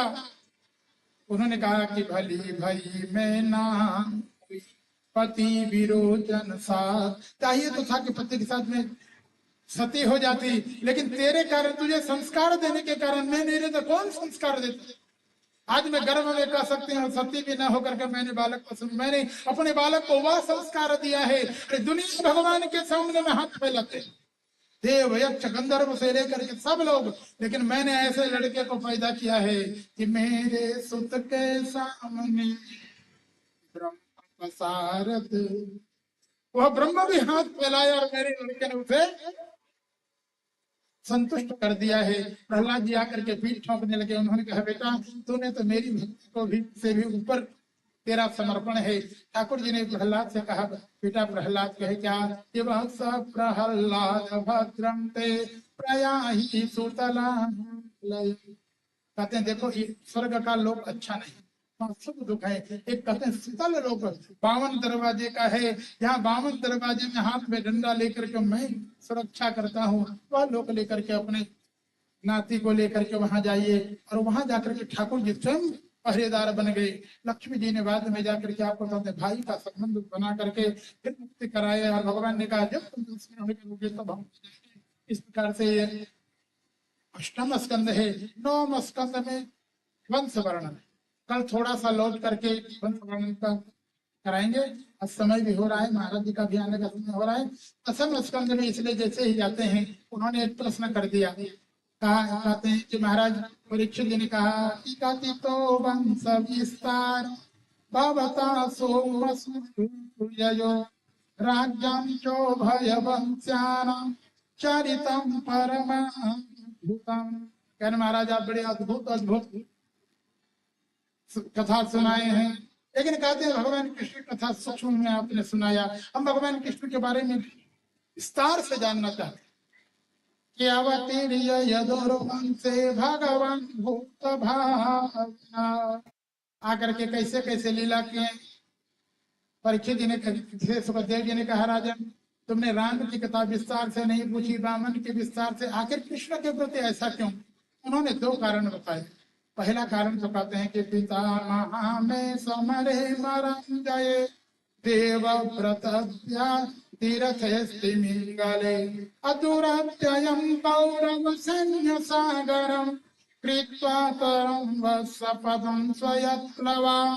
कहते हैं मेरे पितामह जो पांडव लोग, कहते हैं जिस समय महाभारत का समरांगण हुआ तो एंटी पार्टी में कहते हैं तिमिंगल मछली की तरह देवव्रत आदि माने देवव्रत माने पितामह विष्णु द्रोण कर्ण आदि थे जो जब चाहते इनको खा सकते। लेकिन भगवान कृष्ण की कृपा से गौ की खुरी की तरह उन्होंने उस कौरवों के अपार सैन्य सागर को पूरा पार कर लिया। अपने लिए तो कहते हैं महाराज मेरे लिए तो स्पेशल, क्योंकि ठाकुर जी ने होते तो आज मैं नहीं। कि द्रोण्यस्य विप्लुष्टमिदं मदंगम संतान बीजम कुरु पांडवा। वो कहते हैं कौरव पांडवों का मैं संतान बीज था, लेकिन जिस समय अश्वत्थामा ने मां के गर्भ में मेरे ऊपर बाण चला दिया तो जुगो कपोक्षिम गतयात चक्रो मातुश्च मेय शरणं गताया। जब उस आतरताई ने बाण चला दिया मेरी मां ने ठाकुर जी के शरणागति की, भगवान ने आकर मेरा रक्षण किया है, इसलिए उनके बारे में मैं जानना चाहता हूँ। इधर आपको बता दें महाराज सुखदेव जी कथा प्रारंभ करते हैं कि राजन महाराज कंस अपने चचेरी प्रिय बहन उसका बड़े धूमधाम के साथ अपने मित्र महाराज वसुदेव के साथ में संबंध बनाए, विवाह सुंदर विवाह संबंध हुआ। उसके बाद सुंदर दहेज आदि दे करके एक बहाना बहनोई के प्रेम के कारण पहुंचाने के लिए स्वयं ड्राइवर बन गए। देखना अपना तो ये होता है, हमारे मणिशंकर भैया स्वयं चलते हैं तो ड्राइवर चलाता है। अब आज महाराज जी गए थे, हम लोग गए थे तो स्वयं चाहते तो ड्राइवर से भी चलवा सकते थे, अपना पीछे बैठ सकते थे। लेकिन ये अपना तो होता है कि हम आपकी सेवा करेंगे किसी दूसरे को तो हमारे न करने के लिए सारथी बन करके। लेकिन जैसे निकला वैसे एक आकाशवाणी हुआ यस्याम अष्टमो गर्भो हंताया बहसे बुधा। रे बुध इनको इतनी प्रसन्नता से पहुंचाने जा रहा है, इनका अष्टम गर्भ 13 काल होगा। ये देखना ये दुष्ट व्यक्ति है, क्षण रुष्टा क्षण तुष्टा रुष्टा तुष्टा क्षण। अभी प्रसन्न था और जैसे पता चला बहन का ये अष्टम गर्भ मेरा काल होगा, तुरंत आपको बता दें लगाम फेंक दिया है, बहन का बाल पकड़ लिया, तलवार निकाल के मारने को लगे। महाराज वसुदेव जी ने मन में विचार किया अभी थोड़ी देर पहले अग्नि के सामने संकल्प किया हूँ पत्नी का रक्षण करूंगा, लेकिन सोचते हैं विरोध करूंगा तो ये देवकी का भी वध कर देगा और मेरा भी बुद्धि से, लेकिन मूर्ख व्यक्ति से झूठी प्रशंसा करो तो एकदम भूल जाता है।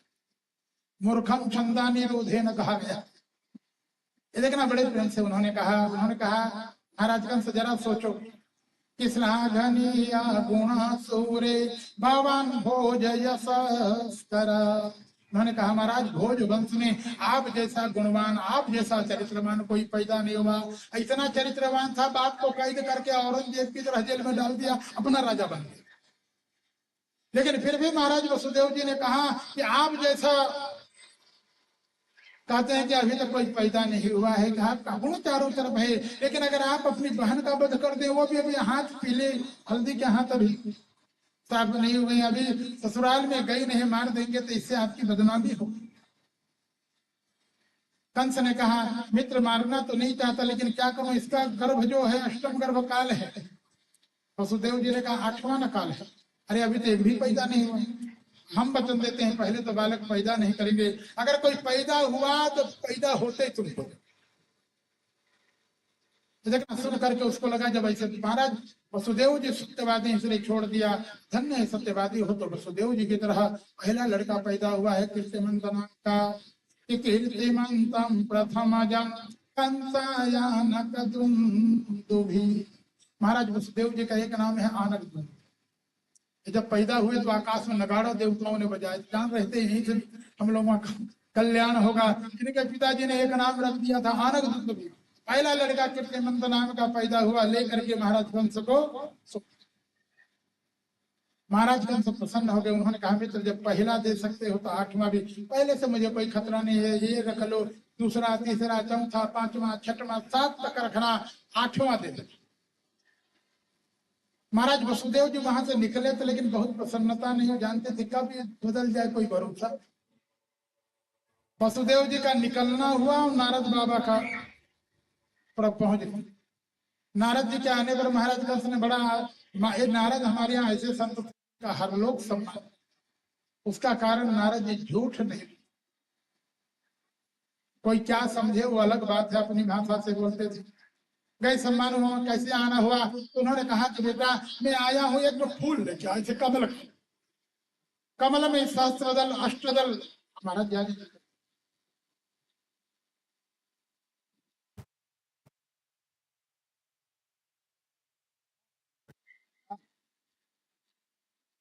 बोले सियावर रामचंद्र की, बाल कृष्ण भगवान की जय।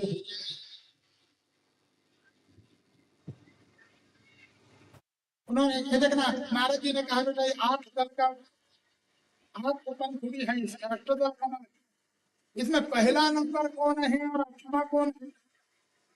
महाराज कंस ने कहा महाराज इसमें कोई नंबरिंग तो पढ़ा नहीं, कोई भी पहला हो सकता है, कोई भी। महाराज जी ने कहा समझ लो को जन्म के काले नहीं मान के देवता तुमको मारने का षड्यंत्र कर रहे हैं, आकाशवाणी क्लियर नहीं रहती, 8वां मारेगा कि 8वें कोई मारेगा। देखना नारद जी की बातों से भ्रमित हो गया है, जो भांजे को छोड़ दिया था उसको जाकर के फिर से छीन करके एक एक करके मारने लगा कि जहाँ जन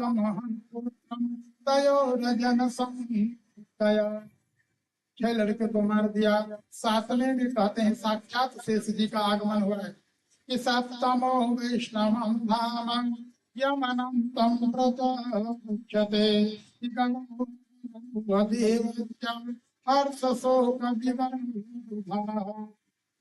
7वां गर्भ जिसमें महाराज शेष जी आए हैं, देवकी को हर्ष और शोक जन, हर्ष इसलिए कि चलो 6 मर गए तो 7वां, दुख इस बात का है कहन क्या उनको लगा कि 7वां भी भाई आके मार दे। लेकिन इधर भगवान को चिंता होने लगी, भगवान ने मन में विचार किया की बार शेष जी आ रहे हैं, शेष कटने वाला नहीं। भगवान ने सोचा कंस मारने आएगा इसे, ऐसा ना हो कि कंस को यही मार दे, विधि का लेख कहीं। हाँ ब्रह्मा लक्ष्मण जी को गुस्सा आए तो फिर किसी को मानने वाले नहीं, इसलिए भगवान ने योग माया को बुलाया और योग माया से भगवान ने कहा एक काम करो, कहे क्या, तुम जाओ देवकी का 7वां गर्भ कर्षण करके लेकर के कहते हैं कि महाराज नंद बाबा के यहाँ नंद गांव में रोहिणी रहते, उसके गर्भ में डाल देना। योग माया मैंने समझ रहे हैं ना भगवान की पत्नी, भगवान की 3 पत्नियां हैं, हर समय 3 रहती हैं। आपके हमारे यहाँ छत्तीसगढ़ में 3 पत्नी कम माना, एक जने का ज्यादा माना है। भगवान की कितनी पत्नी? 3 पत्नी है ना। एक का नाम धरती माता, दूसरे का नाम लक्ष्मी और तीसरे का नाम योग माया। ये देखना, योग माया से ही सब काम कराते हैं। भगवान ने योग माया को बुला करके कहा, योग माया बहन जा करके लेकर के वहां कर दो। ये देखना, योग जो पत्नी वो होती है, पति एक काम कहे तो उठने भर ना कहे, ना कहे कि जाओ रोटी ले आओ तो रोटी ले आए, सब्जी न लाए, दाल न लाए। अरे एक कहे तो उसके साथ में और भी। चलिए योग माया ने कहा, प्रभु और कोई काम हो तो बता दो। भगवान ने कहा, एक काम करो, वहां से लौट के तुमको आना नहीं है, रोहिणी के गर्भ में उनको डाल देना, यशोदा के गर्भ में तुम चले जाना। कहने एक क्यों? तो भगवान ने कहा, वहां से जाकर के तुम जन्म, अब 30 जन्म में भगवान ने कहा तुम हमारी बहन बन गए। ये देखना, हमारी विंध्यवासिनी साक्षात जगदम्बा है, साक्षात योग माया। भगवान ने कहा वही यशोदा के गर्भ में जाना। फिर करना क्या है? भगवान के नाम बहन होना। अब की बार तुम्हारा नाम प्रकार से पूजन होगा, विंध्यवासिनी में जाकर विंध्याचल में तुम्हारा निवास होगा। योग माया ने कहा हमको वहां भेज रहे हो, आप क्या करोगे? तो भगवान ने कहा तुम चिंता न करो। कहते हैं कि था हम सभागे ना देवक्याम पुत्रताम शुभे। ये कल्याणी, तुम यशोदा की कन्या बनना, मैं देवकी का लड़का बन के आऊंगा, तुम इधर आना। हम देव जगदम्बा ने से भगवान ने कहा तुम वहां से आना, देवकी के यहाँ से, देवकी के यहाँ से विंध्याचल चले जाओ। अहम कहना, हम थोड़ा काम धाम निपटा करके तब हमारा कुछ ज्यादा काम है। अरे आपको बता दिया करके योग माया ने यही काम किया है, आकर के देवती का सप्तम गर्भ निकाल करके रोहिणी के गर्भ में डाल दिया। कंस को पता चला तो लगा चलो शत्रु बिन मारे। इधर महाराज जब 8वें का नंबर है, महाराज कंस ने 7 कोठरी के अंदर में डलवा, क्योंकि अभी अंतिम में यही आखिरी चांस है। इधर जैसे ही ठाकुर जी गर्भ में आए हैं, आपको बता दें ठाकुर जी आए तो प्रकृति ही परम शोभनम, लेकिन कंस के यहाँ तो मारना पीटना लगा हुआ है, चारों तरफ से दर्द लगे हुए हैं। बोले सियावर रामचंद्र की, बाल कृष्ण भगवान। देखना, भगवान गर्भ में आए हैं, गर्भ में ही भगवान ने आपको बता दें अपना प्रभाव दिखाया, दिव्य तेज निकल। उस तेज को देख के जरा सोचो, जो पहरेदारों की तरह घबराए हों, अभी निकला नहीं है तब इतना तेज है, तो निकलेगा तो क्या होगा। महाराज कंस को खबर दिए, महाराज ये तो बड़ा तेज निकल रहा है, डर लगता है। लाल अस्त्र के साथ महाराज कंस आए हैं। जिस समय भगवान कंस, महाराज कंस ने भी उस देवकी के गर्भ के दिव्य तेज को देखा। प्रभयाजितांतरा विरोचयन्तीं भवनं सुचिस्मितां, या हे समय प्राण हरो हरिर्भुवां, ध्रुवं चितो तन्न पुरेयमिदृशे। देखना, देख के उसने कहा, देखना वो भी समझ गया, लोगों से कहता है आए समय प्राण हरो हरि। इस गुफा में छिपने वाला है, ये वही हरि है जो मेरे प्राण को छीनने वाला है। बहुत लोगों ने कहा हमारा तुरंत इसको सद्बुद्धि प्रदान किया है, और उसके कारण उसने कहा नहीं, पैदा हो जा। वो जो महाराज जी का पदार्पण हो रहा है, दोबारा भगवान के नाम का संकीर्तन करते रहे। श्रीमन नारायण नारायण।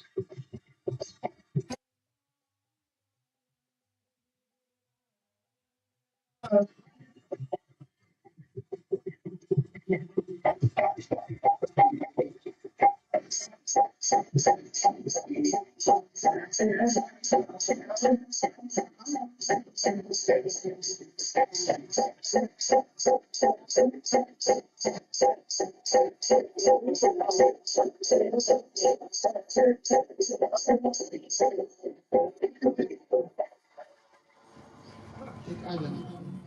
पूज्य महाराज जी का सम्मान कर रहे हैं।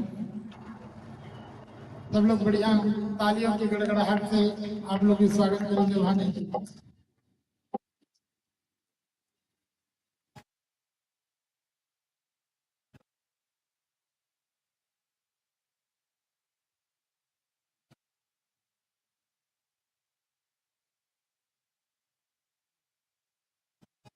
सब लोग बैठ जाए। तो देखना जब ठाकुर जी का आगमन होता है ना, आने वाले हैं तो भगवान आने वाले हैं, तो सब महात्मा लोग भी आ रहे, देवता भी आएंगे। इधर धीरे धीरे करके कहते हैं कि भादों की अष्टमी तिथि कृष्ण पक्ष धीरा। भादों की अष्टमी तिथि है, कृष्ण पक्ष है, नक्षत्र रोहिणी लग रहा है।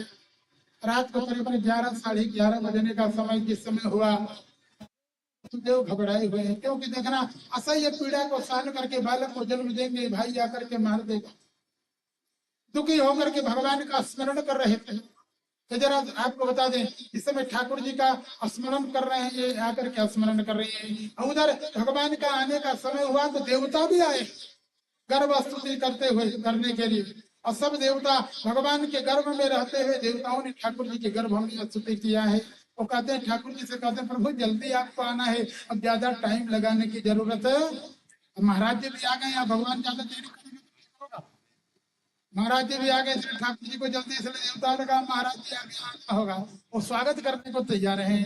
स्वागत कृष्णा तो स्वागत